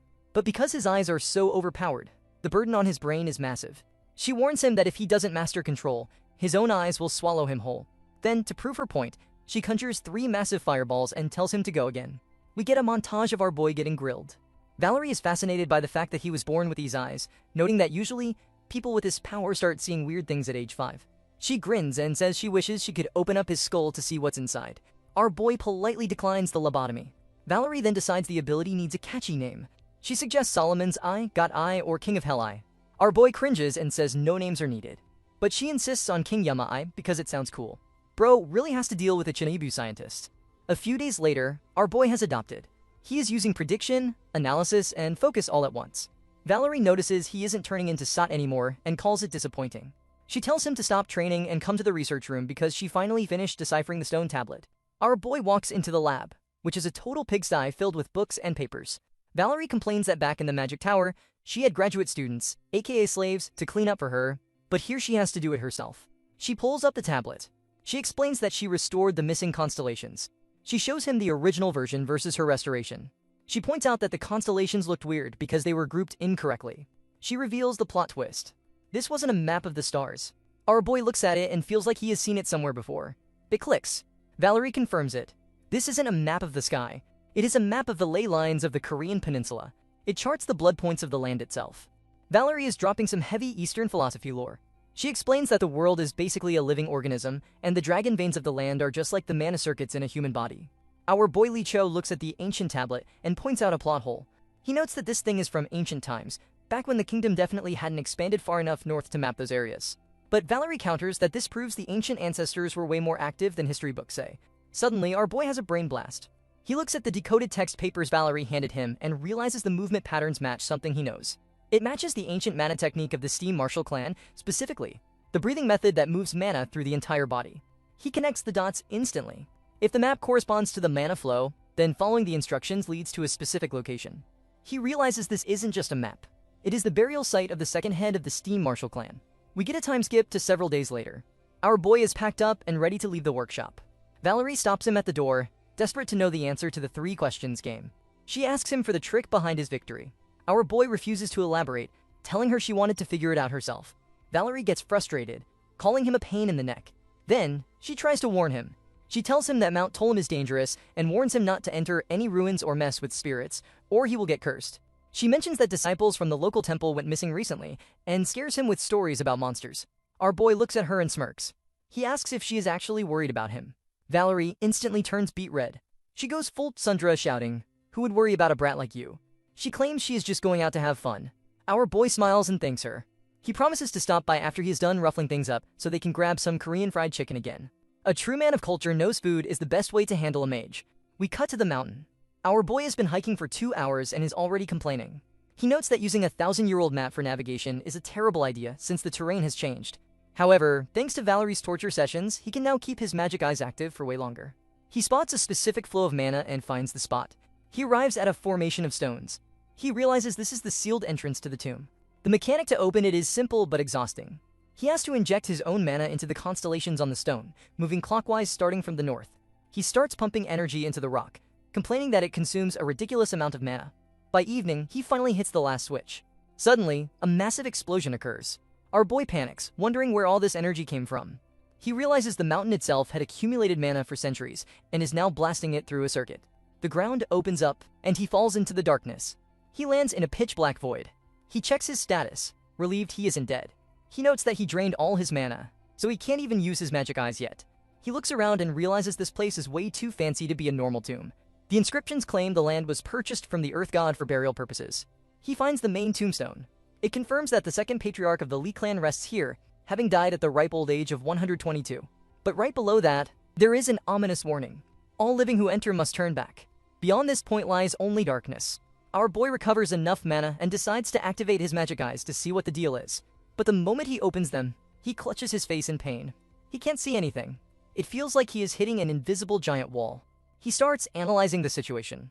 He remembers that in his previous life, his first brother erased all records of this place. He wonders why. Was it to protect the ancestors' rust?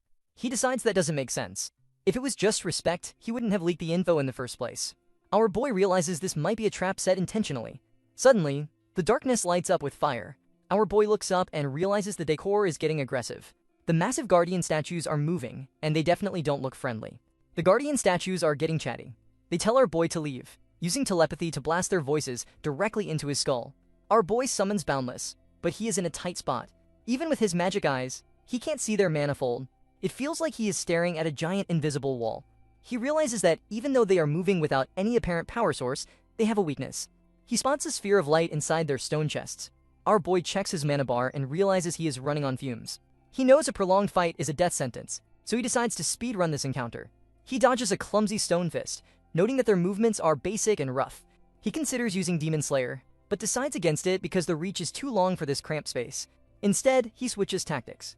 He casts Enhanced Energy Arts, Underworld. Dark blue mana threads shoot out, wrapping around the statue's neck. With a sharp tug, he decapitates the stone golem instantly.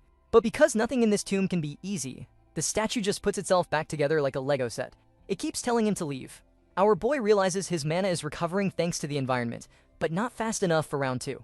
He focuses his eyes harder. He peers inside the stone armor and sees multiple spheres of light huddling together. He realizes these aren't golems. They are matched piloted by something else. He decides to bring out the big gun. He draws Black Twilight, the sword that erases magic. Suddenly, the vibe changes completely. High-pitched voices start panicking.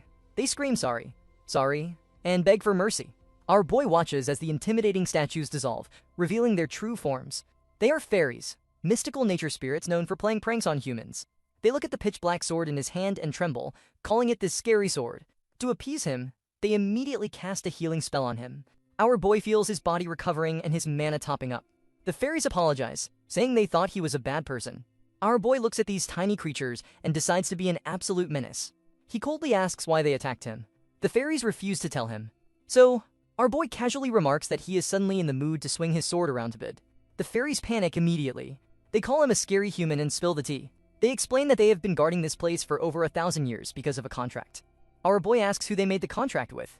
They reveal it was a human who held a black sword, just like him. They confirm it was the clan founder. They explain the terms of the deal. If they protect this tomb, the founder promised to protect them from the thing that does not die.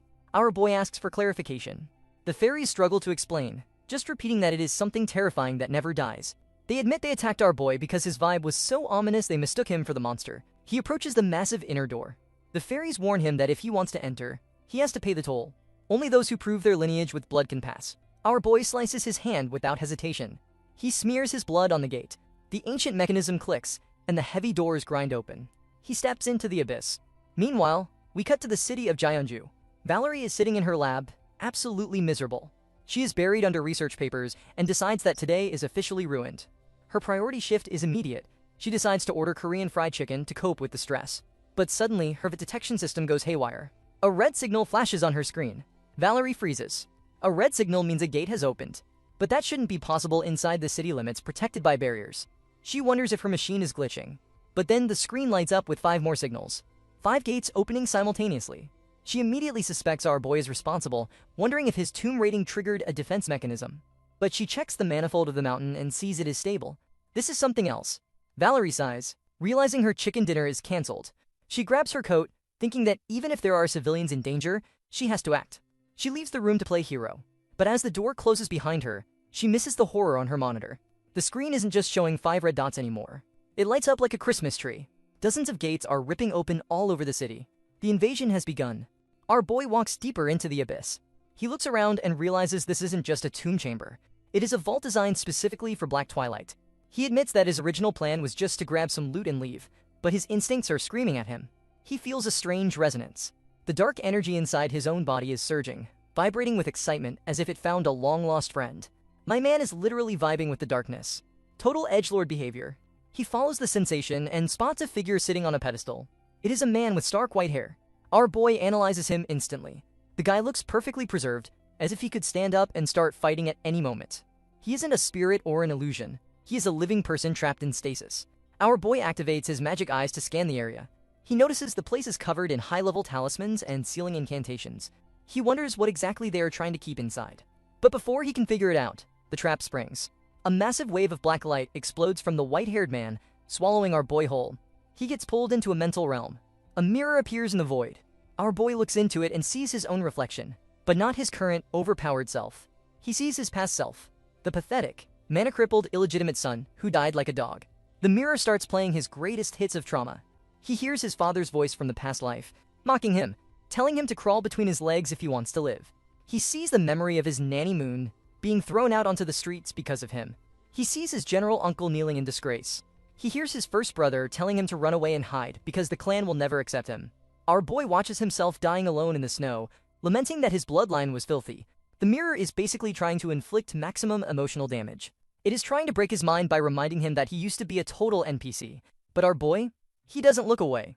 He admits that these memories are his trauma, the fragments of fear buried deep in his subconscious. The fear that one day he might lose everything again. But instead of breaking down, he locks in. He accepts the reality. He declares that he has never averted his eyes from his past. The reason he is standing here now, the reason he fights so hard, is because of those memories. He refuses to let history repeat itself. The mental attack shatters against his resolve. Suddenly, the perspective shifts. Our boy is now viewing a memory that isn't his own. He is looking through the eyes of the white-haired man, the second patriarch. He sees the truth. The entity sealed in this stone chamber wasn't a monster. It was the Black Mist, a terrifying, corrupting force. We see a flashback of the second patriarch talking to the clan founder. The founder tries to take the burden of the seal onto himself, but the son stops him. The second patriarch volunteers to become the living vessel for the darkness. He tells his father that he will hold it back until the day a child of hope arrives. He predicts the future. He says that in the distant future, a child chosen by Black Twilight will be born. He created the stone tablets as breadcrumbs to lead that child to this exact spot. He hoped that this future descendant would finally relieve him of this heavy burden. Our boy snaps back to reality. He realizes that the boundless dagger and this seal are connected by the same dark energy. He understands the assignment. He draws Black Twilight. He doesn't hesitate. He swings the sword, not to cut the man, but to shatter the seal binding him. The black aura explodes and dissipates. The weight of the room lifts instantly. Our boy wipes the sweat from his forehead, sheathing his sword. He sighs and says, "Phew, I didn't expect this to be so exhausting." Our boy stands in the quiet aftermath of the tune, but he realizes something is fundamentally different about his own body. The dark energy that used to be crammed strictly into his heart has now surged outward, spreading evenly through his entire nervous system. He looks down at his hands and realizes his build has gotten far bigger, and his connection to the darkness has deepened to a terrifying degree. He clenches his fist, realizing that his ancestor wasn't just waiting for any descendant, he was specifically waiting for him to carry this weight. He isn't one to skip the formalities, so he stands before the withered remains of the second patriarch and pays his respects. He apologizes for being late and tells the old man that he's taking over the burden now, so the ancestor can finally rest in peace. As he finishes his speech, the remains of the ancestor vanish in a burst of blue magic, leaving behind nothing but a simple rope as a parting gift. Our boy scoops it up, thinking that even in death, the old man had to drop one last piece of loot before logging off. As he heads toward the exit, the prankster fairies swarm him, cheering that their 1,000-year contract is finally over. They thank our boy for being a real friend and immediately fly off to enjoy their freedom without even offering to help clean up the mess they made. Our boy sighs, wondering how he's going to explain this trash tomb to the clan later, but for now, he's got bigger problems. He steps back out into the center of the stone formation just as the sun is setting, but his sixth sense immediately redlines. Suddenly, a group of hooded figures emerges from the shadows, surrounding him before he can even blink. An arrow whistles toward his head, but our boy dodges it like he's playing on easy mode. He demands to know who these clowns are, but they just start yapping in multiple voices at once, telling him to hand over the mask and the great freedom. Our boy locks in and activates his King Yama eye to scan them, and he realizes these guys are a total freak show. Their mana flow is pure monster energy, but their presence is unmistakably human. One of them lunges at him, and our boy is genuinely confused. It looks like a massive orc with a green face, but it's actually a human wearing a literal orc's hide like a suit. My man is disgusted. That is some serial killer fashion sense right there. Just as he processes that nightmare fuel, another enemy shoots a poison needle from the blind spot. Our boy dodges again, but he realizes the terrain is trash for fighting multiple enemies at once. He decides to create his own exit. He slams his hand onto the ground and unleashes enhanced energy art, lightning. A massive explosion rips through the earth, creating a dust cloud thick enough to blind everyone. He uses the chaos to reposition and get some distance.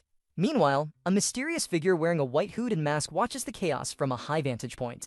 This Cree identifies our boy immediately by his black hair and golden eyes, recognizing him as a member of the Steam Marshal clan. He stares at the orcskin freaks and calls them accursed wretches who deserve to die.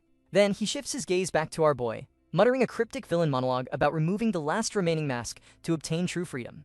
Back in the forest, our boy assesses the situation. He is surrounded by about 30 enemies, and his sixth sense is picking up some confusing data. These guys are definitely human, but they are leaking pure monster mana. He can't tell if they are humans cosplaying as monsters or monsters piloting human suits, but either way, it's gross. Fortunately for him, they fight like total noobs. They keep getting in each other's way, stumbling around like they have high pain. They are wielding human weapons, but their movements are amateurish, just mindlessly swinging at the air. Our boy decides it is the perfect time to test out some new loot from his inventory. He equips the Masterwork Great Shield, a little souvenir he borrowed from his sixth sister, the Crazy Sister. The lore on this item is insane. It's a replica of the legendary shield bestowed upon King Pompolos by the gods themselves. Since it was just collecting dust at the top of Valerie's workshop, our boy naturally absorbs it into his collection. Finders keepers. One of the green freak shops lunges at him, but our boy blocks it effortlessly with the shield. He notices that as soon as he blocks, their attack pattern shifts. They start using linked combos, moving in sync. So, they haven't completely lost their minds. They are just networked together. He decides to stop playing with his food. He activates a soul magic barrier, expanding a domain of pure pressure that crushes the weaker ones instantly. He slaughters the majority of them like bugs, leaving the rest trembling. My man looks at the survivors and basically tells them that if they won't come to him, he will come to them. A few minutes later, the dust settles. Our boy has captured 3 of them alive for a little Q&A session. He shot through the bones in their arms and legs just to make sure they couldn't try anything stupid. He inspects them closely and realizes they aren't brainwashed. It feels more like a curse is binding them. Just as he prepares to infuse some mana into them to break the curse, they let out a synchronized, ear-piercing shriek. Suddenly, their bodies begin to twist and pulverize, merging together into a massive, mutated biological horror show. Our boy stares at this Cronenberg monster and wonders what kind of twisted science experiment he just walked into. Meanwhile, high up in the sky, Valerie DeBelle, the mad scientist herself, is looking down at the chaos.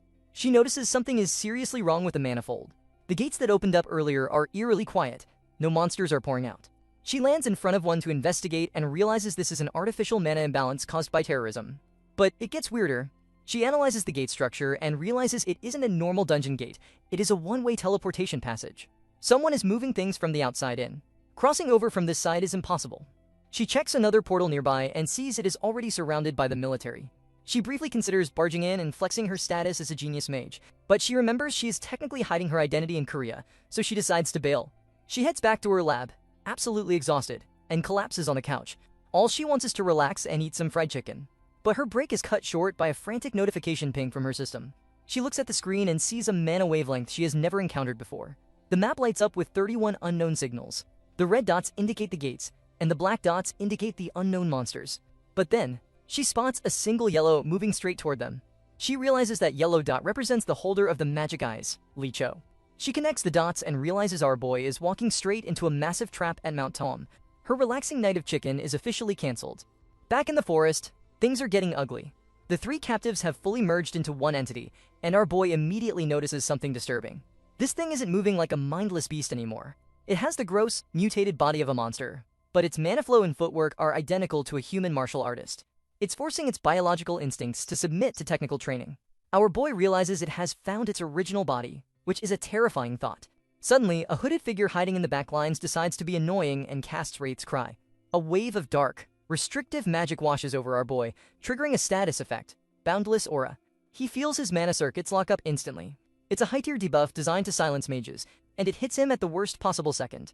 While he is distracted by the lag in his mana system, a massive slime monster lunges from his blind spot. It slams him into a tree with enough force to crack the trunk. Our boy tries to shake it off, but he feels his stamina bottoming out. He realizes this isn't just a physical attack. The slime is using energy drain. My man is now facing a regenerating martial artist monster, a mana-draining slime, and a support mage spamming debuffs. The difficulty spike is real. He decides to stop playing nice. He forces his mana to circulate and jumps into the air, unleashing enhanced energy art, Razor Wind. The blade of wind connects cleanly, slicing deep into the merged monster's flesh. It should be a fatal hit, but the monster doesn't even flinch. The wound knits itself back together in seconds. It has hyper-regeneration. Our boy is getting frustrated. He realizes that physically destroying them is pointless if they just respawn HP like a raid boss. He prepares to fry them with a lightning attack, but suddenly, the sky lights up. A massive fireball screams down from the heavens and impacts the center of the battlefield. Boom. The shockwave knocks the monsters back, and Valerie DeBelle makes a dramatic superhero landing in the smoking crater. She looks furious, weak in mana. Our boy looks at her and immediately roasts her aiming skills. He asks if she was trying to save him, or if she just saw a good opportunity to assassinate him while he was distracted. Valerie completely ignores his sass and asks if he's hurt. Our boy points at the monsters, who are already regenerating from the fireball, and drops the intel. He tells her these aren't natural monsters. They used to be humans. Valerie frowns, calling it nonsense, but before they can argue, the hooded figure tries to cast another debuff. Our boy realizes they can't keep trading blows with regenerating sponges. They need to capture them to get answers. He shouts to Valerie to follow his lead. He activates Enhanced Energy Art, Underworld. Dozens of dark blue mana threads shoot out from his hands, snake-like and precise. They wrap around the merged monster and the slime, binding their limbs and locking their movement. Valerie catches the vibe immediately. She begins chanting and unleashes a high-tier spell, 6 Circle Seal Magic, Small Dimensional Bind. Geometric magic circles explode around the trapped monsters. She smugly remarks that when it comes to dealing with curses and biological anomalies, sorcery is the superior branch of magic. The spell compresses the space around the monsters, shrinking them down and sealing them into a pocket dimension instantly. It's a flawless capture. But our boy isn't done. Before the slime fully disappears into the seal, he jumps on top of it and rips out its core. He holds up the slimy, pulsating orb and hands it to Valerie. He tells her to put it in her inventory for later. Valerie looks at the gross slime residue on his hands with pure disgust and asks why on earth he wants to keep trash like that. Our boy just grins and tells her she needs to research it for him. She sighs defeated, but stores it anyway. With the battle over, the vibe shifts to serious mode. Valerie explains what she found at the city gate. She tells him it wasn't a dungeon break. It was an artificial gate. Our boy asks if she means a teleportation circle, but Valerie shakes her head. Teleportation requires a handshake, a transmitter at point A, and a receiver at point B. But this gate forced matter to travel from point A to point B without a receiver. It bypassed the dimensional gap entirely. She looks him dead in the eye and tells him the scary part. With humanity's current level of magic technology, what just happened is scientifically impossible.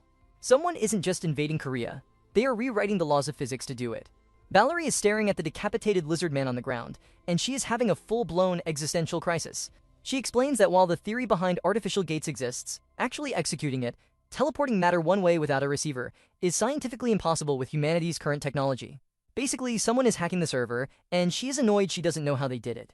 Our boy listens to her rant and decides that if the genius maid says it's impossible, then the situation is even worse than he thought. He asks about the human-monster transformation he saw earlier. Valerie is skeptical. She asks if he is sure he didn't just get hit with some high-tier illusion magic. She thinks it's more likely that he was hallucinating than physics being broken. Our boy sighs, realizing he has to prove it to her. He points to the Litterman corpse. Valerie scans it with her eye of interpretation. She confirms it's just a monster, albeit one with a weird mana system. Then our boy leads her to the goblin corpse he killed earlier. He insists that when he fought this thing, it had a human form. Valerie looks at the gross green goblin and thinks he is losing it, but then she spots the clues. She notices human footprints leading up to the transformation spot, and she finds traces of human clothing fused into the monster's skin. She freezes. She realizes our boy was right. This thing used to be a person. She decides they have seen enough horrors for one day and suggests burning all the bodies to destroy the evidence before the authorities show up. She asks if he killed everyone. Our boy confirms he wiped out all 30 enemies. But Valerie pauses. She checks her data log. She tells him that her radar picked up 31 signals. Our boy freezes. He does the math. 30 grunts plus 1. He remembers hearing a flute sound during the fight but never saw the source. He realizes there was a commander hidden in the shadows, controlling the freaks, and that guy escaped while our boy was busy playing Dynasty Warriors with the minions. We shift scenes back to Valerie's workshop.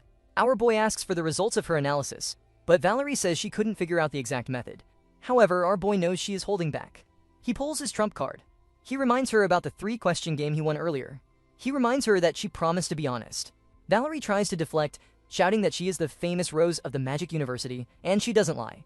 Our boy just stares at her until she cracks. She gets all flustered, blushing and trembling because he called her amazing, and finally agrees to spill the tea. She asks him where he found a stone tablet. Our boy stays vague, saying he looted it from a tomb, but he asks her about the people she mentioned earlier. Valerie drops a massive lore bomb. She explains that during the Great War, a massive conflict between humans, monsters, and other races, 6 mysterious groups emerged from the chaos. They were called the 6 Nines. She explains that these groups were so obscure they barely appear in history books, but her master told her about them. Specifically, she identifies the group our boy fought as Behemoth. Their ideology is terrifyingly simple. They believe that rationality is a cage. They think that human appearance is just a mask, and to obtain true freedom, one must live by instinct and subconscious desire, basically act like a monster. In the past, the members of the Hyenas would wear skins or masks modeled after monsters to roleplay their philosophy. But Valerie points out the terrifying upgrade.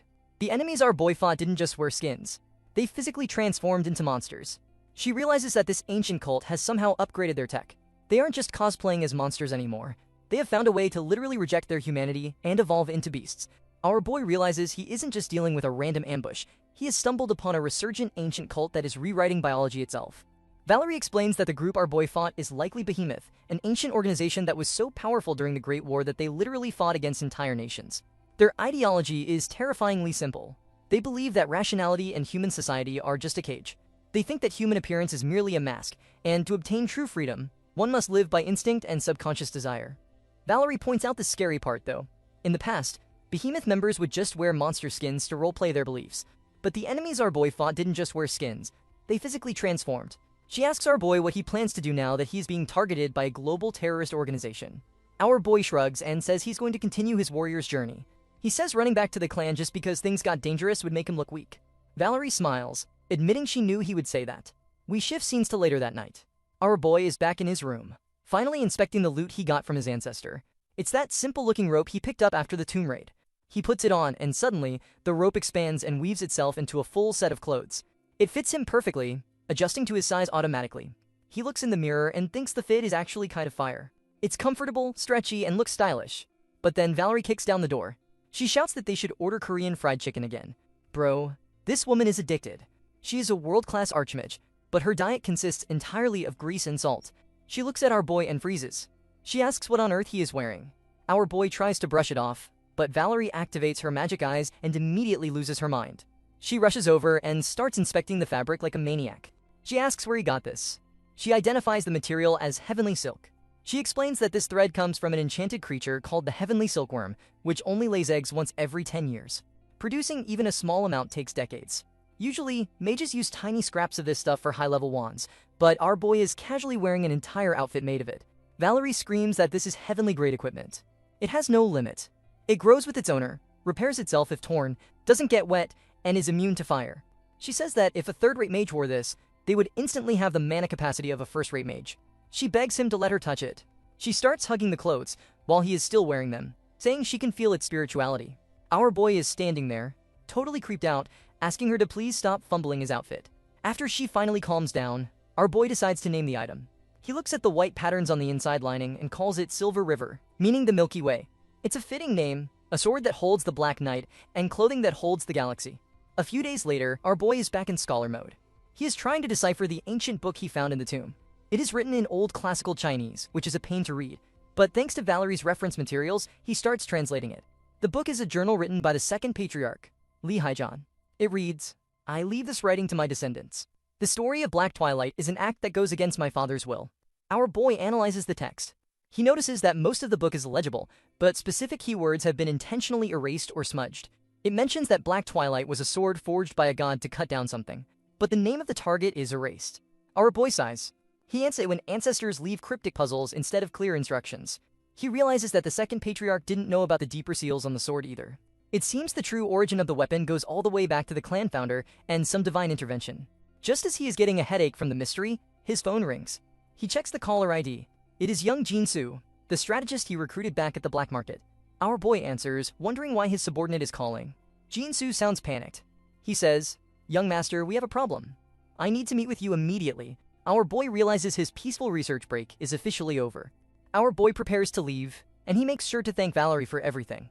But Valerie isn't the type to be humble. She immediately starts listing her receipts like a waiter expecting a 20% tip. She reminds him that she did the research, deciphered the stone tablet, and even identified his overpowered clothes. The MC realizes she's fishing for compliments, so he decides to throw her a bone. He tells her that he'll introduce her to someone special next time, his aunt. But Valerie's reaction is suspicious. She says she already knows his aunt and claims the two of them would get along great. Before the MC can leave, she stops him and hands over a small stone. She tries to play it cool, acting like it's nothing special. She claims it's just a simple charm to block bad luck. But the MC thanks her, admitting that he feels like he's always the one taking things from her. Valerie whispers that the same goes for her, which confuses our boy. He asks if she's hiding something. She denies it, but her inner monologue exposes her completely. It turns out Valerie is down bad. She's literally writing self-insert fanfiction about the MC. She's worried that if he finds out she titled her paper Love Through the Eyes of the Strongest Superhuman and Mana Arts King, she's going to jail for cringe crimes. She justifies it by thinking that only magic nerds read those papers anyway. The MC notices she's sweating bullets and roasting her own brain, so he tells her she's acting weird but decides to trust her. She immediately gets defensive and yells at him to just go. He tells her he needs to make a trip to Seoul, and they finally part ways. The scene shifts to the outskirts of the city, where the MC meets up with his business partner, young Jin-Soo. And man, Jin-Soo looks like he hasn't slept since the tutorial started. He apologizes for the mess, saying they are just starting to settle in. The MC looks around the office. It's tiny.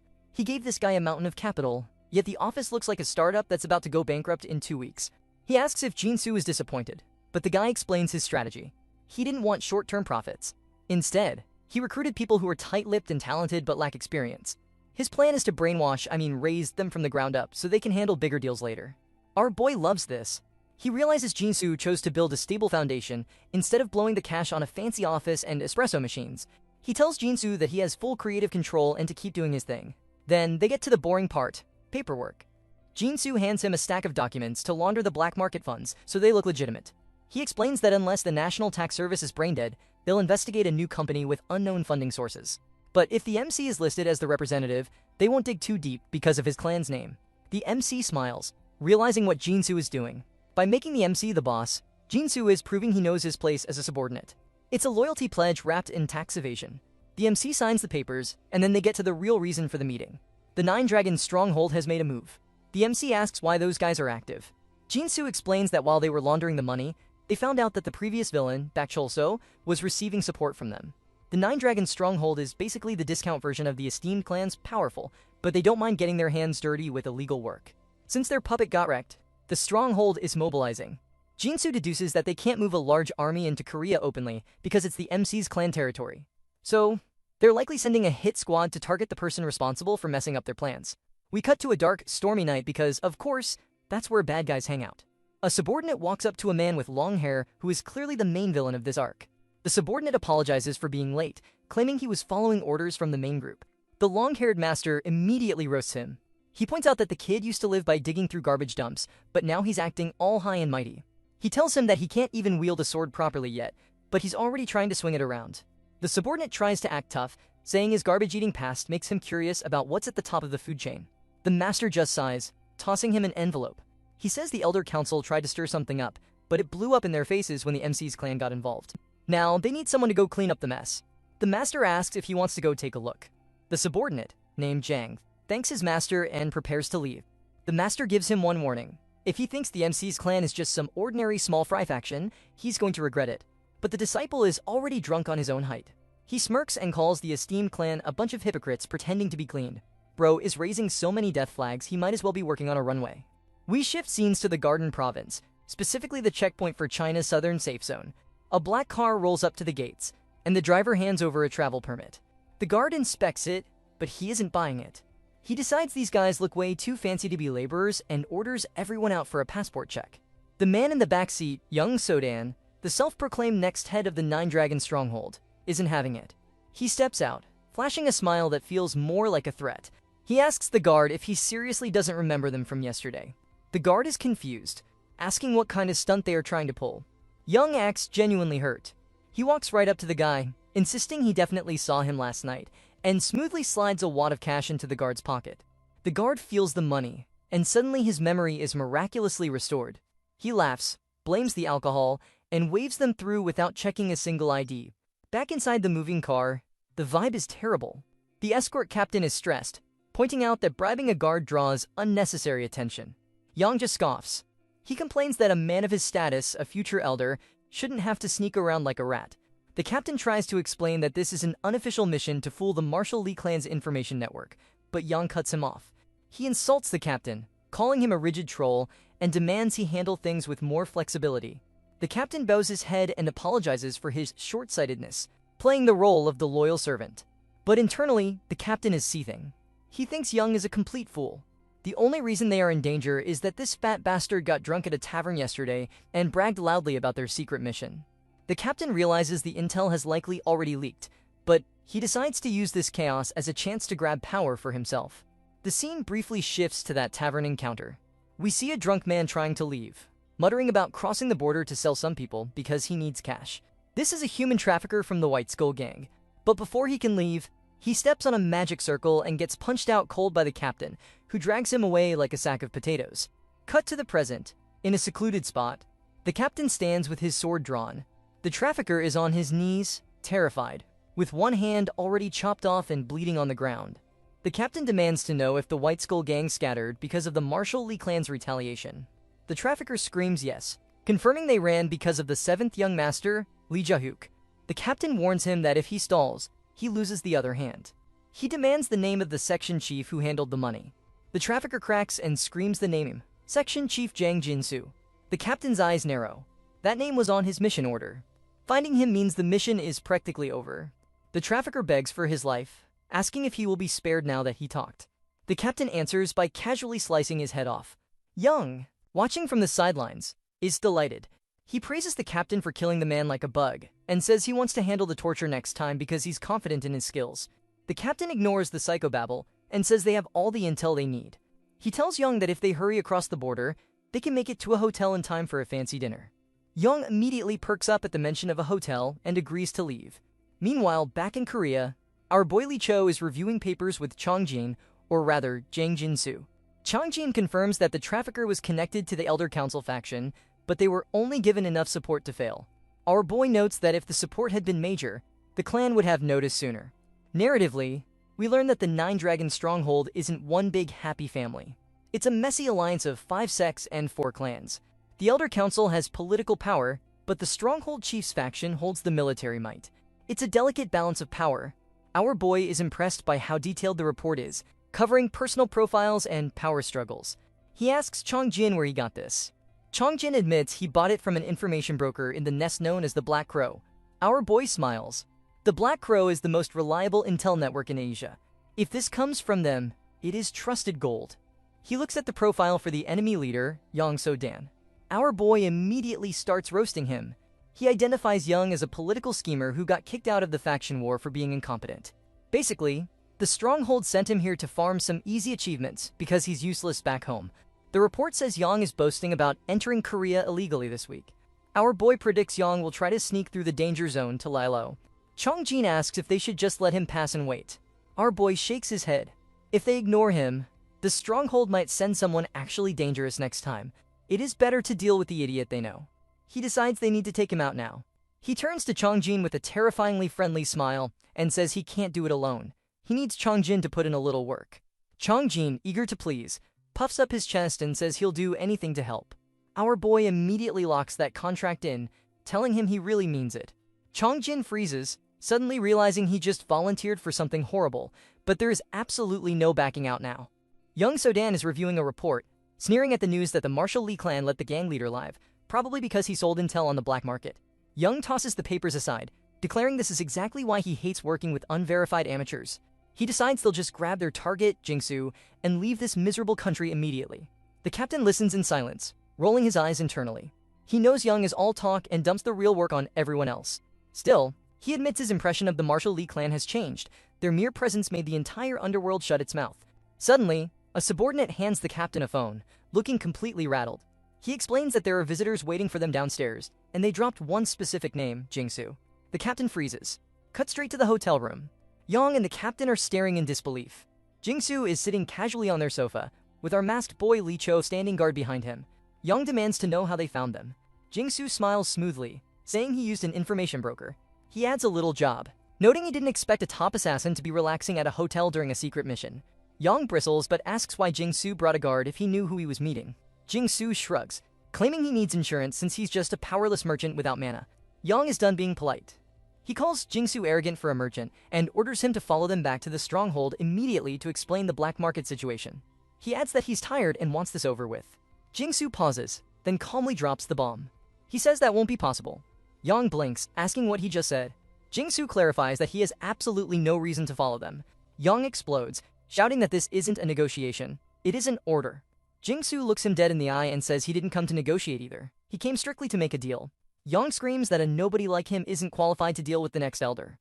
Jingsu cuts him off, stating he knows exactly why the stronghold is here and implies their visit was unnecessary. Yang snaps. He orders the captain to kill the bastard standing guard. The captain slashes instantly. Our boy blocks it effortlessly. Yang, being a total hypocrite, immediately yells at the captain for swinging his sword out of nowhere like a barbarian. As they lock blades, both fighters analyze the threat. Our boy dismisses Yang as a pathetic tantrum thrower but realizes the captain is the real deal. The captain is equally shook. He realizes this guard is just a teenager but smells like blood and gunpowder. He sees the killing intent in the kid's stance and thinks that if our boy gets within 10 steps, he will lose control of the fight. Then he realizes the room is tiny. They are already within 10 steps. Our boy decides he can't risk exposing his identity with magic eyes, so he trusts his sixth sense. He recognizes the captain's style as practical and meant for killing. Our boy activates Traitor Wind, moving his body in a way that defies physics. The captain panics as he feels his sword trembling. It's about to break. Desperate to end it before his weapon snaps, he summons his red mana for his ultimate move, Heavenly Slaughter Blade, first form. Our boy calls him a monster for having that much power, but counters immediately with formless form, Demon Slayer. The two swords crash, and the room explodes with the force of the impact. The smoke clears to reveal the captain currently trying to decorate the floor with his own internal fluids. He drops to his knees, his ego bruised much worse than his ribs, as he realizes that despite surviving the literal garbage dumps of society and swinging his sword tens of thousands of times, he still couldn't reach our boy. The spoiled heir from the stronghold is standing nearby with his jaw hitting the floor, finally realizing that the kid he dismissed as a small fry is actually a walking natural disaster. The fact that someone beat the captain so decisively makes our boy look less like a human and more like a developer-tier monster. Our favorite strategist breaks the tension with a polite clap, suggesting it is time to bounce before the local authorities show up to investigate the explosion. The elder agrees that things have gotten a bit too noisy, and the group splits up. Once they are safely outside, our boy admits his internal organs are currently throwing a bit of a tantrum, but he promises he will heal up soon enough. He thanks the strategist for the backup, but points out that this chaotic mess actually worked out in their favor since they now hold all the cards in this relationship. As they walk, our boy's brain goes into a Wikipedia deep dive of his past life. He recognizes the captain as the Heavenly Killer, a man born in the slums who was raised as a cold-blooded assassin. In the original timeline, this guy was the closest sword to the Stronghold Chief and was basically the human equivalent of a tactical nuke. Our boy realizes that while their styles are different, they are actually weirdly similar. Two people who clawed their way out of the dirt to become something terrifying. The scene shifts to a follow-up meeting where the strategist is playing 4D chess with the Elder. The Elder tries to demand they come back to the Nine Dragon Stronghold, but the strategist isn't about that life. He points out that since their old boss is currently an ex-human, they have zero loyalty to the Stronghold and no reason to go on a field trip. When the Elder asks if he is supposed to go home empty-handed, the strategist offers a present.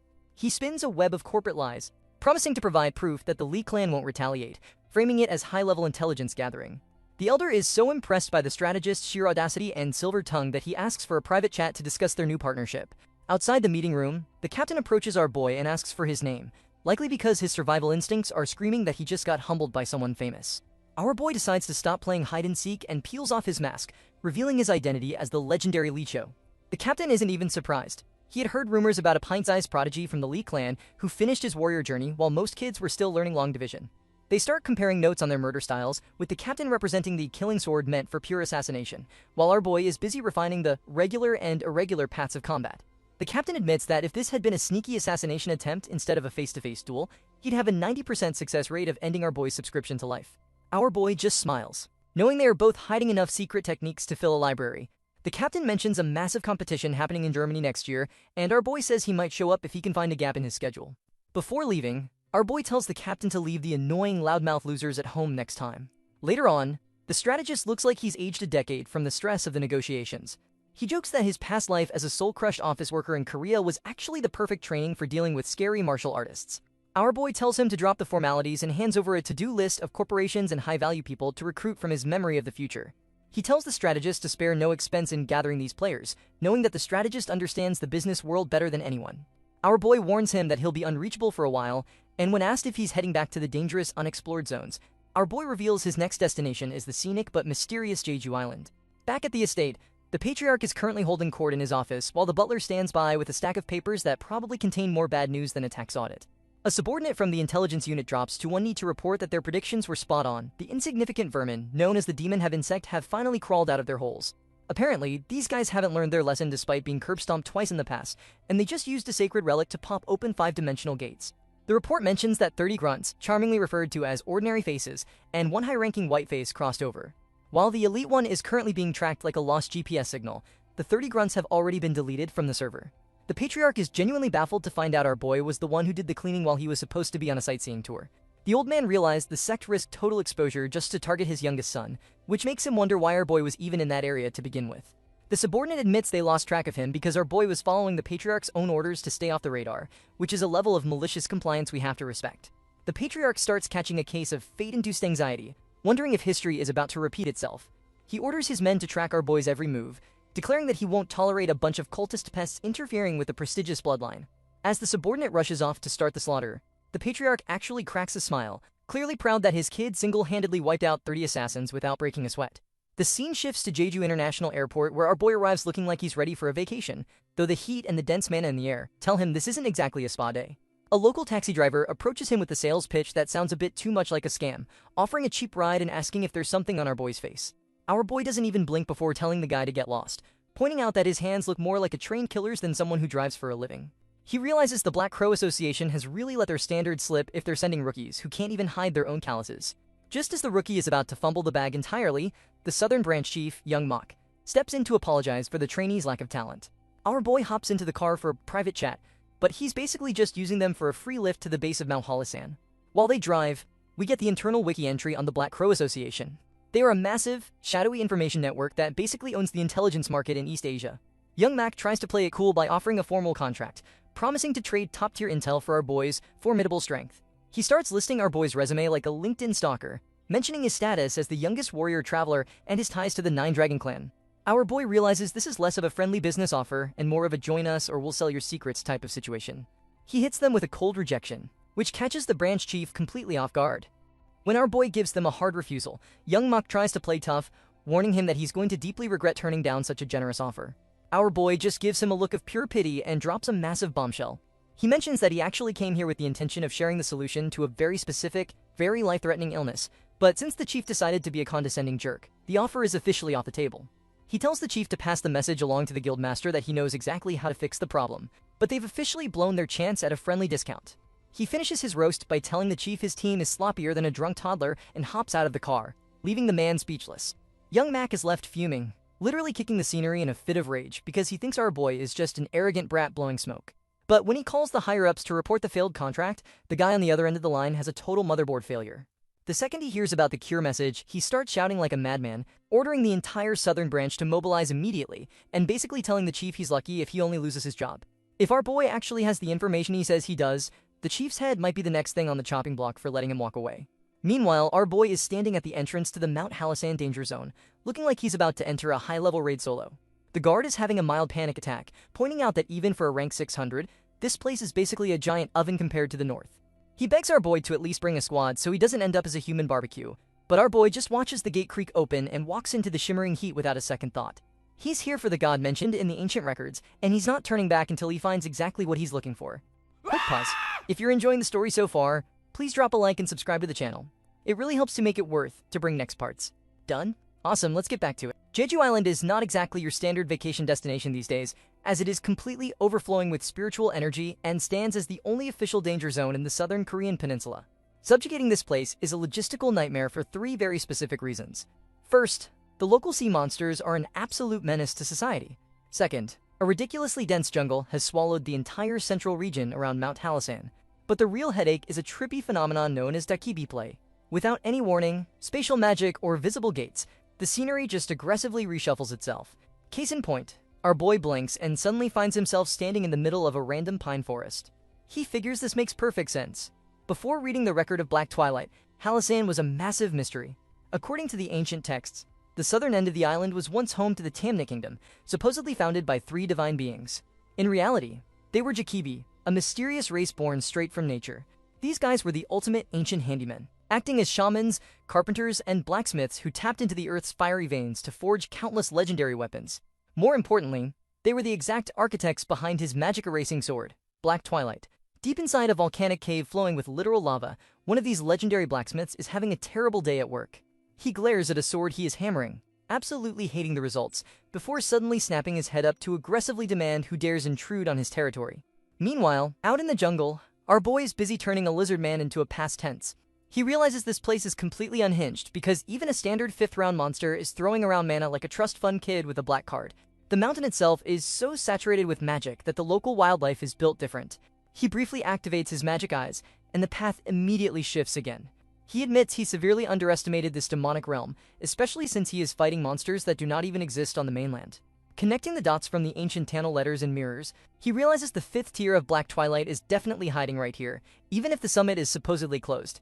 His internal low drop is rudely interrupted by a massive thought wave echoing through the air, demanding to know who is setting foot in the demonic realm. Our boy breaks into a cold sweat, realizing he is dealing with a monster strong enough to use pure telepathy. The voice grumbles about humans showing up again. Our boy tries to pull a sneaky flank attack, but freezes when he gets a good look at his target. It is the lava cave blacksmith. Our boy instantly tries to scan the blacksmith with his magic eyes, which turns out to be a colossal mistake. He is hit with a blinding headache, feeling like his brain and optic nerves are being deep-fried in peanut oil. Even a 3-second glance is enough to tell him this entity's presence is so overwhelmingly massive that it completely crashes his system. He is absolutely sure this Dakibi is the literal forge god mentioned in the records. Switching immediately from fighter to diplomat, he bows low and respectfully greets the Earth God, formally introducing himself as a member of the Martial Lee clan. The Dakibi does not look impressed. Upon hearing the family name, the god summons a suffocating purple aura, strictly stating he has never allowed humans into his domain. He points a massive finger at our boy, warning that any further chaos in his forest will end in absolute tragedy. Our boy holds up trembling hands, desperately begging the deity to wait just 1 second. But the Dakibi simply issues a final warning to leave and vanishes into thin air. Our boy blinks and realizes he has been forcibly evicted. He is standing right back at the Halasan entrance, having been kicked out before he could even pitch his business proposal. Instead of crying about it, he just smirks. He needs to figure out why the god is so incredibly hostile, and thanks to the seal on Black Twilight, he has no choice but to climb that mountain again anyway. He officially declares a petty war of stubbornness to see who caves first. Back out on the city street, he decides to gear up properly for round 2. He notices a group of shadowy stalkers aggressively tailing him. They are fast, but he is in zero mood to deal with the fan club right now, so he ducks into an alleyway and vanishes.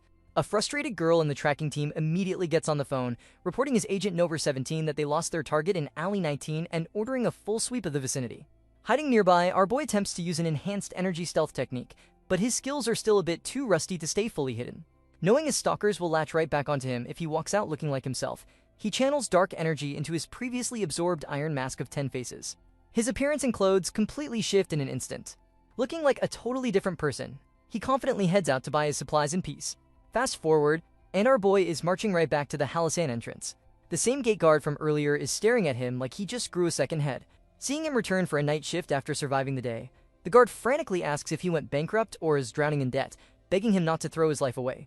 Our boy just chuckles, pointing out that someone planning to permanently log out of life would not practice such careful packing. The guard finally notices our boy is strapped with a massive mountain of heavy luggage.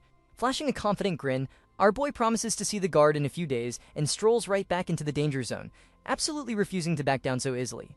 Our boy is currently wandering through the dense forest with his magic eyes turned on maximum overdrive. It has been 2 straight days of aggressive hiking, and he is severely lacking a decent water source. He gives himself a strict deadline to find a puddle by sundown, deciding that if his luck remains terrible, he will just drag himself back to town to restock his supplies. Right on cue, he picks up on a strange energetic flow and stumbles upon a tiny river. The water looks incredibly murky, which makes zero sense to him. For a sacred mountain supposedly bursting with pure spiritual energy, this specific spot feels suspiciously weak and thin. Figuring the magic is just diluted around the water source, he decides to prioritize a nap over a scientific investigation. He pitches a tiny camping tent, flops onto the ground, and shuts his burning eyes, absolutely exhausted from spamming his magical vision for 48 hours straight. His power nap is immediately cancelled by the sound of high-pitched screams sending chills down his spine. He instantly senses demons, noting their horns and wings, and guesses they are easily ranked for given how unnecessarily nasty the local wildlife has been lately. His first instinct is to mind his own business and not poke the flying hornet's nest. But then he spots 3 small children running for their lives. Realizing these kids are likely local mountain spirits, he throws away his peaceful camping itinerary. Right as a demon lunges to attack the little spirits, our boy crushes the party, intercepting the strike and casually demanding to know who these flying pests think they are. He quickly slices the first demon down but realizes the ambient demonic energy is highly toxic for the little spirits. Another demon tries its luck, so our boy dodges and instantly uninstalls its head from its shoulders. Feeling incredibly smug about his pre-expedition inventory management, he mentally praises himself for packing a masterwork great protective charm. It is an item specifically designed to radiate sacred energy and block nasty vibes. He strips off his robe, hands it to the terrified spirits, and asks the closest kid for his name. The little spirit introduces himself as Jung. Our boy explicitly orders Jung to wrap himself in the robe and absolutely never take it off under any circumstances. Jung aggressively agrees, but immediately screams for our boy to watch his back. Without missing a beat, our boy deploys a soul magic barrier to block a sneaky flank attack, slicing through the offending demon. A chill runs down his spine as he realizes these monsters are coordinating a special ability. The remaining demons loudly complain about his interference, declaring that the kids are meant to be an offering for their king. Our boy sizes them up, confirming they are definitely top-tier threats. However, he calculates that as long as he figures out their specific gimmick, they are completely manageable, and he shifts into his combat stance, fully ready to throw down. Before he can even swing his sword, a massive pillar of lightning violently deletes the demons from the server. A voice rings out, suddenly understanding why the local elder had been making such a fuss on the mountain. A ridiculously buff figure with a severe ponytail strides into the clearing, thanking the human for keeping the kids alive. Initially looking like a heavyweight bodybuilder, the illusion is completely shattered when the kids cry out for their granny. The buff granny immediately clobbers the little spirits on the head, furiously scolding them for running off on their own like a bunch of unsupervised toddlers. As a fresh wave of demons approaches to try their luck, the granny completely ignores the threat, just calling them stubborn little pests. She orders our boy to step back and let her handle the trash removal. She casually mentions that the elder explicitly told her to hold back, but she absolutely refuses to let anyone who targets her grandkids walk away in one piece. Summoning a terrifying crackling lightning weapon, she promises not to just simply kill them, right before launching a massive, apocalyptic lightning spell straight into the demonic horde. Thanks for sticking around until the end. If you enjoyed this recap, drop a like and let me know your favorite moment in the comments. I'll see you in the next video for more madness. Peace.